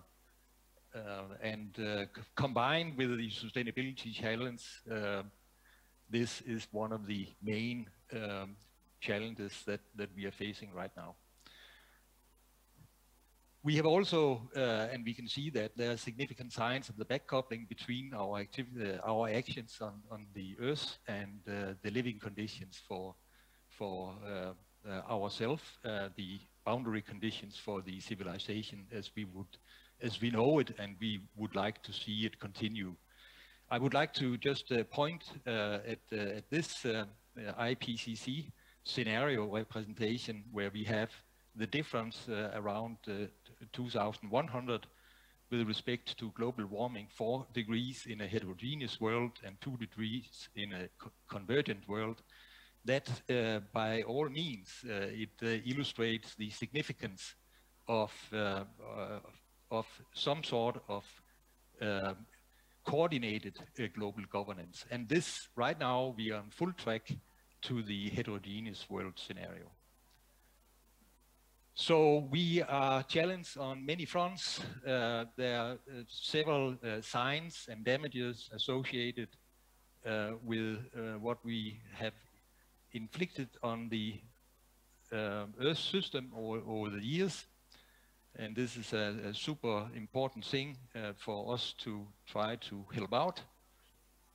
And in general, when we look across the sciences, I think it's fair to say that in principle we know what should be done and how to do it, but we actually fail to do it. And this, in my opinion, is strongly related to failure of governance. Just to give a few examples, we know how to model and manage risks, but in daily risk management, it's not appreciated that we cannot reduce risk to zero. We are not able to answer the question, how safe is safe enough? Equally, how resilient is resilient enough? And how to share risks over generations and geography. We must be able to answer these questions. And actually, we can. The way we do it is that we take basis in the insight that all that can be known about systems may be expressed in terms of information. And then we use probability theory on this platform. We are able to use the Bayesian prior and pre-posterior decision analysis to manage risk and to identify how additional information most efficiently contributes to the management. We are modeling the systems that we are looking at as complex, interrelated and dependent systems. For instance, societal infrastructure coupled with social systems and topological hazard systems. And we are also linking these systems to developments over time. So this is our approach according to the state of the art. We are looking at the systems also from a perspective of hierarchies of management, where we are accounting for geographical differences and geohazards and biological hazards, natural resources, environment, and also how the societies depend on the livelihoods provided by the geography and how the societies and the livelihoods develop income, contributing to welfare, but also contributing to overall governance across the individual societies at different levels. We have left the old paradigm of modeling risks only in sense of losses. We are adequately accounting for also the incomes, and we are finding the right trade-offs, the optimal trade-offs, in order to optimize our chances. Not only looking at losses, but also looking at the chances. We have advanced enormously in the regime of systems modeling. We are accounting for the possibility of several competing systems, combining, let's say, traditional risk methods with big data technologies and artificial intelligence. We are not only looking at the, let's say, classical types of hazard events, namely type 1 here. We are also focusing on the CPIPS events, those with a high probability and low consequences, leading to, for instance, global climate change due to emissions of CO2. But also here in the later years, we are looking into flaws in information, which could be termed fake news events, and incorporating that altogether into the risk modeling and management. We have an eye, open eye for the backcoupling in the performance of systems, which needs to be accounted for. And we are modeling also the system performances, not only vulnerability, but also the robustness, where robustness relates to the contribution of indirect consequences, not only the direct consequences. Here you see a typical illustration of how to model resilience. Of course, we do this, but we have advanced in this regard to not only consider one particular type of event, disturbance event with a certain severity, but we are now looking at probabilistic modeling of all possible disturbance events in a given system, in a given geography. And we are modeling the capacity which is necessary to deal with these disturbances over time. And we are also able to model events of resilience failure by this type of approach. When it comes to sustainability modeling, we are looking at basically 3 dimensions: impact to health and safety, environment, and economy. And we have all the model framework for doing that. The welfare part, the life safety, is introduced in terms of the life quality index, which we have been using for more than 20 years in the regulation of safety in the built environment. With respect to the sustainability modeling, again, more than 10 years has gone since the Resilience Center colleagues in Sweden have developed the planetary boundaries, and this gives us a basis for accounting also and modeling sustainability failure or implications to sustainability. We do that by introduction of what could be termed product life cycle analysis, but we have adapted that into engineering decision making as well, where we can see, we can model the capacities and also the demands on the different dimensions of the planetary boundaries. And we can calculate the probability also and direct decision making to satisfy criteria to the probability of exceedance of the capacities, the planetary boundaries.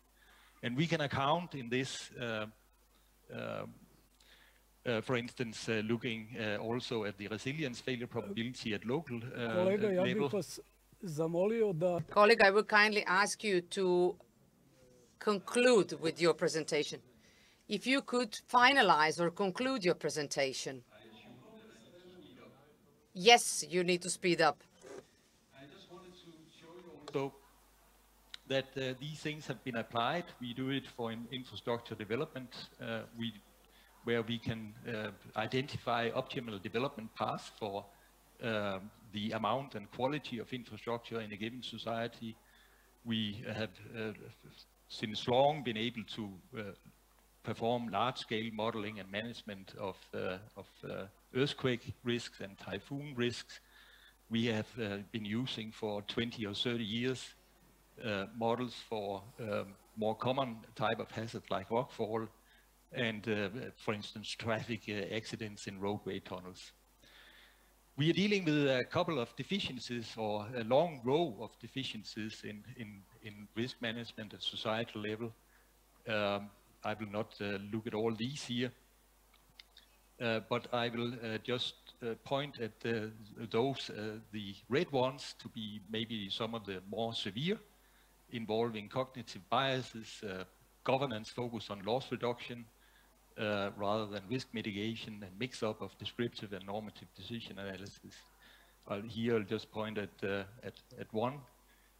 Resilience is top priority in governance right now, but there's little focus on affordability. How resilient is resilient enough, and what are the trade-offs with sustainability? And also societal decision makers are responsible for long-term societal developments, but really only focus on short-term accomplishments and securing votes in elections. How to improve a new paradigm? Well, I believe that we need to make sure that we have a common language across society and stakeholders in society involved in governance of risk resilience and sustainability, and Linda Nielsen will probably talk more about that. We also need a strategic approach to the development of and maintenance of knowledge on disaster risk management. So this has had little or no attention in the past. So we need to improve on this. And we need national leadership with a global perspective. We don't have a planet B. And national leadership focus on national welfare, even in matters concerning global existentialistic risks. And this is, of course, a big issue when it comes to sustainability. We need a new paradigm on global risk leadership, on all issues of concern for the global population, it seems adequate that any individual of the global population has equal rights and equal votes. And with all respect for the UN and all the good things which are being done in this supranational organization, it has been a long time since it was established, and maybe we need to look at other means of global governance where the nation-state perspective is a little bit down-rated, and we more have a global perspective. A new paradigm must be based on global harmony. Thanks for your attention.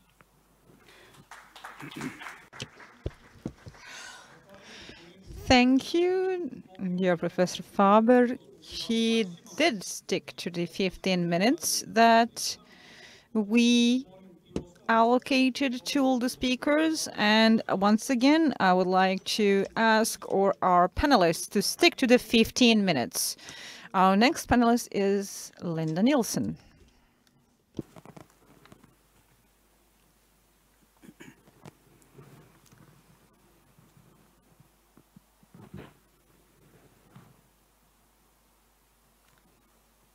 I cannot... Презентацию не треба. We need the presentation, right? Well, good afternoon. My name is Linda Nielsen. I'm a postdoctoral researcher in Michael Faber's group at the Department of the Built Environment at Aalborg University. And I would like to extend my thanks firstly to Professor Mirjana Laban for inviting me here, but also to the organizers from the UNDP. It was a perfect hosting, so thank you very much. Some of the work I would like to present to you today from our research group that Michael has touched upon, and I'm going to read through so that I can stick to the 10 minutes. It's really tough. But what I would like to present today from some of the work that we're doing in our research group is how we have tried to define the form and the content for a unified approach to disaster risk management, and one that is inclusive not only of risk considerations, but also of resilience and sustainability. Mostly, I will talk about a model we have developed for how to utilize this approach in the context of designing learning programs for disaster risk management. Yes? So following Michael's presentation, I would like to begin by underlining the strong need for improving governance and educational activities in the knowledge domain of DRM by finding a unified basis, a shared conceptual language across the scientific disciplines and application areas that span this domain. This imperative is set by the strong need to bridge the gap between knowledge and action, to address the many global systemic risks facing both the DRM researchers but also practitioners.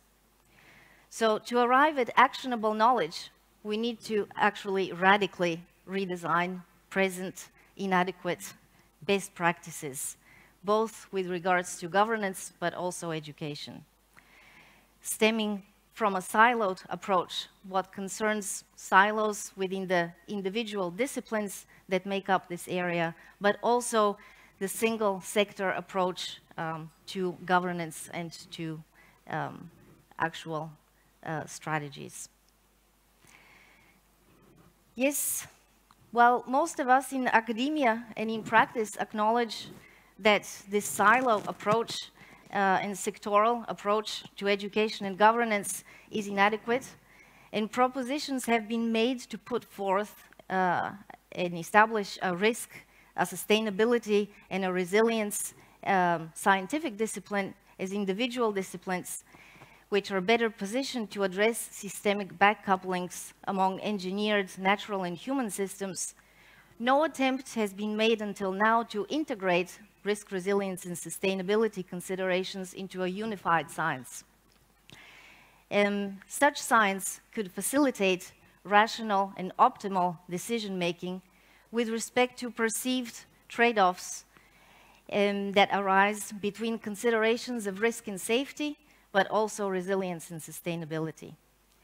When it comes to global systemic risks, we still don't have, as Michael pointed out, an operational model for deciding on how safe is safe enough or resilient enough. Education is trailing behind research in this respect, and certainly no actual proposal has been made on how to design educational offers that holistically integrate these domains and produce both future researchers as well as practitioners who are able to address novel and constantly evolving problem situations. In my research group, and largely under Professor Faber's guidance, we have made a first attempt at establishing such a unified approach. So some highlights I would like to bring of this work to you today are a proposition for a radically new logic of hazard classification, the sort of ultimate nature-based solution to the challenge of finding unity in multiplicity, namely the very physical principle of matter, form, function, design, as well as a proposition for a knowledge domain ontology of concepts that represents the state-of-the-art knowledge in the RRS domain. And finally, a dynamic blueprint for design and planning of educational activities in support of governance of interconnected systems. Before I show you this novel hazard classification we propose, let me first briefly highlight the inadequacies, we have called them misfits here, of the current best practice of classifying hazards by their source of origin. We can think of these misfits as the Pandora box from which a multiplicity of individual hazards spring forth: physical, chemical, biological, economic, social, and so on. Here is a brief root cause analysis of this malpractice.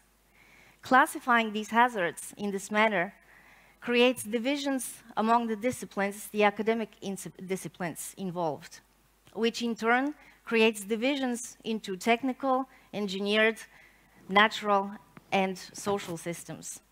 This, in turn, creates division of the process of risk analysis into discrete phases and respective responsibilities for assessment, for evaluation, for management, and finally, for regulation of hazards and risks. This, in turn, creates a single sector approach to management and governance, which ends up in a division of regulative responsibilities across the individual sectors. But what if we were to take a look at hazards in a different way, and we were to classify them according to their informational properties of the consequences they create?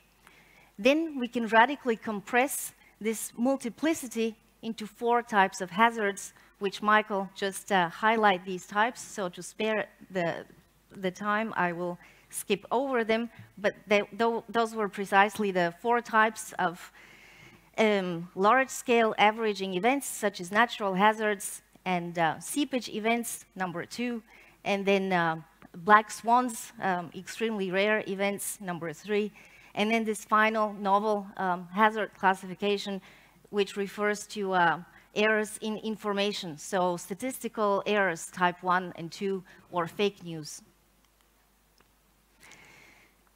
Such an information-based hazard classification has at least 2 significant affordances.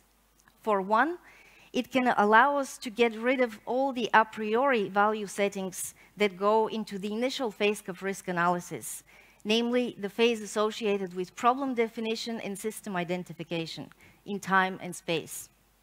Thus, it is the context, or you can think of the context as the problem, rather than a priori partial and biased disciplinary and best practices become the basis for how this system is categorized.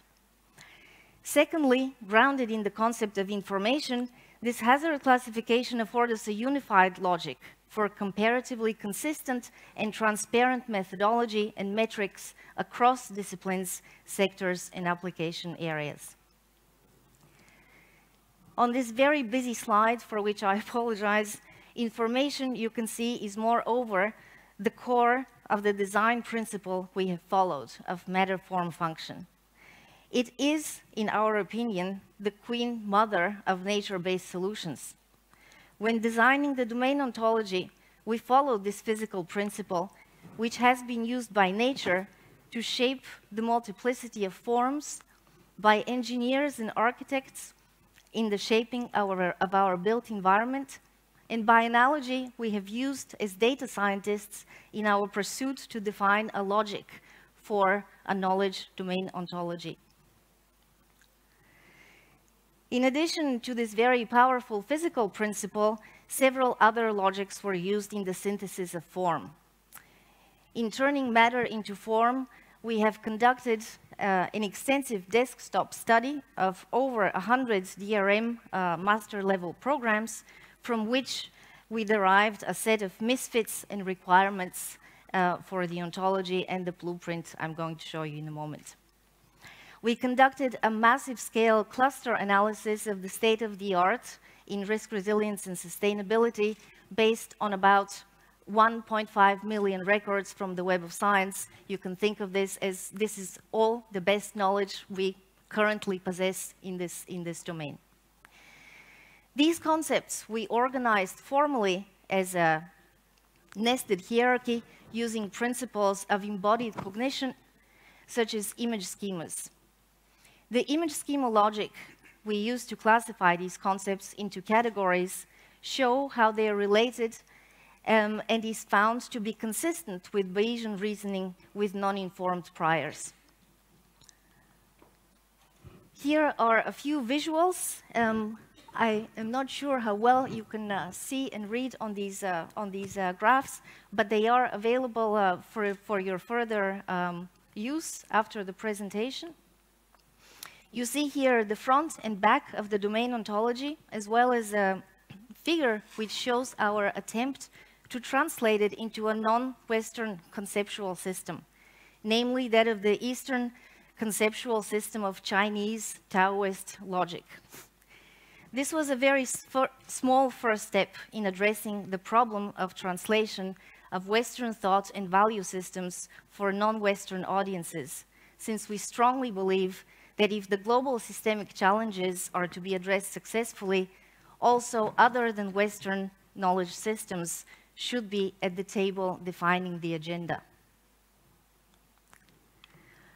On this slide, you see how the form, the domain ontology, becomes function. That is a dynamic blueprint for learning design. Starting from the core and radiating inwards are two sets of misfits, those stemming from educational and those stemming from research practices. Each column contains misfits to which a specific requirement is attached, that is the purple line in the middle, as well as a set of concepts from the domain ontology which represent the solution to the problem. I cannot go into specific details about this, but again, it is available for you to have a look at more detail.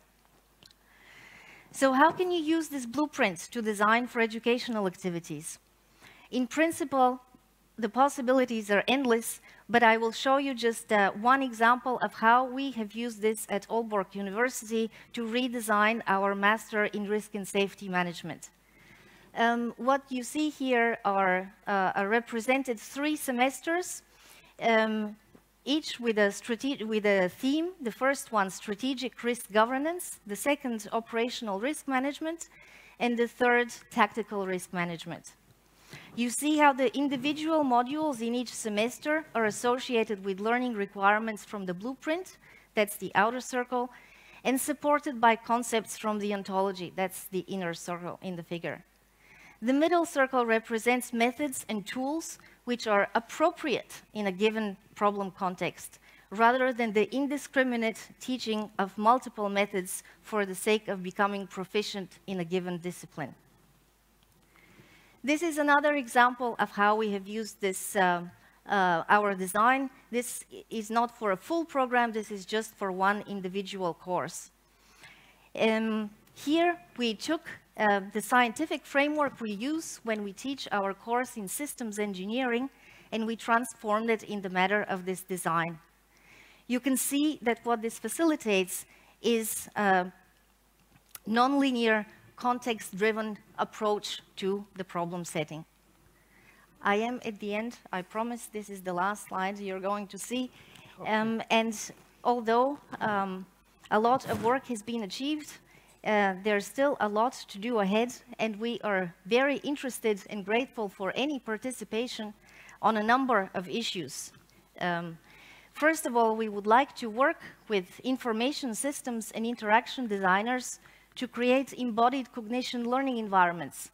Anything from digital objects based on the ontology to virtual reality learning games to agent-based modeling for disaster first responders. We would like to engage with colleagues in mapping other than Western conceptual systems and integrating those into the ontology and the educational blueprint, which of course is an ongoing endeavor. And I would like to end with the words of Socrates: we must follow the argument where it leads. Thank you for your attention. You will find the sources in here. Thank you, Linda. Thank you.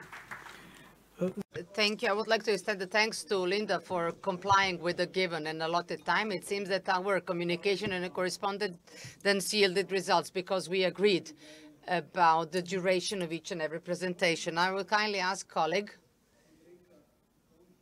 Enrique Ronchi to present his matter of research. See my screen now with the presentation? Yes. Yes. So first of all, I want to thank for the invitation to this very interesting event. And today I will talk about behavioral aspect in emergencies. I will try to be brief because we don't want to go over time. The idea of this presentation is to give you an overview into some of the key theories that can be used to interpret human behavior during disasters. And we know that human behavior is a field that requires knowledge in several different disciplines of science, including engineering, psychology, mathematics, applied physics, sociology, and many more. We've seen it in the previous presentations that many domains play a role here. So, but first of all, when we need to talk about human behavior in emergencies, we need to debunk a myth that is the so-called myth of panic. So most of the research in the last 30 years that has looked into how people behave during emergencies has been debunking the misconception that panic is something that often occurs during emergencies. And this is a bit in contrast to what we see, for instance, in media, in movies, and sometimes even used in the scientific literature. But if you dig a bit deeper into the type of scientific literature that talks about panic and the one that is against the myth of panic, instead proving the opposite, so that people behave irrationally, we can see that most of the papers that support and the research that support the concept of panic, so the concept of irrational behavior during emergencies, comes from the field of physical science. So it's mostly modeling studies performed by researchers that have not really had the opportunity to study human behavior.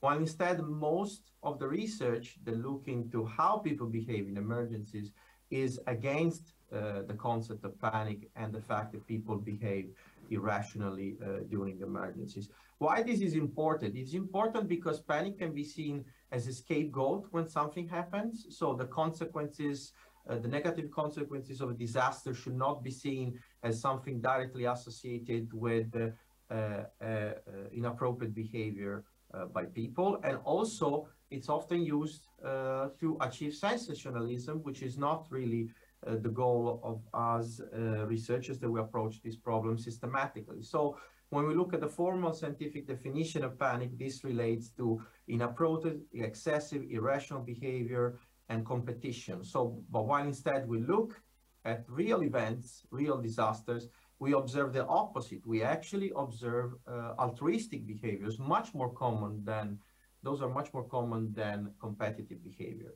And this has been explained with a set of theories coming from social psychology. The most common one is the social identity theory, which presents argument against the panic theory and explain why people do not act selfishly and in uncontrolled behavior in the great majority of the situations. So what instead has been observed is that people behave in a much more cooperative way during disasters, and they have affiliative collective behaviors in emergencies. So basically, they share the social identity of being victims of a disaster, and for this reason, they tend to help each other. This is the concept of transitioning from personal to social identity. So during an emergency, people share a collective shared identity because they are all victim of the same event, which means that they have a common fate, which means that they will in turn end up trying to help each other. And this is very important to understand how people behave during emergencies.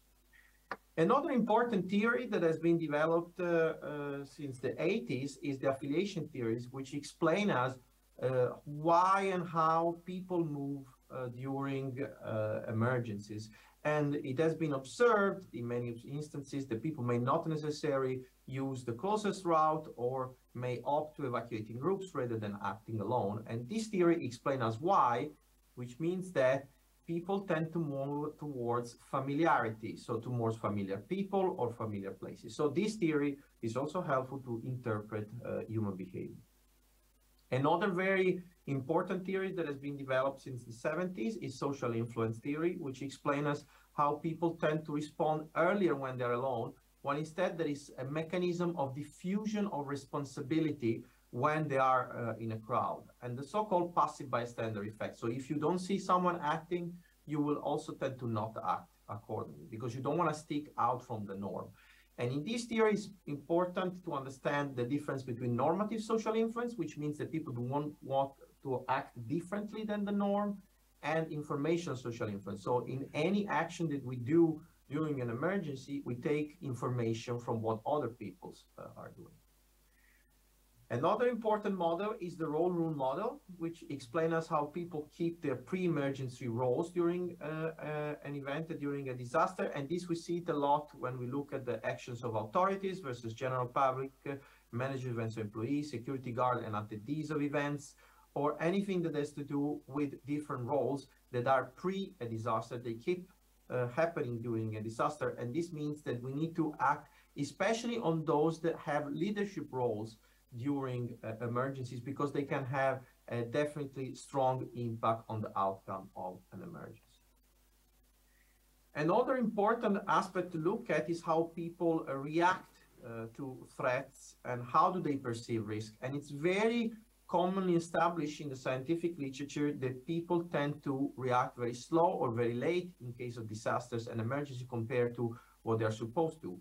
And this is mostly driven by the fact that people tend to perceive risk incorrectly. So we are much more prone to understand linear processes than understand exponential processes.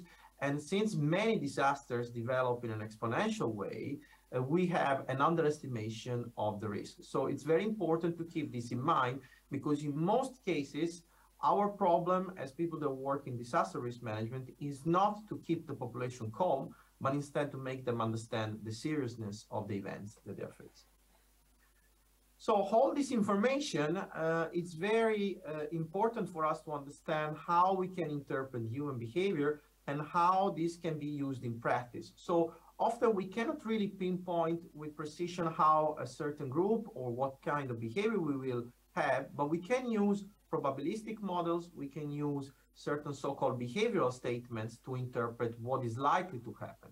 So behavioral statements are useful tools for us that work in this domain, for decision makers, to actually identify common behaviors that we may observe. So behavioral statements take those theories and they translate them into simple statements that all decision makers, all parties, general public can understand, that explain us what is likely to happen and what are the likely behavior to happen during an emergency. Those are built upon the protective action decision model, which is considered one of the most up-to-date decision-making model available in the scientific literature of disaster risk response. So to conclude, we should move away from the panic misconception, because this often puts the blame on the people rather than on the disaster risk managers. And we should work instead on trying to explain rational decision-making. We can also make use of key theories to help predicting behavior and explain sequence of events. And this can be translated into behavioral statements, which I really recommend anyone that works in this field of disaster risk management to be familiar with, because they really explain what are the likely behavior to happen during an emergency. So that was it. I hope I was brief. If anyone is interested in commenting on this presentation, here there are my contacts. Thanks.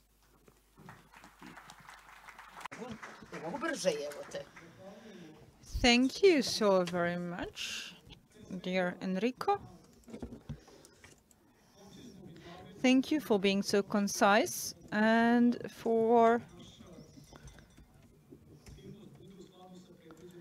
allowing us to stick to the agenda concerning time. Our next panelist is Nataša Todorović. Apologies for the slight delay, but this is now the consequence of taking too much time for lunch. Thank you very much. Greetings from Serbia Palace. I'm attending another conference right now, so hopefully the connection is good. Can you hear me? Yes? Dear Professor Đorđević, dear panelists, hopefully I will be brief and stick to my 10 minutes. My topic are the vulnerable groups of population. To talk about vulnerable groups, first we have to define vulnerability. Vulnerability is defined as the degree of disproportionality of how people can be affected by a disaster or a conflict, which increases the risk that they will be faced with exploitation, disease, or death. It is a cross-section of the person's capacity, resilience, the social resilience, and the nature of the disaster itself. Not all members of a vulnerable group are equally vulnerable, and their vulnerability can change over time. Even if vulnerability is individual, it is true that certain groups are more prone to suffering more losses and damage in various crises. Vulnerability is defined by different factors such as class, age, gender, disability, migration status, and nature and degree of connectedness in a community. Vulnerability is fluid. It changes over time and due to circumstances that the person is living in. If a person, for instance, has diabetes, this person can live a perfectly normal life and they can work under normal circumstances. However, if there's a crisis, this person can become vulnerable because if there is no treatment, if there is no insulin, if there is no adequate food, the same goes for the elderly. If in crisis they don't have what they need, they become more vulnerable. I worked in the Red Cross of Serbia, and throughout its history, the Red Cross is boosting solidarity both in regular circumstances and in dire times, such as crisis and war. And globally, the Red Cross is paying particular heed to vulnerable groups of population, which can be exposed to a higher disaster risk due to the whole range of factors. In time, this became the very code and ethos of the Red Cross. And the Red Cross of Serbia has different kinds of outreach activities with different kinds of vulnerable groups, and it pays special heed to these groups during disasters. When we talk about vulnerability, we need to understand that vulnerabilities are intersectional. Not only during disasters, but also in so-called normal times, we forget about this intersectionality. Vulnerable groups are not homogeneous. They are not a monolith. The members of a vulnerable group vary from each other. Individual group members can have different levels of vulnerability, and their vulnerability changes over time depending on context and circumstances. The two biggest factors are the environment and the perception of the vulnerable group. The environment means political, economic, and social environment, and it can increase vulnerability, whether perception of vulnerable group in the society can also significantly contribute to risk, because prejudice and stereotypes can also have a major impact on increasing the vulnerability of a group. So in our work, we need to pay attention to reduce discrimination, stereotypes, and prejudice against vulnerable categories of population. We have to be able to identify different vulnerable groups. However, this can be a lengthy process. For instance, a good example are humanitarian inclusion standards for the elderly and persons with disability. The Executive Board of Sphere adopted these only in 2018, meaning that we need time to identify the vulnerabilities of a group. Also, it is very important to identify the factors of intersectionality so that we can adequately respond to these vulnerabilities. When we talk about the structure of vulnerability, vulnerability of an individual is the result of their personal status, meaning their health status, their economic position, their connections with their community, which can have an impact on their resilience, because one person can have great connections in the community and a good safety network, so to say. So for this person, it's easier to adapt and they're more resilient.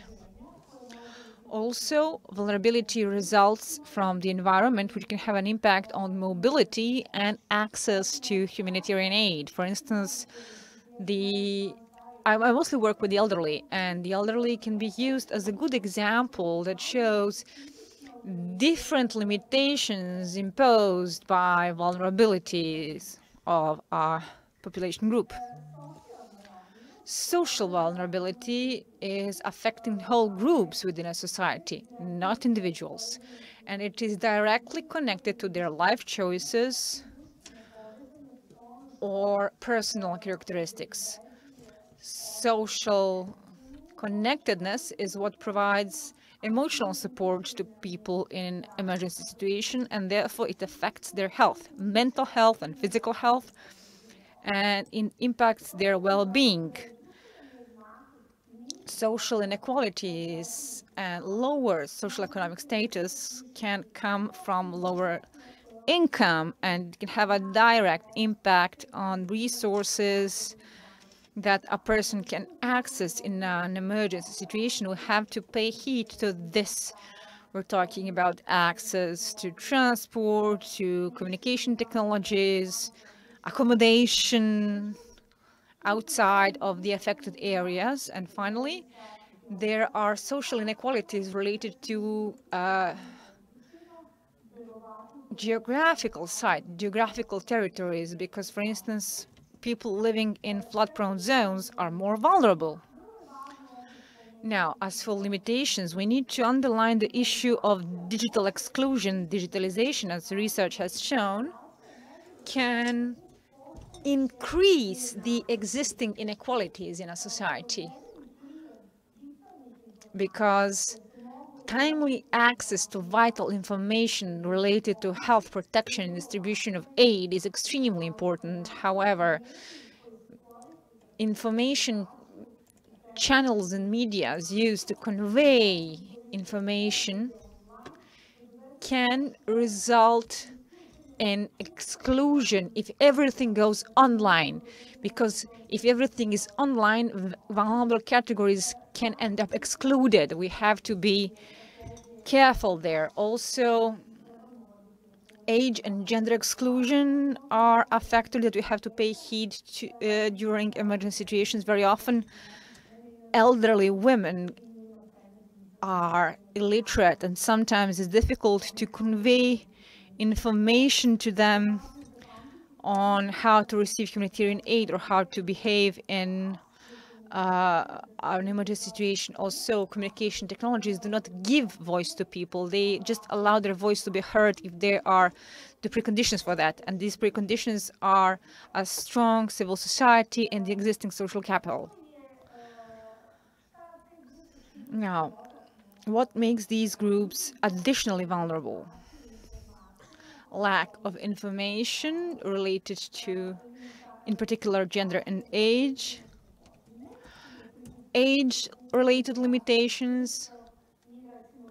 When we collect data, we very often make elderly invisible as a category because we believe that the elderly are over the age of 65, whereas it's not the same whether you're 65 or 95. You have different needs, and you have in particular different needs during vulnerable situations. And even when we collect data on elderly persons, the age brackets are like 5 years.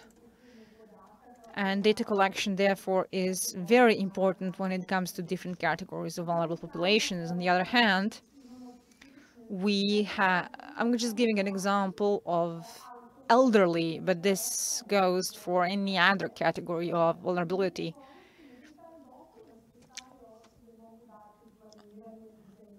We do not use the contribution that the elderly can give in emergency situation and in response, which is basically cutting us off from a resource.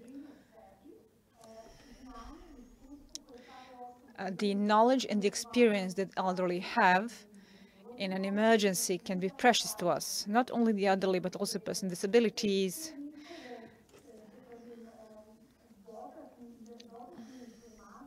The information they can share with us can only improve our response to an emergency situation.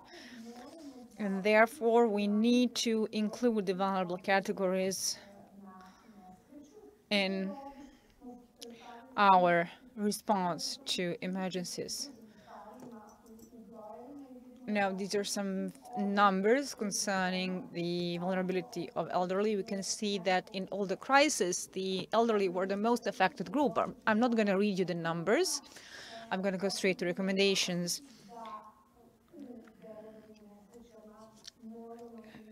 In emergency situations, we have to have a rights-based approach. We must know that vulnerable populations and groups are heterogeneous. They are not a monolith. They are different between each other and within each group. We have to fight against stereotypes and prejudice and all the kind of discrimination that this causes based on gender and disability, etc. And to help the vulnerable groups, we have the individual level, we have the structural level. We also have to educate people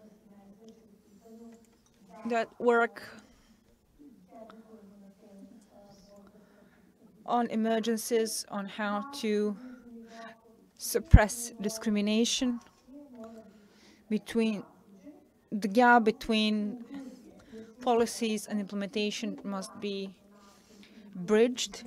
We all know the notion of inclusion, and we all say that we worked in an inclusive way. However, planning, budgeting, and operational management still fail to meet the standards of inclusion. Inclusion also means systematic data gathering and desegregation in order to plan targeted responses. Data collection is extremely important. And this should be an element in all phases of our response. We must know both the power and the limitations of the modern IT technologies. We have to use the digital technologies, but we have to be aware that they are limited. Mental health of vulnerable groups is equally important in emergency situations. It must not be neglected, especially since mental health can impact physical health. Vulnerable groups are more exposed to potential abuse during emergency events. We have to reduce the risk of abuse and violence. And finally, distribution of aid, starting from the planning phase, must take into consideration the specific needs of vulnerable groups so that their response is adequate and in line with their needs. I think that this was 10 minutes. If you have any questions, I'm at your disposal. Thank you.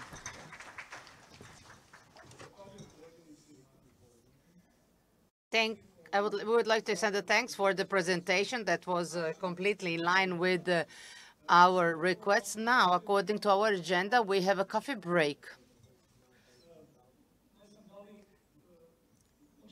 I don't know whether the participants that are online could stay with us till the end or to give the opportunity.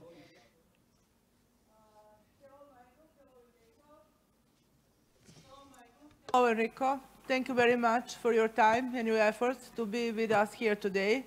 It was a great pleasure to hear some novelties from you, and I hope we will see face-to-face soon. Have a nice day in Brazil. Have a nice day in Edinburgh.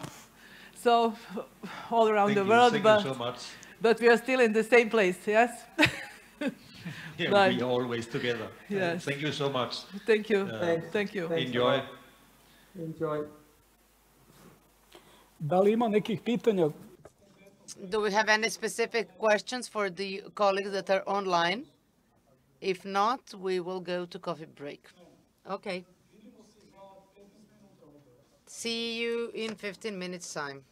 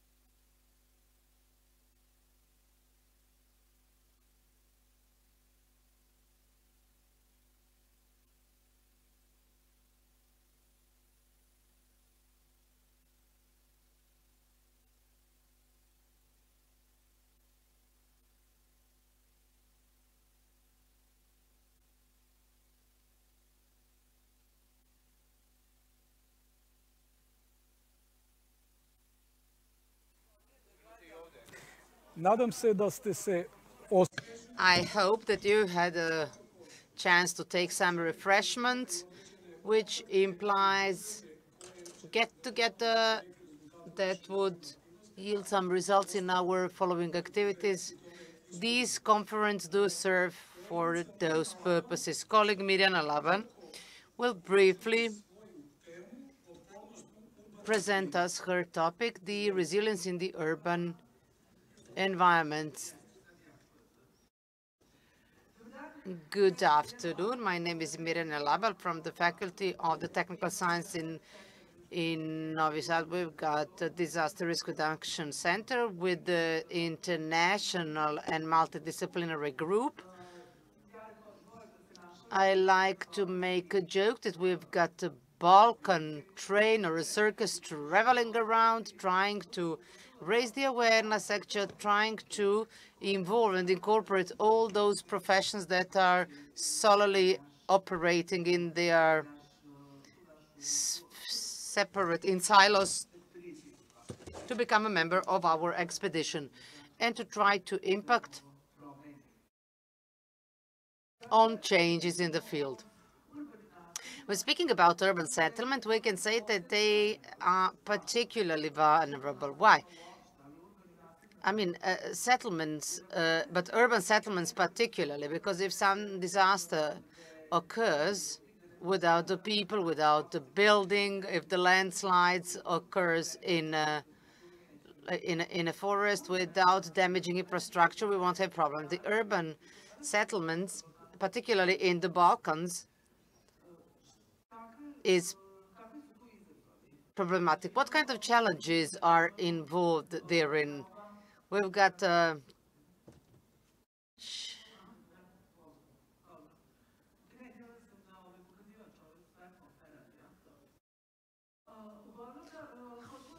I want to say it depends. Everyone knows that these are obvious. High density, high level of building, overwhelming on the small area.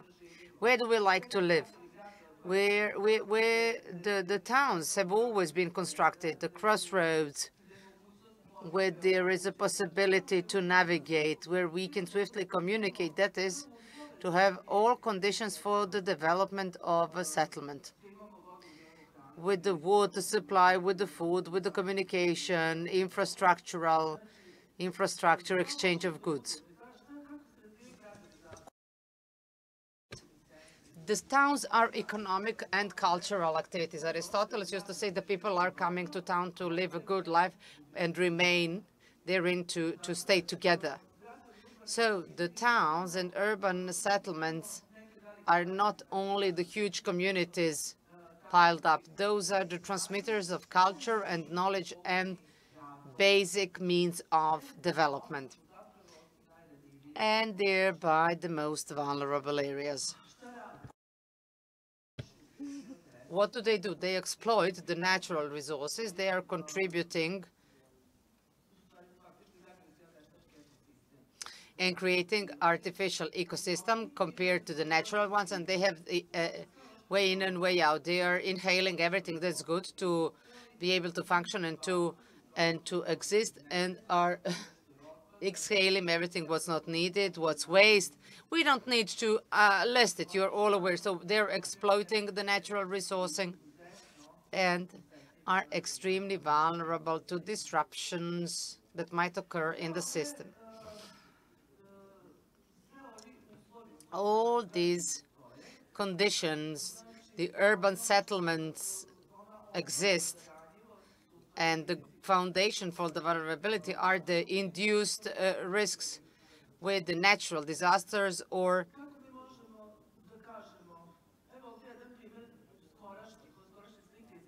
this is the image from Belgrade. We've got the anthropogenic effect, what depends on the urban settlement, which is my flood experts would like to say this is an internal flood, which comes out of a system, that the drainage system is not calibrated or designed in such a way to uphold 100 years waters. And on the top of it, we put the concrete everywhere. We haven't left the green areas. We are building everywhere, and in the end, we cannot have any intake of excessive water. Yes, we had the huge precipitations, but then again, there are many other conditions that the man induced. And we cannot expect from any utility system or a city administration that they would fund the development as if we would say that we would never have the floods in the Belgrade, so let's build a 3-meter tall defense wall, which will never be used. There is a cost-effective condition saying, let's see what's acceptable risk and until where we can go. These are some risks that could,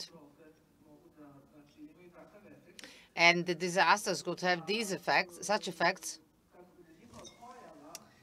that their occurrence would definitely impact the people, buildings, and the environment. In urban settlement, it impacts on the three mentioned dimensions. Every flood is damaging the soil after every fire, and we commented that yesterday with the colleagues, that now we have in Denmark, there is a colleague told me that there is a concern regarding the potable water, and that in certain areas, and that the question is how specific chemicals from the foam to put off the fire entered into the underground water, thereby polluting those underground water, meaning that one area is now facing the problem with the provision of potable water, which might become a long-lasting problem. We still haven't reached the situation, what happened after the fire, to take the sample of a soil, of underground water. We see what's in the air, the product of cogeneration, but what's going on into the groundwater, we still haven't analyzed or tested that. What I would like to say, you see the list of all those reasons and all causes and disasters that are conditioned with the urban settlement, that is with the anthropogenic factors, because the man is the one constructed settlement. Settlement didn't come there out of its own. And one of the basic problems on the left upper photo is well known to people from Belgrade. But there were two houses, illegal construction. Why? For instance, then this is the image from Draj, earthquake. Shot at the moment, 3 similar age buildings, the 2 are standing, the one is actually falling apart.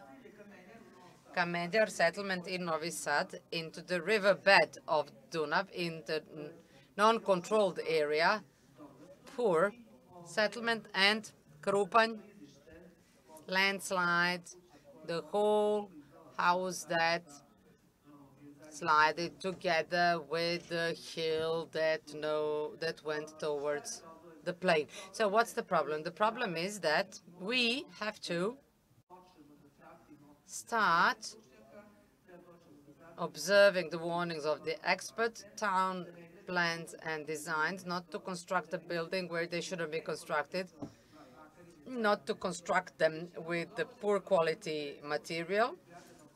We already have the problem that were adopted prior to the adoption of the construction, which could be observed in Zagreb, earthquake consequence, all buildings that were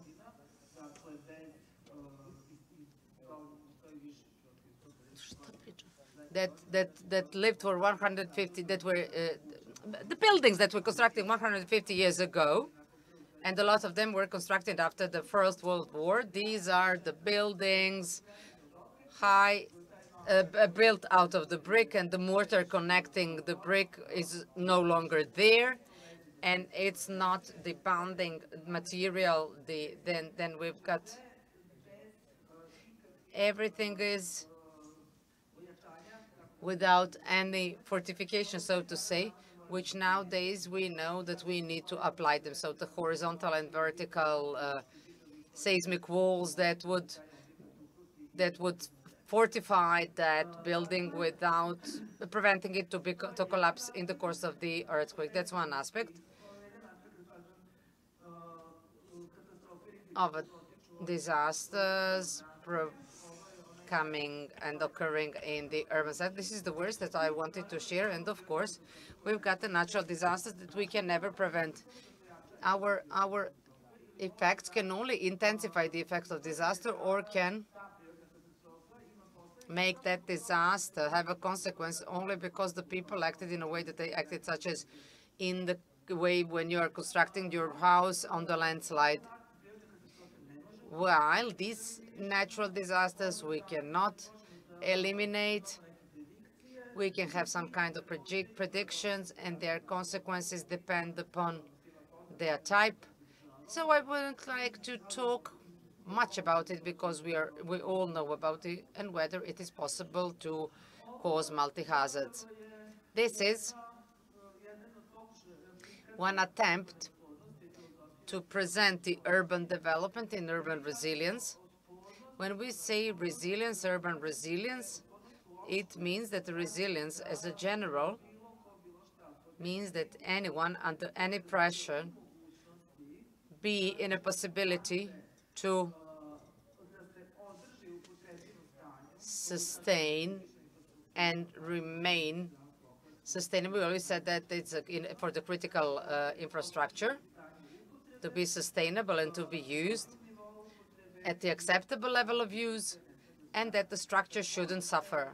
Another thing that we've got in here, which is well defined in our law, that the public institutions should be constructed or retrofitted after every disaster, applying the principle build back better, not to put them into the status prior to the disaster, but to apply all currently effective pieces of legislation. One example, all of our university buildings, faculty buildings, I don't want to list them all, constructed in 60s, 70s, 80s, prior to the adoption of some tall building legislation or the regulation referring to the public institutions, stipulating that all public institutions have to have automated alarming system in case of fire.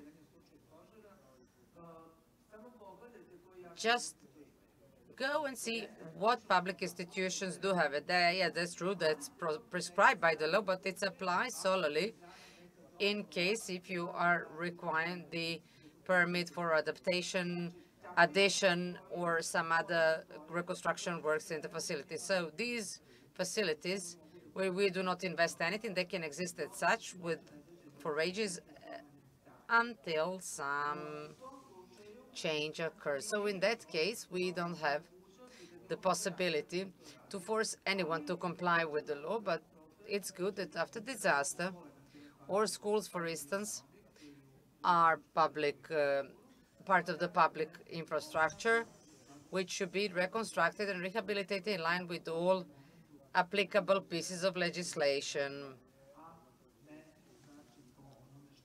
and not applying the previous pieces of legislation. I want to conclude that the urban settlements are the spaces which are multidimensional and multifunctional at the same time. And I wanted to relate it with the previous session. So everything we had the chance to hear from our colleague, everything led to the fact that there should be one multidimensional system that would result in that resilience, that would be horizontally and vertically connect all actors, starting from education, alerting and warning, public institutions, public administration, up until the family, to the basic unit that should prepare us for each and every situation. I like we're teaching our children, beware when you're crossing the street, don't run in front of the car. That's the way. That's how we need to teach them how to act in case of fire, what to do if they're alone, or how they can help someone in case of earthquake. Should they go out or stay in? So a lot of things are lacking, starting from the family. I would have, who has the fire extinguisher in your house or in your car?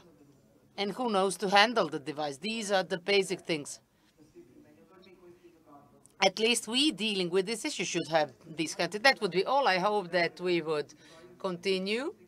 I hope the UNDP, all the colleagues that are panelists today, and I would like to say that these kind of events are a proper platform to exchange the information and to set the cooperation established at the level of university. I will hope will be actually translated into practitioners.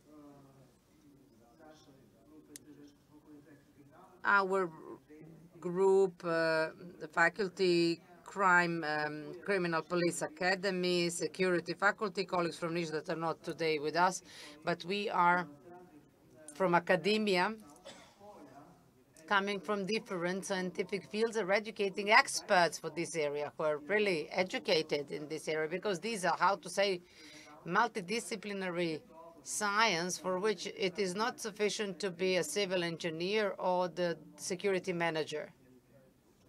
In my and Yasmina's case, you need to involve, and for risk assessment, you see the risk register, to what extent it is complex. All practitioners from a lot of different scientific spheres be involved to be able to, well, educate ourselves and to properly inform our public and to raise new generations. Thank you very much.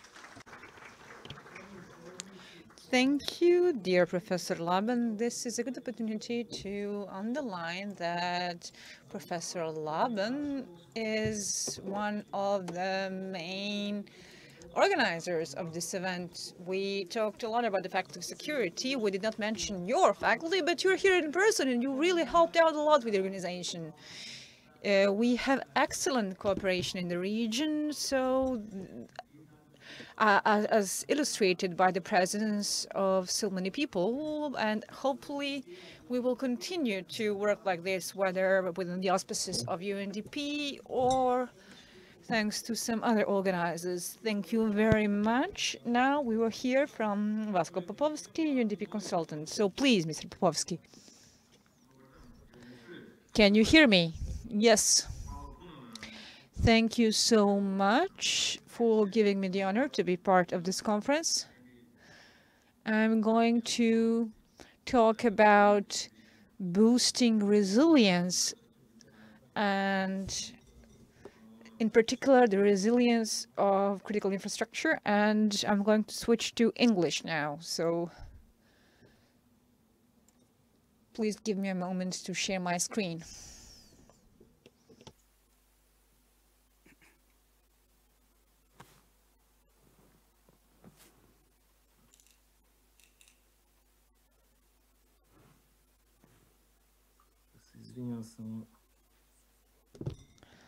My apologies.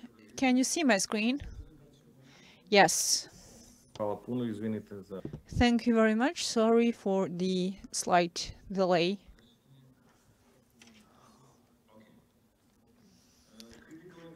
Are the cornerstone of the society and communities, as they provide services contributing to the sustainable and resilient development globally and nation. They are complex, interdependent, interconnected, exposed to existing and emerging risks and threats. The unprecedented impact of the COVID-19 pandemic crisis, as well as the new and emerging risks, emphasizing the needs of the resilience building of the critical infrastructure in an organized and systematic way, in order not only to provide their functioning, but also to enable its continuity.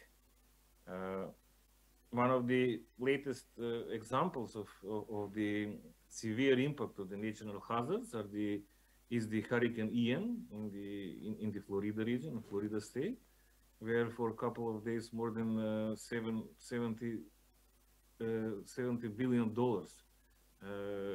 damages were made, and most of these damages were related to the critical infrastructure sectors.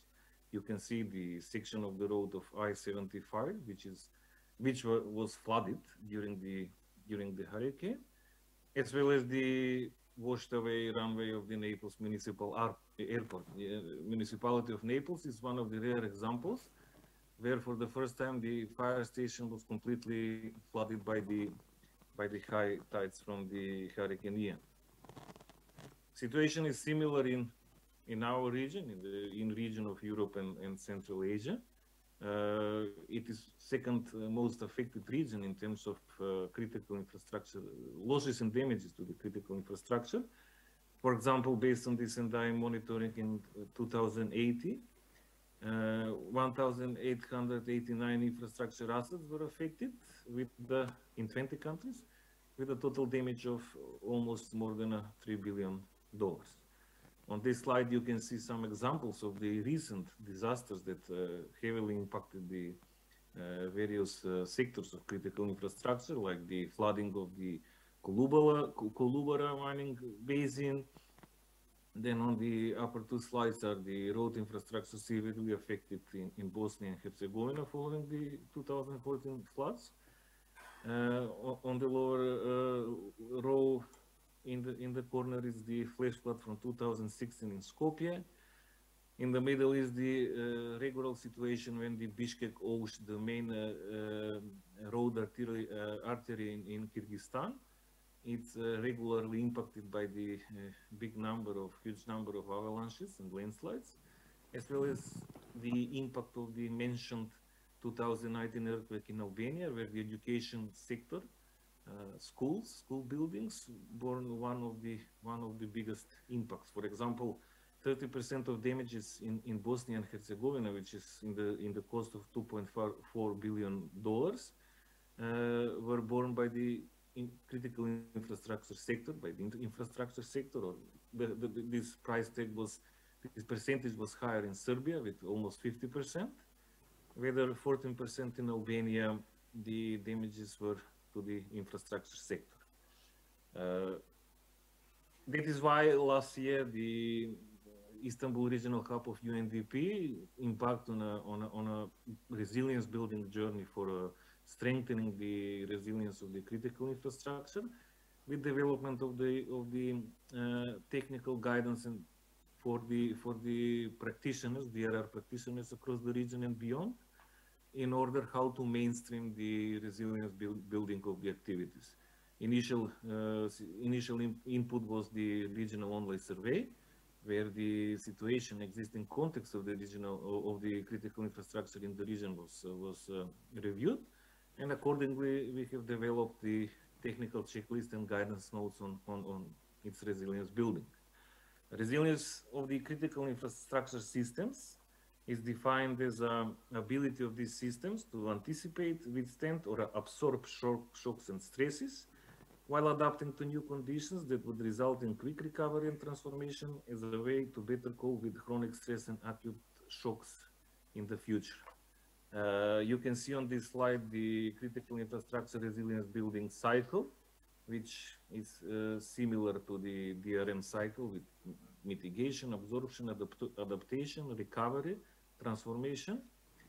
And accordingly, the set of actions were developed before, during, and after disasters, and they are similar to the various phases of DRM. So before disaster, we stipulated the phases of anticipation and mitigation. During disaster is absorption and adaptation. After disaster are the phases of recovery and transformation. Accordingly, we define the pillars for building critical infrastructure resilience, which are the policy and normative frameworks, governance and institutional framework. It is necessary to enable all critical infrastructure systems approach, meaning that in most of the terms, in most of the situations, critical infrastructure are being understood as facilities and assets, whether the services they are providing and the resources that are participating in the provision of these functions and services are not being taken in consideration. Another pillar, very important pillar, is availability of resources with stable and sustainable finances in order to provide this function, building capacities in terms of development and application of necessary expertise and knowledge. And this can be done in partnership between the public and private sector domains. In globally, most of the critical infrastructure asset facilities and services are owned or operated by the private sector, and therefore it is essential to establish this relation between the public and private domains. And finally, the pillar of application of technological and ICT innovations, meaning that these tools and solutions can significantly improve the provision of the services, can support their functionality, and can provide the essential continuity during emergency and disasters. The main three documents that were stipulated as part of the study are the technical checklist for building critical infrastructure resilience as an entry tool, as a diagnostic tool to help the DRR practitioners across the region and beyond to understand the existing level of resilience building, to ask necessary questions, and to identify what is the situation and what type of measures and action activities should be implemented in order to achieve this building of resilience. Then there are the general guidance notes for building critical infrastructure resilience. They are formulated to design relevant resilience building policies and to implement relevant measures and actions in close partnership and with participation of all stakeholders, all sectors, with participation of the private sector, importantly, as well as to provide the continuity not only during disasters and emergencies, but also to provide continuity after disasters. Essential principles, essential parts of these guidance notes are to create enabling policy and regulatory frameworks, then to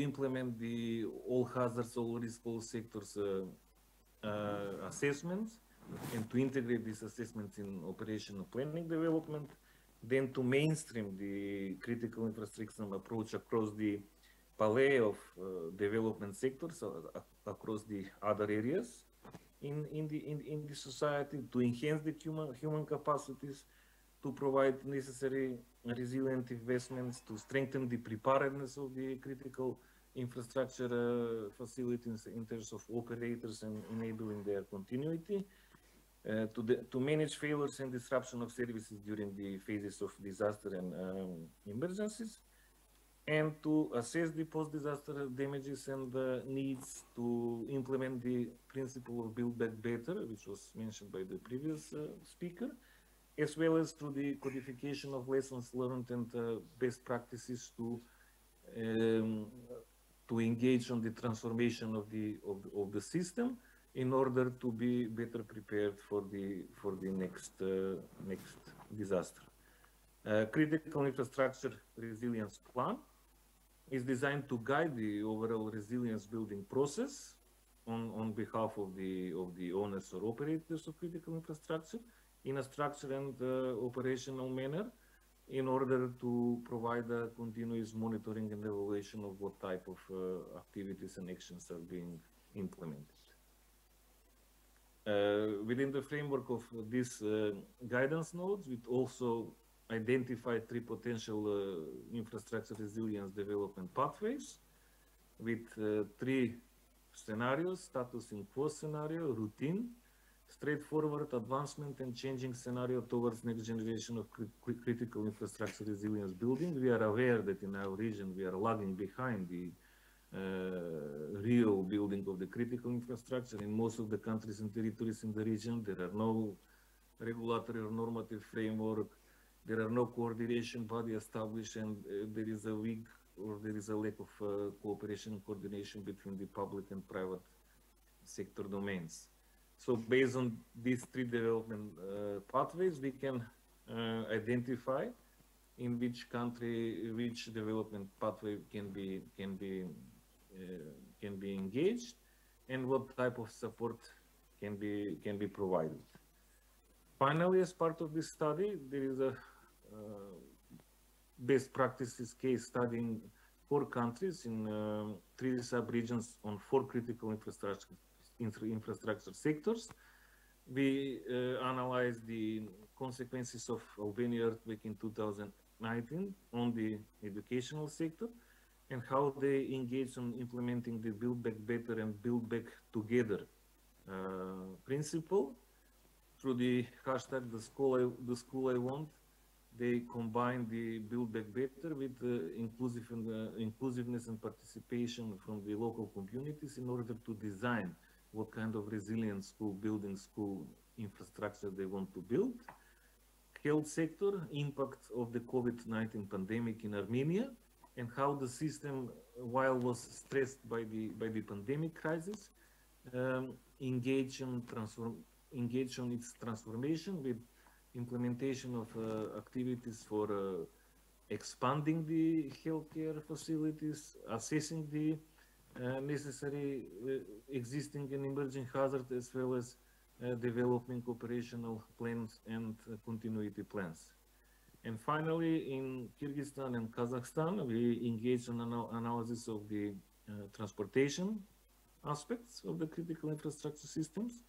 In Kyrgyzstan, we analyzed the practices around the road, strengthening the resilience building of the road transport, especially since they have only one road artery between Bishkek, the capital city on the north, and the city of Osh in the south part of the country. And there is one road, and with the challenging mountainous terrain and frequent avalanches, landslides, erosions, it's being frequently, traffic is frequently stopped. So a set of measures needs to be constantly implemented. In Kazakhstan, we analyzed the lessons learned from the GUARD exercise in building the resilience of Almaty International Airport, and one of the most important hubs in the Central Asia region, and as a hub between Asia and Europe. So based of these lessons learned, we believe that this tool will be very beneficial for the practitioners in the national disaster management agencies, in the critical infrastructure operators and owners, in the government authorities on national, regional, or local level that are in the area of risk reduction, of critical infrastructure, of provision of services, because through a structured and focused approach, they can easily apply these tools in order to create relevant policies and actions. Thank you very much for the possibility to be a part of this panel today. So if there are any questions, comments, or feedback, I'm available for replying to it. Zahvaljujem. Thank you,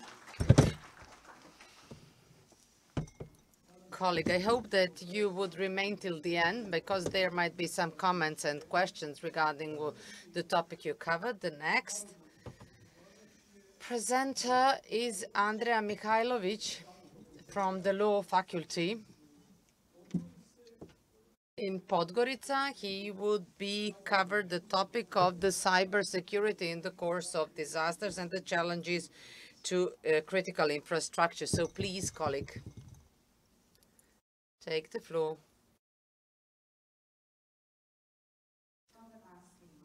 Good afternoon to everybody. Thanks to all the people present here and my colleague panelists. And I would like to extend the organizers for investing huge efforts to organize such a successful conference.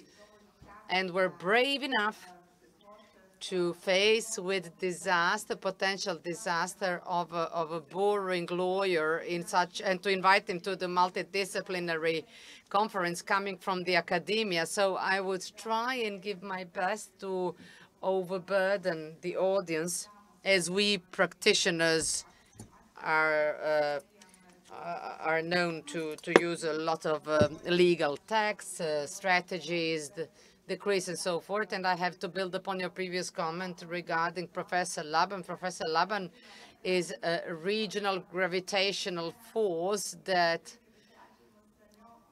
is constantly calling all of us that ever had the chance to work with her, to work together with her.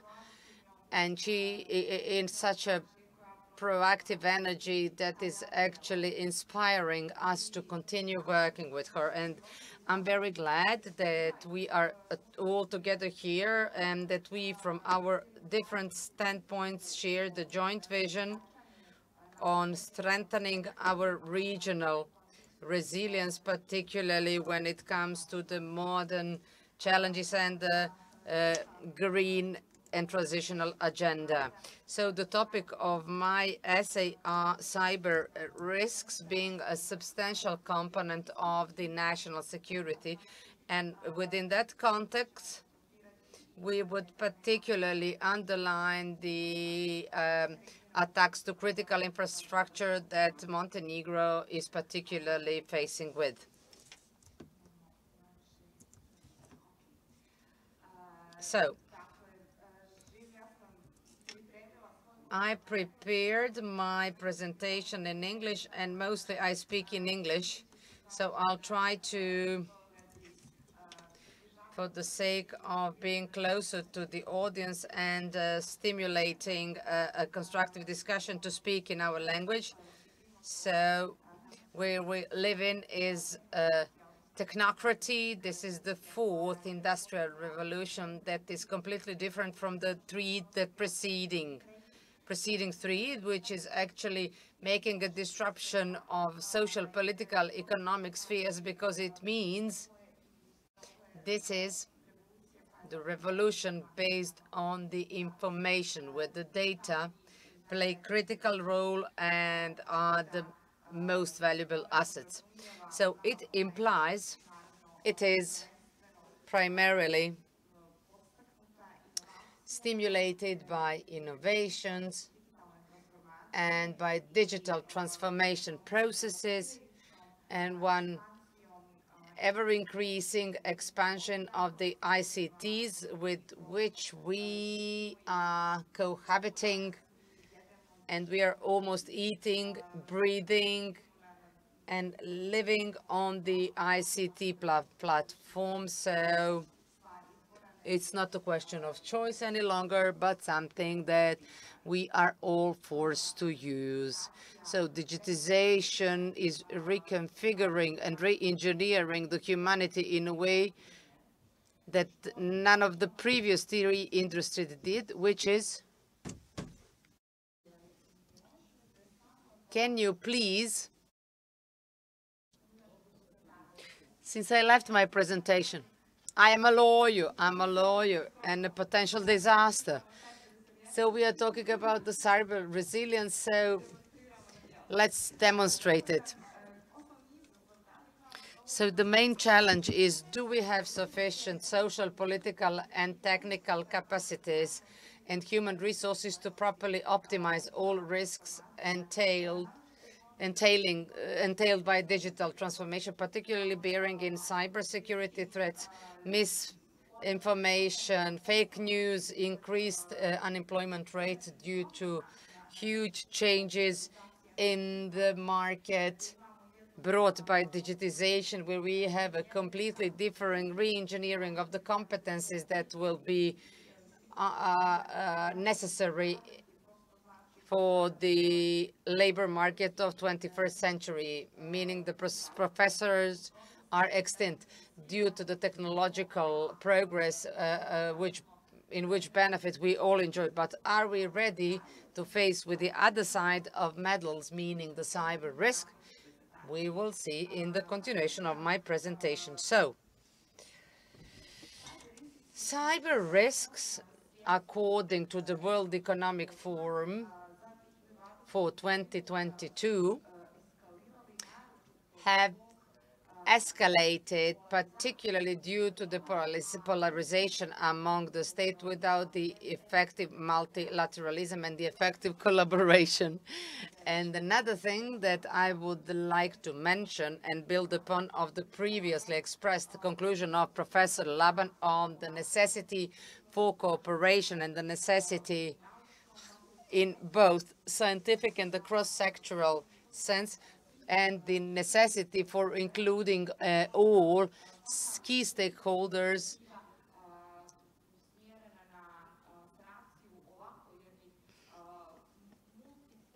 where has to rely, because what's the topic of the cybersecurity is not sufficiently developed in our country. That is the lack of the awareness that the cyber security is solely IT topic and should be left to the engineers. That's not true. It's a social and cultural process of changing the awareness. That is the creation of a cyber risk mindset we all need to care about. So what the cyber risks are doing to us nowadays, they are so potential to change the geopolitical status of the modern states, particularly bearing it the hybrid wars, cyber wars, wherein we more and more are threatened by the classical weapon, because now we have the cyber weapon in the stage through cyber risks, cyber threats that are more and more intrusive. So when talking about a kind of an assessed value of the cyber or price of cyber crime, in beginning of 2021, there was almost 5 billion internet users, and this figure is growing 7% on the annual basis. So the leading economic experts at this point of time, despite the fact that the realistic damage cannot be projected at this point of time, but now we can speak about one amount of $6 trillion caused by cyber attack to the global economy, which is twice as much compared to 2015. And I would also like to, and it is estimated that that figure would reach or exceed the amount of $10.5 trillion by 2025. I would also like to reiterate that the European Agency for Cybersecurity estimated that the cyber attacks to the critical infrastructure has doubled in the past 2 years. So the COVID favored these kind of attacks. So COVID brought us a cyber risk pandemic as well. And here you can see, according to the assessment, what are top 15 most characteristic cyber threats. And ransomware is on the leading place. So it means such an attack where you have three elements, where you've got the theft of stealing of the data, action, and the demand for ransom. So someone is stealing your data and you need to pay a ransom for getting back your data.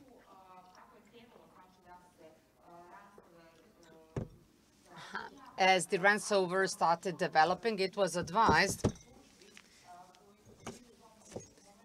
and the Security Council, security services actually advised, so when you addressed your national team, to pay for that ransom, because it was quite a symbolic price. But nowadays we have a huge proliferation of cybercrime, and those cyber attacks are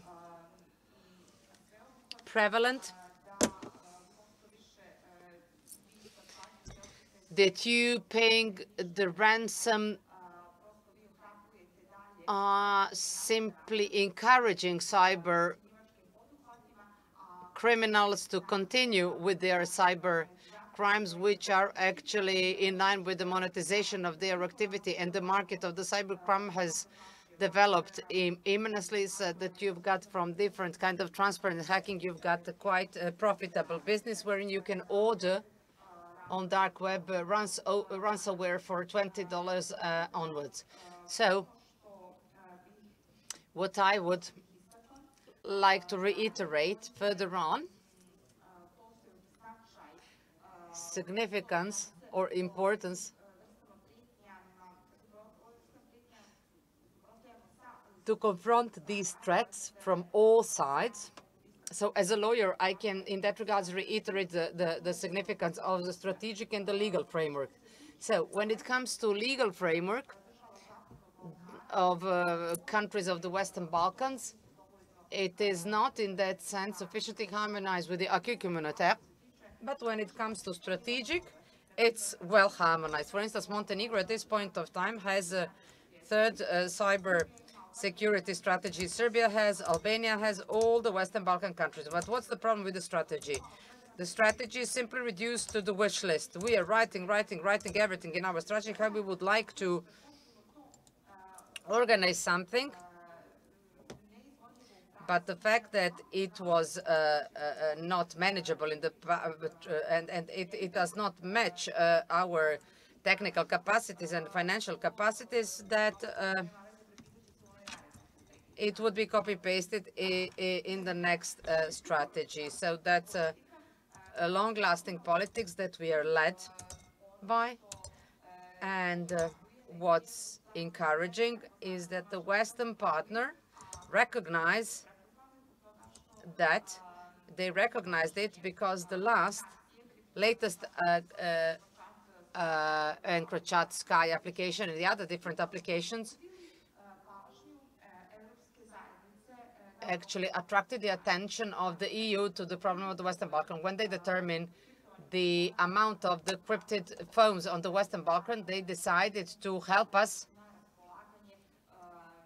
providing us with the technical support and other forms of support. And one of those blatant example is opening of the regional educational cybersecurity cybercrime center under the auspice of the French Ministry for Foreign Affairs in cooperation with the partners from Slovenia. So, given that the identification of the region lasted long, and after one official application procedures, they decided to have that regional center seat in our technological park in Podgorica. So we were proud because of that, because our university led that application, and the French people advised us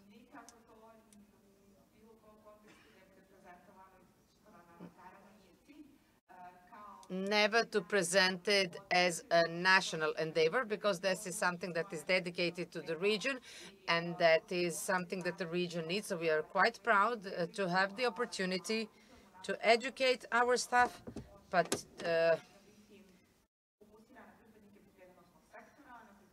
it would be focused on the incident response teams, on the judicial people working in judiciary, on the key factor in charge of and the further prosecution of the cyber crime cases.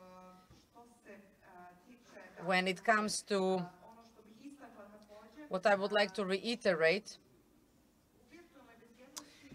talking about the cyber reality, it is security. Cyberspace, back in 2016, at the summit of Warsaw, represented and was proclaimed the equal to the earth, wind, water, and space. So it enables the parallel confronting.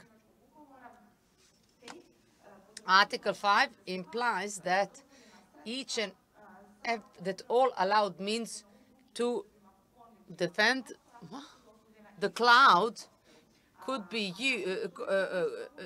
that all means in the mainstreaming response could be used in the cyber protection. So what is that represents the technical sovereignty of the Union. The fact is that when it comes to cyberspace, another focus is on the intersectoral or cross-sectoral cooperation. We're talking about the owners of the critical infrastructure in terms of digitization. You have mostly private companies.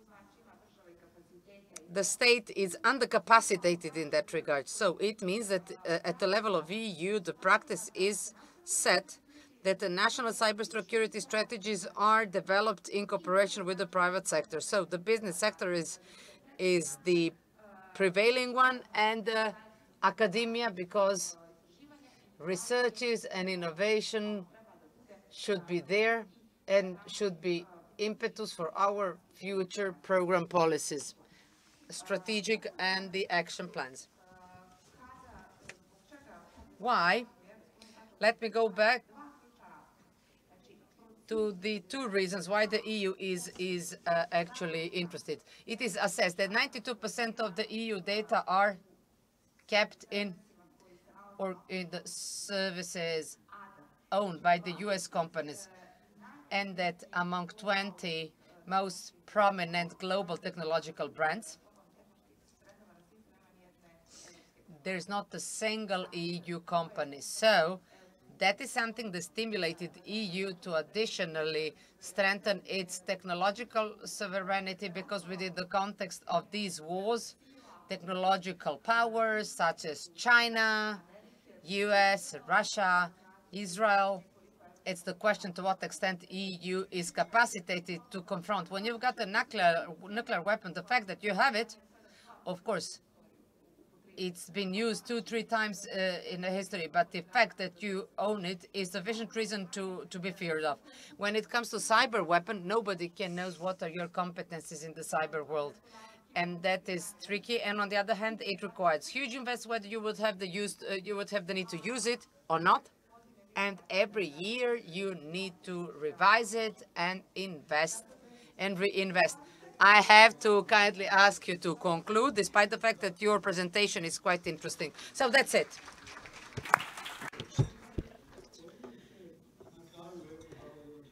Our dear colleague gave us a good opening to discuss a paradigm crisis of our civilization. The genie is out of the bottle. You know how the internet was created, and the commercial activities on the internet started in order to gain profit without any kind of protection mechanisms, and this caused a great deal of problems that we're facing in this area, which can finally result in the cataclysms that we're talking about now, such as man-made disasters. But they can also impact nature disasters. Now we have the last couple of minutes for discussion.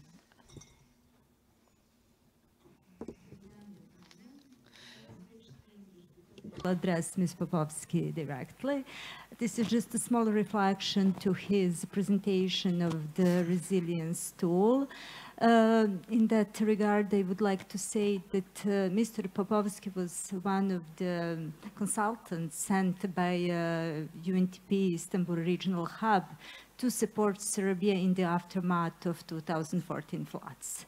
Back then, Mr. Popovsky was the one who inspired creation of the disaster risk register, the tool we proudly presented today. So I just wanted to mention this to give the credit where the credit is due. Today again, Vasco, you once again, you inspired us with this tool, and this is a kind request of a country office to pass all the knowledge and to train us as much as possible. As a UNDP country office, we're implementing so much infrastructure projects. We are planning to construct the Sector for Emergency Management HQ building, the future home of 112 Centro. And it would be wonderful to apply this tool and to make sure that all the infrastructure is resilient to the possible extent in Serbia. So warmest regards from my side and warmest greetings to the colleagues to the Istanbul Regional Hub.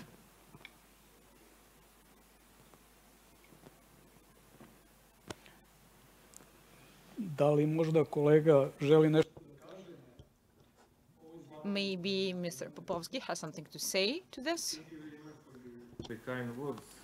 Yes, I was supporting the recovery, post-disaster recovery of Serbia through the support of the preparation of the, at that time, new disaster risk management and emergency situation legal framework. And during our discussions on the text of on the directions of development of the new DRM framework in the country, I was also passing the experiences that we have here in Macedonia and all the broader region and global aspects and how to strengthen the risk and hazard assessment as one of the entry point of a proactive disaster risk management. The guidance notes are in the phase of in the final stage of publications. They are not publicly available at the moment. So I believe that in due time they will be published on the site of UNDP Istanbul Regional Hub. And I will be happy to share the link of the publication, and I'm also available for any post-conference discussions or change of ideas and knowledge and expertise how to proceed. So practically, this tool is designed as a practical tool how to mainstream the resilience building of critical infrastructure in a, as I said, in a systematic and functional ways. So also I'm available for provision of any support in the development interventions in Serbia. I'm very happy to understand that the HQ will be supported with be further developed and equipped, and I believe that it will really strengthen the preparedness and response to emergencies and disasters in Serbia. Thank you for your kind words once again. Zahvaljujemo kolegi.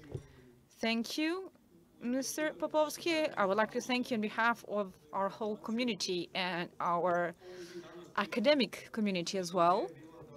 The idea was to share experiences from other parts of the world and raise awareness considering our work in the region. Are there any more comments or questions?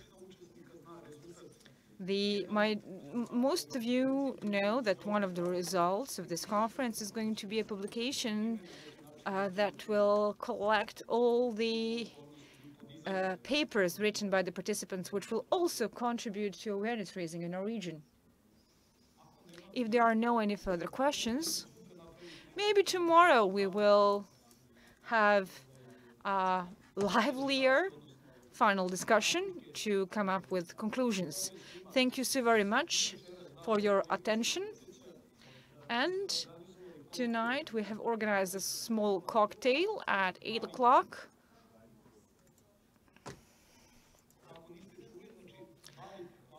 It's Barik House, 19 Georgia Clemenceau Street. You have received a map that will take you straight to this place, a Google map. So that is it for today. Thank you again and see you tomorrow.